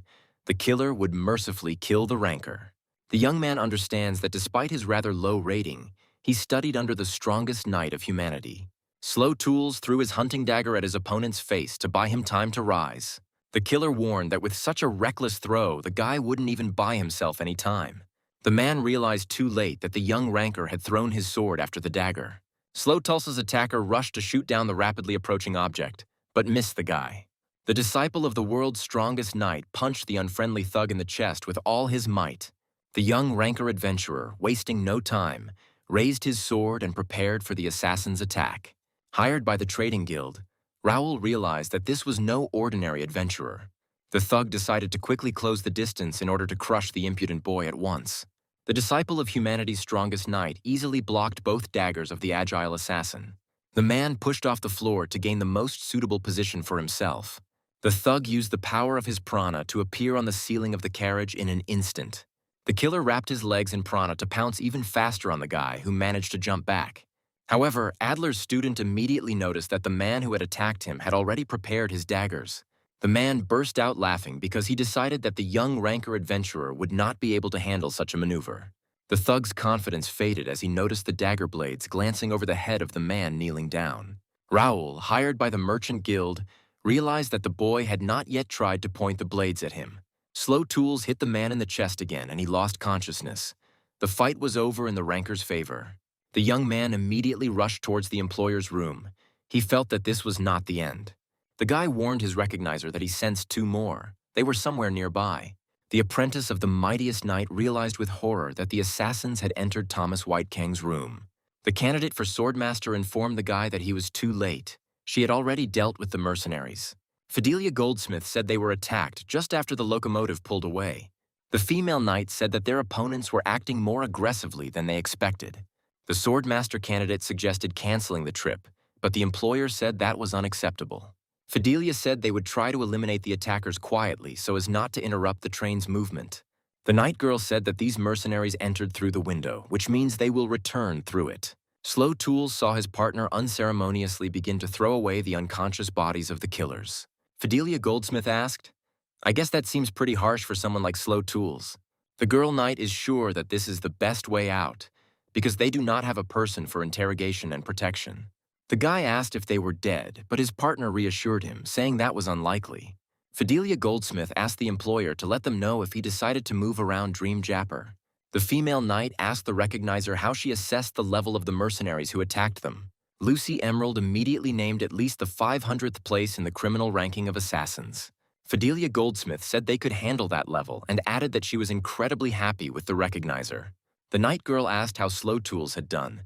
His rank was quite different from that of the mercenaries. The guy admitted that he had dragged out the fight with the lone killer for quite a while. It wasn't easy. Fidelia Goldsmith said that all rankers who have experienced the rank wall go through this. Lucy Emerald explained that the rank wall refers to the difference in strength at the boundaries of ranking ranks. The recognizer said that the guy is now in front of the wall of a 3-digit rating rank. Fidelia Goldsmith is confident that Slow Tools is not easy to complete tasks with triple difficulty. The disciple of humanity's strongest knight asked what they could do in such a situation. The night girl asked if the young man from the remote village had forgotten his own words. Fidelia Goldsmith said that now was the time to teach the boy her vision of the legendary hidden force technique. The 300th ranked knight understands that the assassins will not attack so soon without a new plan. The disciple of humanity's strongest knight noticed that the locomotive was moving incredibly fast. During their duel, his partner noticed that the guy's prana control did not go beyond the basic level. The girl is sure that Slow is forcibly using techniques that he logically should not possess. Fidelia Goldsmith said that the hidden force technique is much more complex than the boy imagines. The 300th knight in the ranking said that the young man must first learn advanced prana techniques. Fidelia said that she would dispel the guy's misconceptions. She was too excited during their duel. The girl knight decided to show Slow what the movements of a swordmaster's technique should look like. In the blink of an eye, the young man realized that his partner's silhouette had evaporated. She had simply disappeared. The disciple of humanity's strongest knight realized just how powerful Fidelia Goldsmith truly is. The night girl said that this is exactly what the movements in the legendary hidden force technique look like. The knight said that Adler's technique has invisible speed and complete freedom of sword wielding. Fidelia Goldsmith noted that Slow was too slow for the technique, but she would teach him. The girl said that the guy should know that the Lord of Destruction's flurry is a special technique. The knight admitted that even she could only reproduce the swordmaster's techniques up to Squall. Fidelia Goldsmith said that no matter how hard she tried, she couldn't copy the 4th and 5th techniques. The 300th ranked knight admits that she cannot master the legendary hidden force style. The disciple of humanity's strongest knight noted that his partner looked genuinely upset. The night girl said that they must not waste time. Slow must begin training immediately. Fidelia Goldsmith warned that they would be using this rope in their first lesson. The young man remembered how Adler had told him that Squall was a special part of the hidden force. The strongest knight of humanity noted that the 3rd technique cannot be used anywhere. Adler asked Slow Tools to look more closely. He must examine every movement. A young man from a remote village could not believe his eyes because he saw something incredible. Humanity's strongest knight said that he still felt that this technique was not fencing. Fidelia Goldsmith said they would teach their first lesson using a rope bought at a department store. Slow asked how the rope would help him master the shkval, and the girl asked him to do without strange fantasies. The 300th knight in the ranking said that she would first show how to handle this rope. The girl knight easily launched the end of the rope against the oncoming flow of a powerful wind. Fidelia Goldsmith remarked that if the young man could repeat after her, the first lesson would be completed. Slow Tools strained to get the rope through the headwind, but it was unstable. The launched end of the rope returned quickly enough and hit the guy in the face. The girl knight noticed that the speed was not enough for the light rope to overcome the headwind. Fidelia Goldsmith said that prana flows like a river or a waterfall, and its intensity can be increased. The 300th knight in the ranking said that this is exactly the skill that the guy should master. The night girl said that the young man should be able to increase the peak power of prana in an instant. Slow Tools realized that he had to direct a stream of accelerated prana into his hand at the moment of throwing. Fidelia Goldsmith noted that the guy almost got it right, but he missed the time. Adler's student tried again while his partner was thinking about calculating the time it would take for the prana to flow. The young man admitted that it was very difficult and decided to release more prana to push the rope with force. The female knight immediately shouted at her partner that he should not use brute force. Fidelia shouted that the guy wouldn't be able to master the proper technique if he continued to push with volume. The 300th knight in the ranking noticed that Squall was consuming an already enormous amount of prana. The girl knight is sure that even Slow, with his endless prana, will eventually be unable to cope. Fidelia Goldsmith said that's why they learned the correct dosage of prana in their first lesson. The disciple of the strongest knight declared that no matter how much prana he spent, it would never run out.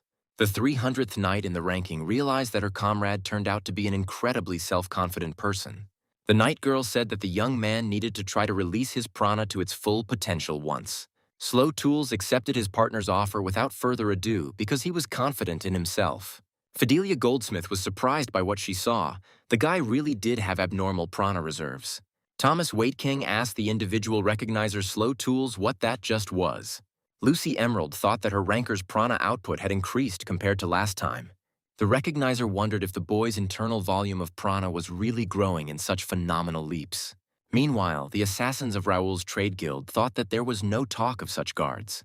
The assassins sent by him did not understand what kind of monster Thomas Waitking had hired to accompany him on the locomotive. The man standing in the library thought that he even laughed. The guy had the prana of a single-digit ranked ranker. The mercenary came to the conclusion that the young man had a large amount of prana, but he did not know how to control it. Sent by the trade guild, Raoul thought that there was less than half a day left until the next operation. Meanwhile, the disciple of the strongest knight continued to squeeze out an inexhaustible amount of prana from himself. Fidelia Goldsmith thought it was a miracle that with so much prana he looked like an ordinary person. The 300th knight in the ranking decided that this might be enough to hold off Raoul's thugs. The girl knight realized that perhaps the young man was already first in the world in terms of the amount of prana alone. Fidelia Goldsmith was firmly convinced that humanity's strongest knight was mentoring Slow. The 300th knight in the ranking admitted that this guy was indeed a true disciple of Mr. Adler. Lucy Emerald noticed that her comrades had already returned, so she asked how everything went. The girl knight said that the first lesson was completely completed. Fortunately, Slow is talented. The young man asked how many classes were left, and Fidelia Goldsmith replied that there were only 3. The girl warned that tomorrow's training promised to be tough and noticed that Thomas was sleeping. The night girl said that she could sense Thomas Waitking's prana because everyone has this energy. Fidelia Goldsmith said that with proper prana control, even such sensitivity is possible. The 300th knight in the ranking said that she saw how poorly the young man was handling his powers. The night girl said that since Mr. Thomas had fallen asleep, her companions needed to look at the important documents. Slow Tools asked what it was, and Fidelia Goldsmith replied that it was a document describing their employer. Lucy Emerald exclaimed joyfully, "Could this really be the work that is shared in the knightly order?" Adler's apprentice realized that Thomas Waitking was the head of the Waitking Merchant Guild in the 2nd generation. Slow read that Waitking's company was engaged in retail trade and was managed by a major department store. The young man realized that initially it was a small company selling medicines and pharmaceuticals. The guy said that it turns out the customer is an important person, and Lucy asked what he meant by that. Fidelia Goldsmith said that Thomas Waitking is cautious but very hot-tempered by nature. The individual recognizer said that it was now her turn to share information about their attackers. The girl said she had accessed the National Administration's database and found something valuable. Lucy Emerald is sure that the 3 thugs who attacked them were one team. The recognizer said that mercenaries are usually hired individually to avoid leaving traces.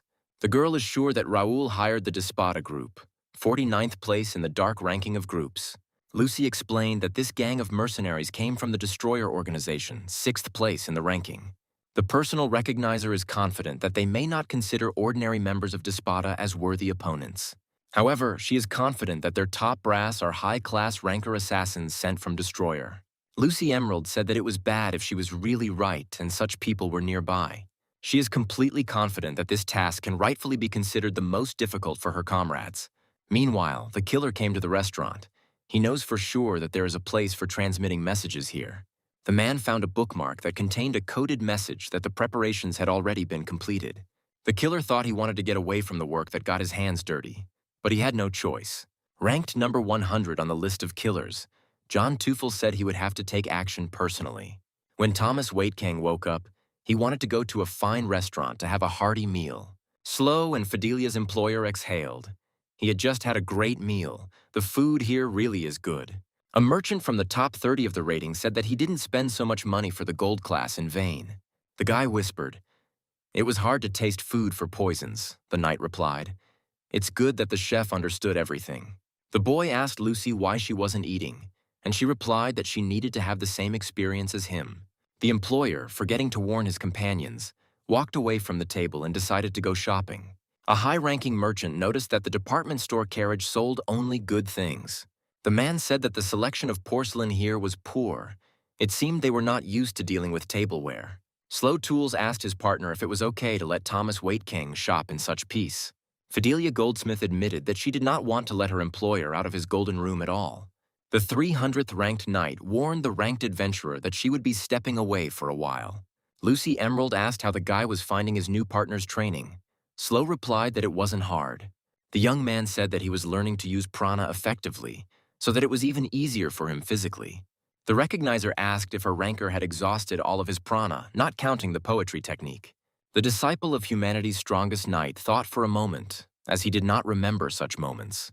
Lucy Emerald said that this is what she finds strange. There is no load without a limit to endurance. The young man assumed that it was all because he had an incredibly large amount of prana. The recognizer said that this is where the main oddity lies.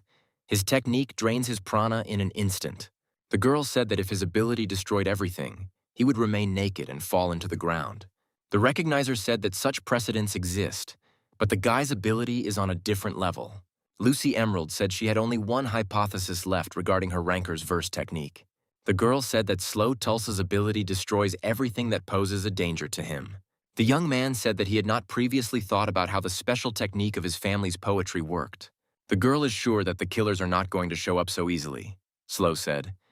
It remains to be on guard. A sudden click preceded the instantaneous power outage in the department store car. Passengers on the locomotive wondered what the sudden power outage was about and when it would be turned back on. The student of the strongest knight thought that they were in the most difficult situation possible. Fidelia Goldsmith thought that they were in the dark in the middle of a crowd. They couldn't act rashly. Thomas Waitking shouted at the top of his lungs, "Where are his escorts? They should be protecting him." The girl knights shouted at their employer to remain quiet. It was dangerous to be so loud. The 300th knight in the ranking reacted in time to the dagger of an unknown assassin aiming at her. Fidelia Goldsmith understands that they were identified by their voices. There was no need to shout so loudly. The girl knight tried to identify the enemy by prana, but there were too many people in this carriage. The student of the strongest knight asked if light appeared in this carriage, how much it would help his partner. The 300th ranked knight exclaimed that this would indeed make it easier for her to determine her opponents. Slow Tools said Thomas Waitking's defense is now on his partner, while he will handle coverage. The guy thrust his sword into the ceiling of the carriage, trying to stay as high as possible to carry out his plan. The disciple of the strongest knight of humanity decided to illuminate the hypermarket carriage with his prana. The passengers were amazed by the indescribable beauty of what was happening. Could it really be some kind of staged performance? Fidelia Goldsmith thought her partner had managed to light up an entire train car with his volume of prana. The night girl said that Slow was doing great. He just needed to hold out until the lights came on. The hired thug, John Teufel, immediately set his sights on the young ranker adventurer. The one hired by Raoul said, "So this teenager is the owner of this outstanding prana." The killer, ranked number 100 in the dark rankings, easily pushed the guy into the next car. The disciple of humanity's strongest knight didn't have time to react to the man's crushing blow. Slow Tools was unable to stop his flight, so he smashed his body through the doors of the next car. The adventurer ranker stopped and thought about who his opponent was and where such strength came from. Hired by Raoul's merchant guild, the high-ranking assassin addressed the teenager in front of him. The man declared that now was the time to hunt this monster with an immeasurable amount of prana. Fidelia Goldsmith realized that she and her partner had been separated, probably by one of the mercenaries. The 300th knight in the ranking noticed that the assassins who attacked them had painted their daggers black. The girl knight understands that the real master has gone to Slow Tools and it won't be easy for the guy. Fidelia Goldsmith released some of her prana and asked if the assassins were underestimating her. Hired by the merchant guild, Raoul decided that attacking from a blind spot would be the best solution. The swordmaster candidate felt the prana that was getting too close to her. The killer did not believe that anyone was capable of such a thing, and the girl instantly killed him with a sword. The fallen thug's comrades wondered what had just happened and why their partner had collapsed. Raoul, hired by the Merchant Guild, thought it was an explosion or a technique that exploded prana. The man was sure of only one thing. This night girl had struck 3 blows at once. The thug thought he saw some strange objects made of prana surrounding Fidelia Goldsmith. The assassin decided that these shining snowflakes were the prana technique of this night girl. However, the killer quickly dismissed the idea because he did not sense any prana fluctuations from the rancor. The man admitted that he really wanted to find out what it was, but he couldn't wait too long. Fidelia thought that the softening of the guts technique overlapped each other. The girl knows that the final blow of this technique detonates and creates a powerful explosion. The 300th knight in the ranking understands that this final blow can be prevented. She knows that this way she can create a frozen bomb from the blows, which is easy to activate. The female knight said that this swordmaster technique is absolutely undeniable power. Fidelia Goldsmith said she was the only one who understood the legendary swordmaster's technique. The disciple of humanity's strongest knight attempted to throw a rope against a strong wind. The 300th knight in the ranking saw that the young man had coped with the task set before him superbly. The night girl said that the young man must definitely remember this feeling of the flow technique. Fidelia Goldsmith said that this technique is very common among the higher ranks. The 300th knight in the ranking said that Slow would be able to handle the force better once he mastered the flow. John Teufel and the apprentice of the strongest knight assessed each other. Rushing into battle was dangerous. A high-ranking assassin hired by Raoul's guild realizes that the boy's defenses have many gaps. The disciple of the strongest knight of humanity saw clearly that the one who attacked him was not an ordinary killer. The young man decided to crush his opponent with his new prana technique called flow. John Teufel saw that the young man was about to jump up from his seat, so he decided to keep up with him. Slow Tools and the high-ranking assassin crossed blades, each one as strong as the other. Hired by the trading guild, Raoul realized that this guy was no ordinary rancor adventurer. The man asked if the boy could already use the flow to enhance his actions. John Teufel decided that he should not hold back against the boy. He was too dangerous. The disciple of the strongest knight of humanity felt that his opponent's strength had suddenly increased. The high-ranking assassin again threw the guy into the doors of the next car in the coupling of this locomotive. The people who were in the library shouted what was going on here. Was there really a fight between rankers? John Teufel noticed that the young man had such promising prospects that it was even a shame to kill him.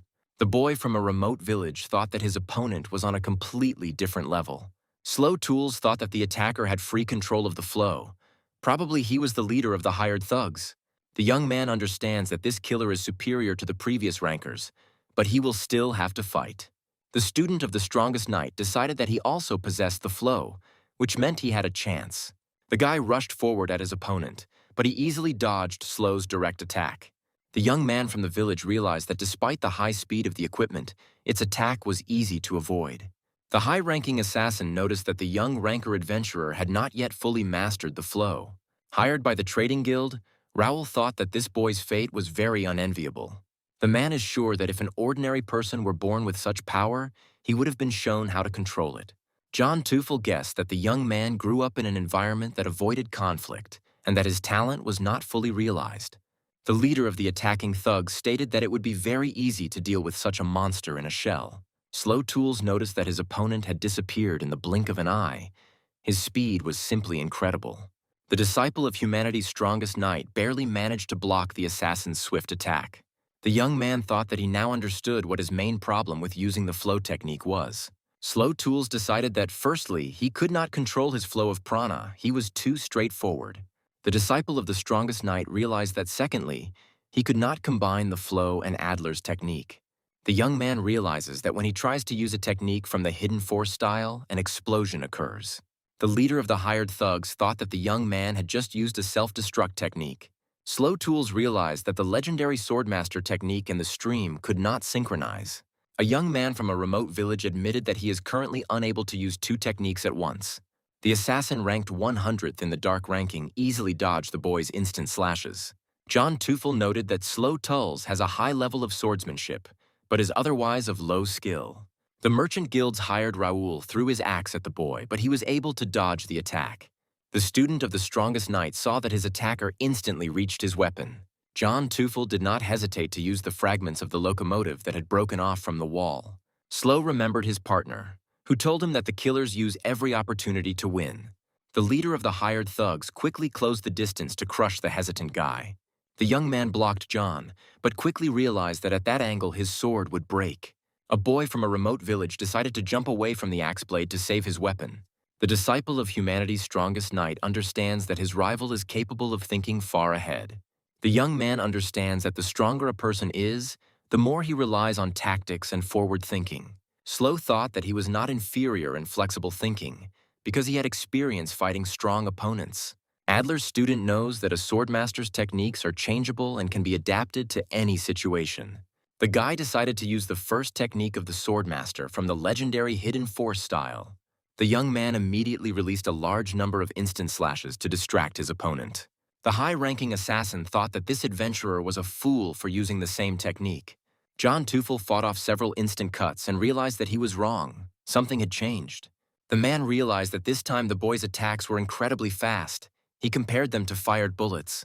Raoul's guild hired him to note that the cuts accumulated and could not be dodged, but were easily reflected. John Teufel shouted that with such power the guy could hit as much as he wanted. It would be no use. The young man said that the man understood everything correctly. The technique is fast, but each blow is light. The boy said that even if he blew up all the cuts at once, it wouldn't have the power of the second technique. Slow Tools said this was enough to hamper the opponent's movements and launch a counterattack. The 100th of the dark ranking of killers realized that it was quite enough for the guy to control one attack. The disciple of humanity's strongest knight approached his attacker and released prana. A boy from the remote village of Tulls used the flow to deal a crushing blow. The disciple of humanity's strongest knight realized that he had mastered the flow technique better. John Teufel collapsed to the floor, unable to continue fighting the ranker adventurer any longer. Slow Tools was out of breath. This battle was proving to be far more intense than any of their previous ones.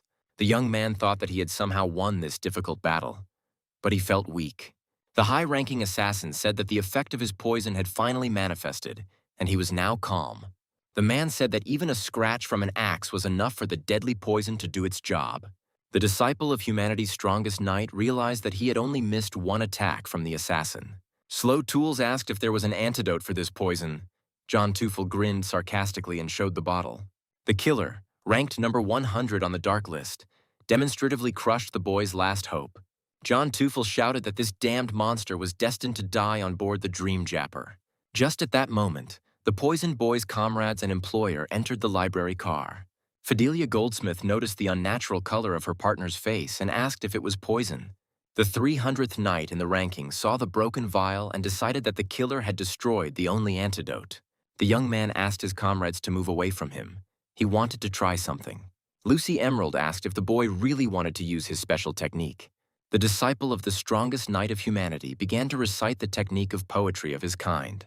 The guy's personal recognizer thought that this was the only right decision in the current situation. Lucy Emerald thought that the guy's technique, heaven willing, would help neutralize the poison. Slow Thulsa's dense green prana began to heal his body of the toxic, deadly poison. The disciple of the strongest knight of humanity said that it seemed that he had succeeded.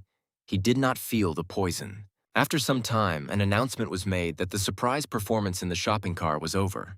The engineer announced that the locomotive would soon arrive at the intermediate station. Fidelia Goldsmith said the driver did indeed make the announcement as Thomas Waitking had requested. Slow Tools noted that they had solved the problem with the trading car. But what about the destruction in the library car? The coworker responded that the passengers were told that the performers had gotten into a personal fight. The girl said that this issue could be easily resolved with a sincere apology and monetary compensation. The individual recognizer told her ranker that she seemed to have figured out the essence of his technique. Lucy Emerald said that this incident made her realize the power of his poetry technique. The girl said that the main essence of Slow's technique, may it achieve the will of heaven, is in his survival. The recognizer is confident that this technique will instantly neutralize everything that negatively affects the guy. Lucy Emerald said the boy still can't move because of the price he pays for that power. The girl is sure that Slow should not use invulnerability for more than 10 seconds. The individual recognizer said that the guy must develop an exclusive strategy for this. Fidelia Goldsmith asked how the boy managed to defeat John Teufel. He was much stronger than the young man. The young man spoke about a combination of techniques from the Hidden Force style, and the knight said that now she understood. The girl said that the second Hidden Force technique is especially susceptible to various combinations. The knight said that the finishing blow of the softening of the guts can be activated by anything. Fidelia Goldsmith explained that the swordmaster's techniques seem designed to be combined with each other. The girl said that, unlike other well-known techniques, the master's techniques require flexible thinking. The knight said that she would explain all this later and noted that the guy began to look like a follower of Adler. The boy from the remote village said that all this was thanks to the good mentoring of his partner. Slow Tools said that Fidelia Goldsmith teaches him much better than the strongest knight of humanity. The 300th ranked knight stated that Mr. Adler's teachings are the best in the world. The girl asked if the guy was saying this because he was bragging that Adler himself had taught him. Slow thought that he had sincerely praised his partner, and she had wanted to kill him for it. Fidelia Goldsmith said, "If you think about it calmly, they finished off the top of the hired killers." The knight suggested that the mercenaries from Despada might retreat after such a blow. Lucy Emerald said that this couldn't be true. John Teufel was definitely not the top mercenary. The individual recognizer is confident that the killer was just a rank-and-file member of the group. Fidelia Goldsmith asked if the top of Despada could really be that strong. The recognizer is sure that if John were the top killer, their heads would have flown off their shoulders long ago. Lucy Emerald said that their battle is still not over. There is no need to relax ahead of time. Meanwhile, at the intermediate station of the intercontinental locomotive Dream Japper, the following was happening. A little girl asked her mother to look at a man who was skillfully juggling. The girl's mother noticed the eccentric man and said that it was incredibly cool. Meanwhile, the juggler thought that if his partner failed, he would have to end this performance. The eccentric man thought his partner had lost his skills because he was doing paperwork. The killer noticed that the coin had not fallen into his box, so he immediately rushed towards it. The eccentric man shouted that this penny belonged to him and no one should touch it. John Teufel's partner realized he had just embarrassed himself in front of a crowd because of an old habit. The eccentric man thought that habits were an incredibly terrible force. A member of the Despada group asked a passerby to be more careful as he couldn't see where he was going. John's partner apologized for his inattention, and the Ouroboros member admitted his guilt. The eccentric man said that the passerby had a rather distinctive face. Could he really be from the Republic? Adam's brother said that it was indeed so. He was returning to his homeland to meet someone. Meanwhile, on board the Intercontinental Express Dream Japper, the following was happening. The disciple of humanity's strongest knight recently woke up and decided to greet his comrades. Fidelia Goldsmith asked if the young adventurer had managed to get any sleep and rest. The young man replied that it was so and asked if that night had been peaceful, and his partners nodded in the affirmative. The individual recognizer said that Dream Japper was already halfway to the Republic. Thomas Waitking told the rankers that he would be dining in his room today and that room service would be required. The young man thought that after the recent attack, their employer had become more cautious, and that was right. Fidelia Goldsmith said she would do everything, but before that she had something to say to the high-ranking merchant. The 300th knight rank thought that John Teufel was strong, but now someone stronger would appear. The Swordmaster candidate stated that Thomas Waitking was hiding something from them and he had to tell them. A man ranked among the top 30 merchants asked what Fidelia Goldsmith meant. The girl said that there was no point in their client's competitors hiring strong fighters for a minor skirmish. The knight asked the man to explain why he was being pursued so persistently by high-ranking assassins. The Swordmaster candidate said that she was awaiting an explanation of this part of the quest from Thomas Waitking. Fidelia Goldsmith stated that if their client remained silent, they would abandon the dangerous mission. The girl said that due to the customer's fault for not disclosing the details, they were risking their lives for an inappropriate fee. The knight said that fortunately they had a recognizer with them. The bureau would definitely be on their side. The man shouted that he agreed to increase the payment for the task and explain all the details of the order. The 30th ranked trader admitted that he wants to obtain the rights to extract insect steel in the region. The individual recognizer said that insectistyle is the raw material for Fazaris. Lucy Emerald said it was a drug made from insect stone powder. The girl said that father, this is very easy to produce if you have the raw materials, which is what it is notorious for. The employer explained that this drug is used as startup capital by several criminal groups. Fidelia Goldsmith said that from the very beginning, their opponents were not competing companies but criminal gangs. Slow Tools asked why Mr. Thomas Waitking suddenly needed the insect stone loot. The guy asked if a high-ranking merchant was producing Father Hiss, and Thomas interrupted the ranker. The employer swore that this was not the case. He could say with absolute certainty that he did not produce Father Hiss.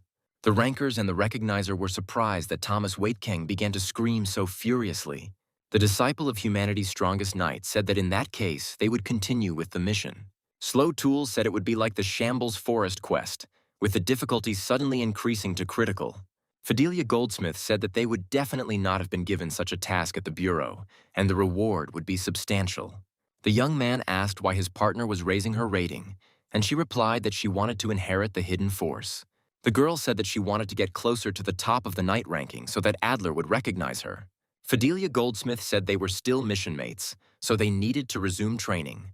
The girl knight said that the enemy's strength exceeded all her expectations. She needed to become stronger. The 300th knight in the ranking said that Slow Tools can already freely activate the flow technique. Fidelia Goldsmith is confident that by using this property of prana, the boy can influence the outcome of the battle. The female knight stated that the purpose of the second lesson would be to maintain and stabilize the prana flow. The 300th ranked knight realized that she had to clarify the new task for Slow Tulsa. Fidelia Goldsmith said the boy should go outside to run alongside Dream Japper.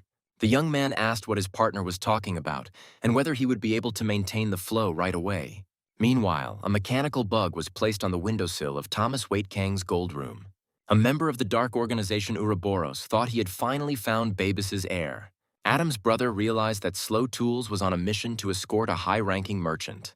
The mechanical man saw that the young man had recently fought a fierce battle. The man noted that despite all the difficulties, the guy stubbornly continues to rise in the rankings. A member of the dark organization Ouroboros thought that the man from Despada was an extremely impatient person. The eccentric man explained to his comrades that it was all because they had botched the assassination. The painted one declared that Despada also had pride and that they no longer needed such nuisances as them. The eccentric man thought that their target's guard consisted of a knight and a guy with monstrous prana. The man from Despada decided that he would first deal with the knight. Usually, they were the easiest to spot. The painted assassin realized that the ranker knight was about to exit through the window. This was the perfect moment. The eccentric man thought that he should test the knight with the bright, sparkling prana. Not the last assassin from the dark organization, Despada waited for the right moment and released daggers at Fidelia. The high-ranking merchant's escorts didn't even realize that the Despada assassin was already at work. A member of the shadowy organization Ouroboros decided that the painted killer was rushing things too much. Adam's brother easily deflected the daggers thrown at the ranker knight, so as not to deviate from the plan. The eccentric man asked himself what had just happened. Someone had knocked his daggers away. The mechanical man thought that it was undesirable to interfere now. Slow's training would be to their advantage. A member of the dark organization Ouroboros noted that they respect the painted killer's decision. The eccentric man tried to understand whether the ranker knight had actually figured out his plan. Adam's brother decided to implant nanomachines into the body of a high-ranking assassin, wanting to test them. A member of the dark organization Ouroboros hoped that this would be an excellent test before action. After some time, the following happened outside the moving transcontinental locomotive. The disciple of humanity's strongest knight tried to keep up with the fast Dream Japper. Slow Tools screamed that he couldn't go on any longer, and Fidelia Goldsmith sighed heavily.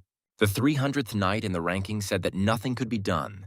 The guy would have to be lifted on board. The boy from the remote village of Tools thought that he had already run quite a long distance. The ranker knight noticed that the boy's stamina, unlike prana, was not limitless and quickly ran out. The young man agreed and said that if they continued training, he would not be able to guard Thomas Waitking. Fidelia Goldsmith asked how the training was going.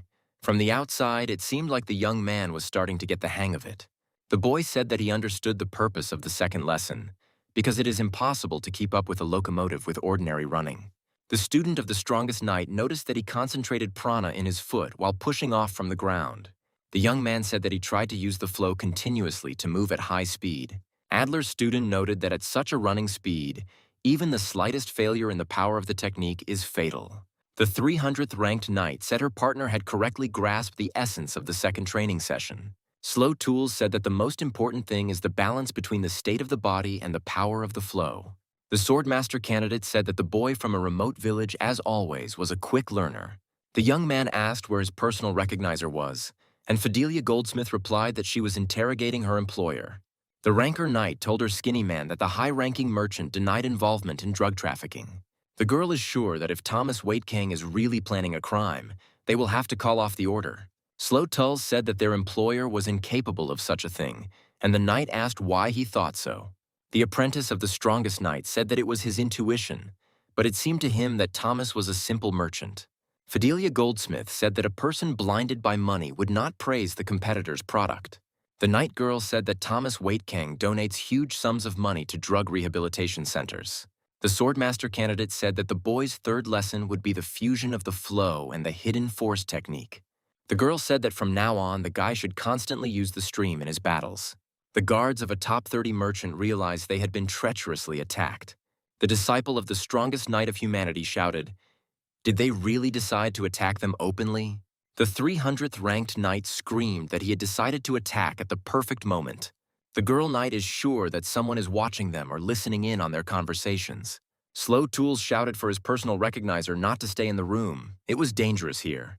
The girl saw the man who attacked her friends and immediately determined his height and approximate weight. The recognition agency employee is sure that this pink hair color is his natural color. Lucy Emerald noted that the man was unarmed and that his forearm muscle groups were incredibly developed. The individual recognizer shouted that he was incredibly strong, as he was from the highest echelon of Despada. The Identification Bureau employee is sure that they are facing the master of throwing, Nile Shutter. Lucy Emerald warned the escort rankers that this man could throw anything. The disciple of the strongest knight of humanity managed to dodge the heavy furniture that was rushing towards him. The boy from the remote village thought that if it weren't for his recognizer's warning, he would be dead. The disciple of humanity's strongest knight realizes that he has never encountered a master of throwing before. Lucy warned that things were complicated by the fact that their opponent was ranked 20th in the kill rankings. Nail Shutter decided not to waste any time because his target was right in front of him. The disciple of humanity's strongest knight thought that the assassin was strengthening his attacks with the flow. Fidelia Goldsmith thought that every throw of this man was comparable to the shot from a cannon. A boy from the remote village of Tools told his partner to take Lucy and Thomas away. The young man is completely sure that this killer is hunting exclusively for him, and the others should not take any risks. The girl knight thought, the killer from the dark organization Despada chose the guy as his target. Fidelia Goldsmith wondered why this man's target was not Mr. Thomas Waitking. The young man said that his partner herself said that the third lesson is part of a real fight. The disciple of the strongest knight declared that with the help of this man he would master the flow to the end. The 300th ranked knight stated that as soon as Lucy and Thomas were safe, she would return. The boy from the remote village of Tools agreed with his partner, who was already leaving the gold room. The disciple of humanity's strongest knight prepared for a very difficult battle with a high-ranking assassin. The young ranker adventurer understood that this fight would be much more difficult than with John Teufel.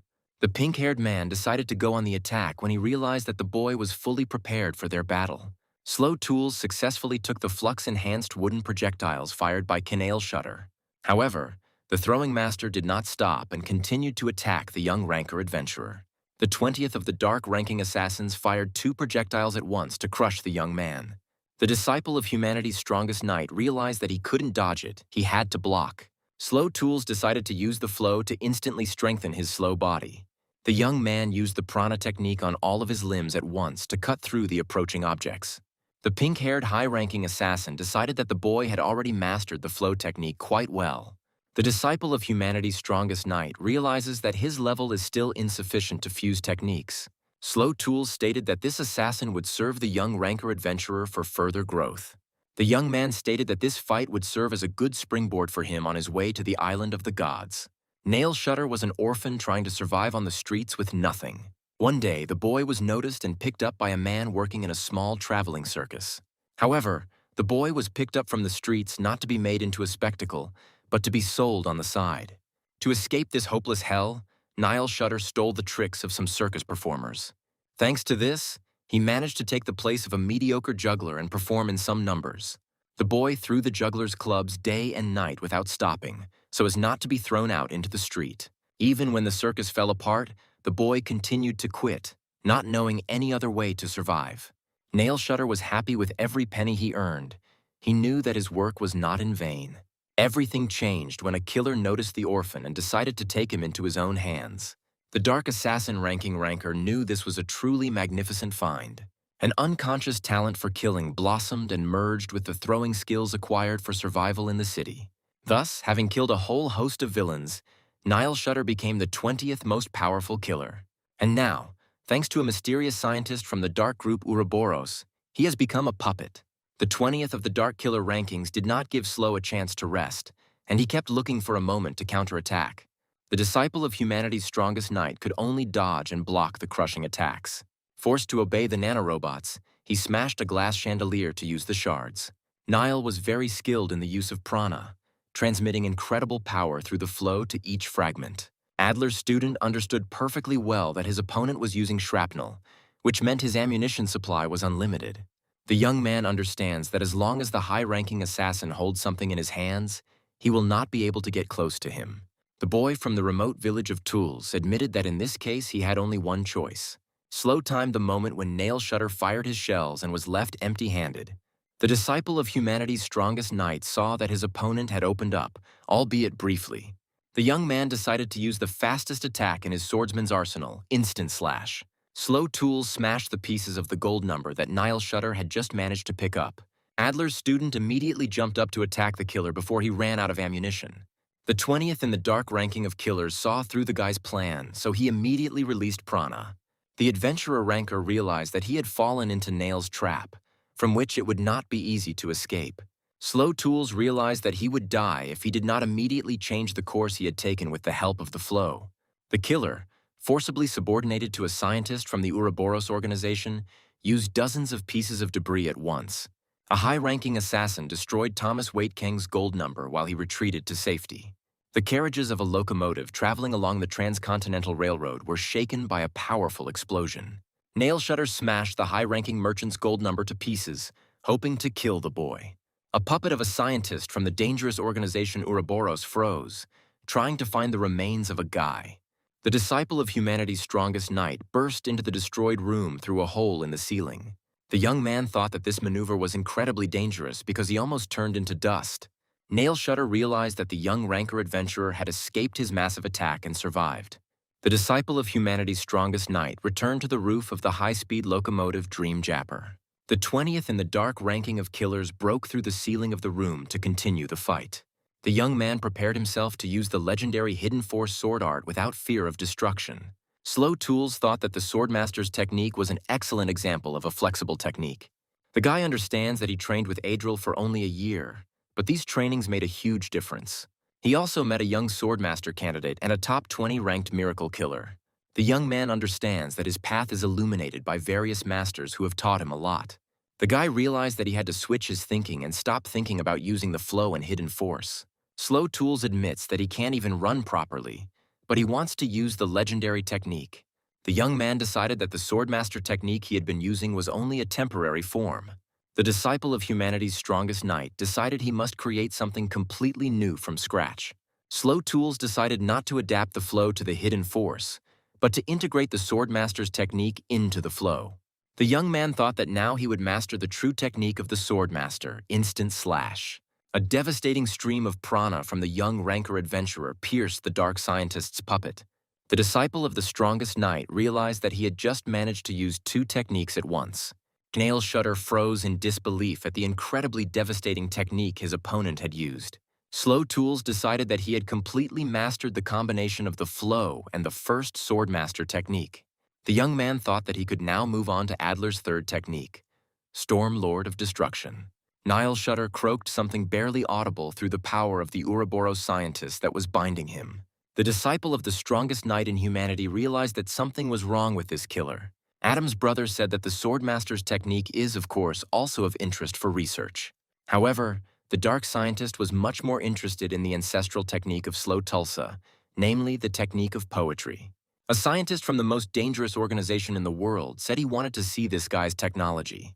The mechanical man decided to pump his crushing prana into the puppet to strengthen it. Slow Tools wondered if this high-ranking assassin's prana really had two colors at once. The young man decided that he shouldn't think about such nonsense now. The main thing now was the fight itself. The disciple of the strongest knight in humanity saw that his rival had been hiding his knives all this time. The young ranker adventurer had hoped in vain that the strong headwind would help him in battle. The man ranked 20th on the killer list prepared to attack the young man. The puppet of a scientist from the dark organization Ouroboros released blades with the help of a powerful stream. The disciple of the strongest knight decided to use instant slash, enhanced by prana flow. However, the high-ranking assassin easily bounced off the youth's devastating prana beam. Slow Tools decided that he would continue to press his opponent in the same spirit, and victory would definitely be his. Suddenly, the young ranker adventurer realized that he was at the limit of his abilities. The young man noticed that his body had become heavy. Did he really not have enough strength to finish this fight? The disciple of the strongest knight decided that the prana consumption of the recently mastered technique was too high. The boy from the remote village of Tools looked at the enemy, but realized that he had lost a lot of time. The young man asked where his opponent could have gone, but he felt something approaching him at high speed. Slow Tools was able to force his body to move to avoid the crushing blow. The disciple of humanity's strongest knight noticed that a massive tree had been thrown at him. The young man noticed that Nile Shutter was not going to stop there but continued to attack. The man didn't even notice the weight of the trees as he tore them out with one movement and sent them towards the boy. Slow Tools thought that a high-ranking assassin was throwing trees and moving at the speed of a locomotive. The young man thought he was remembering the battle with the most powerful poacher, Iris Darkin. The young ranker adventurer decided that he should not drag Dream Japper into this battle. The disciple of the strongest knight decided that he should attack targets precisely, right in the air. The young man was confident that now he would not yield to this high-ranking assassin in terms of firepower. A scientist from the dark organization Ouroboros was just waiting for this moment and gave the order to act. Slow Tools saw that the 20th in the dark ranking of killers had suddenly changed its direction. The man literally flew towards the guy after he powerfully pushed off the ground with the stream. The young man was surprised that his opponent had decided to take the crushing blow of the instant slash. However, Nile Shutter grabbed onto Slow, who was unable to dodge due to the enemy's overwhelming speed. The disciple of humanity's strongest knight realized that the assassin was about to throw him aside.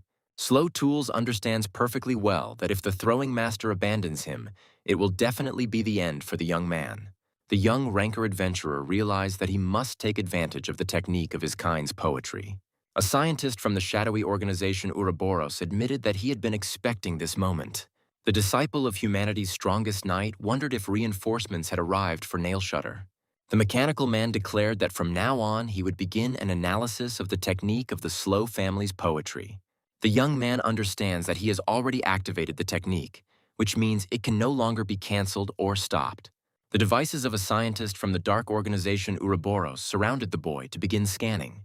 The disciple of humanity's strongest knight did not understand what was happening now, what the scientist had planned.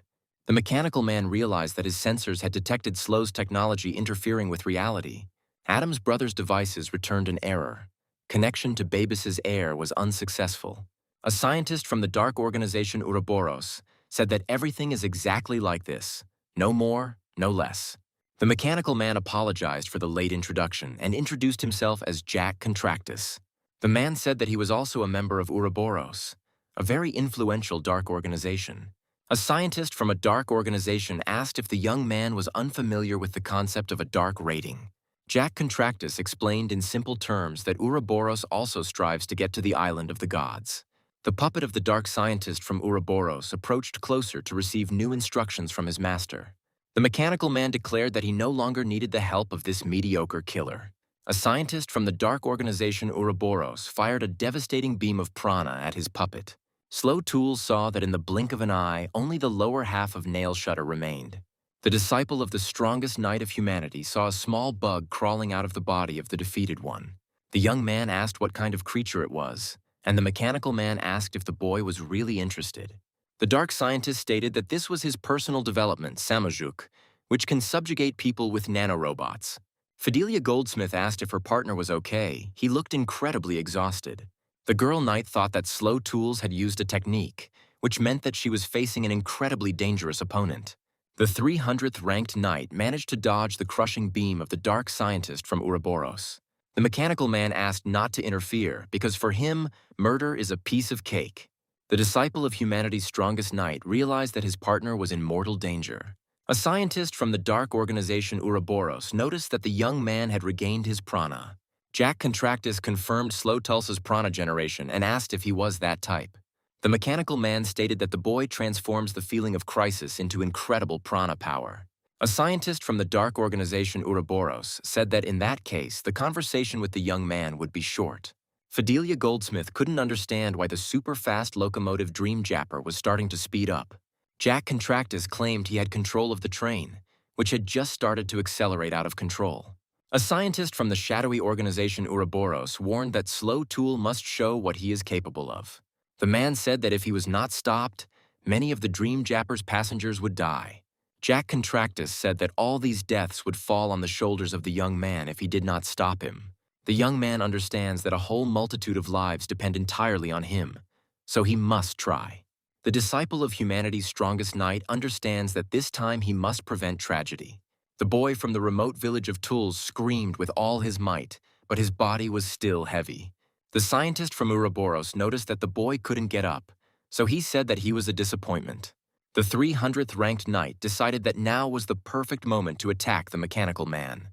Fidelia Goldsmith realized that the unknown man had an incredible shield in his arsenal. The girl knight doesn't understand why the shield is so hard. Is the scientist's prana really that strong? The 300th knight in the ranking called for a personal recognizer of a young ranker adventurer. Lucy Emerald responded immediately and climbed onto the roof of the transcontinental locomotive. The recognition agency worker said that she would move her partner. He should be patient for a little while. The mechanical man stated that he would not persecute those who could not even use technology. The swordmaster candidate said that this man did not seem to be part of Despada. The night girl demanded to know who he was and why he had decided to attack Dream Japper. Jack Contractus asked if he killed the girl, Slow Tools would rise in spirit and defeat him. Fidelia Goldsmith said the mechanical man's skull was filled with cheap parts. The 300th ranked knight went up against the second-ranked prana scientist. The guy's individual recognizer asked if this man had caused the locomotive to accelerate. The exhausted young man replied that it was indeed so. Dream Japper was accelerating uncontrollably. The girl understands that her partner has used the poetry technique, so he needs a good rest. The young man asked where their client was now. Lucy replied that he was hiding in the silver class. The identification bureau worker asked Slow Tools who the man on the roof of the locomotive was.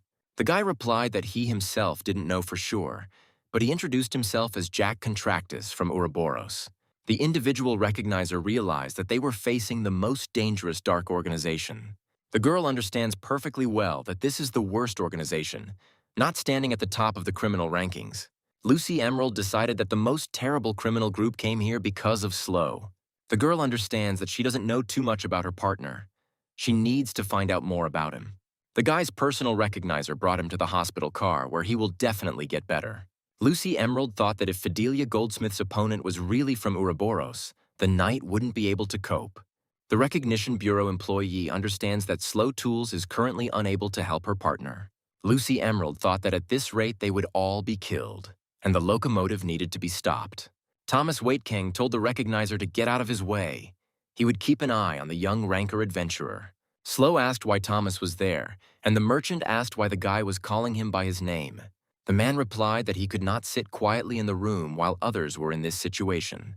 Thomas Waitking said the boy had a prana deficiency, but there was a way to bring him back to his senses for a while. The man warned that this method has side effects, but it is the best available now. A high-ranking merchant asked why the young ranker adventurer was so surprised by his knowledge. Thomas Waitking reminded that he is actually the son of a pharmacist, so for him these are elementary things. The adventurer ranker and his individual recognizer realized that the man knew what he was talking about. Lucy Emerald asked Thomas Waitking to take care of Slow while she did something. The Identification Bureau worker said she would try to stop the transcontinental locomotive.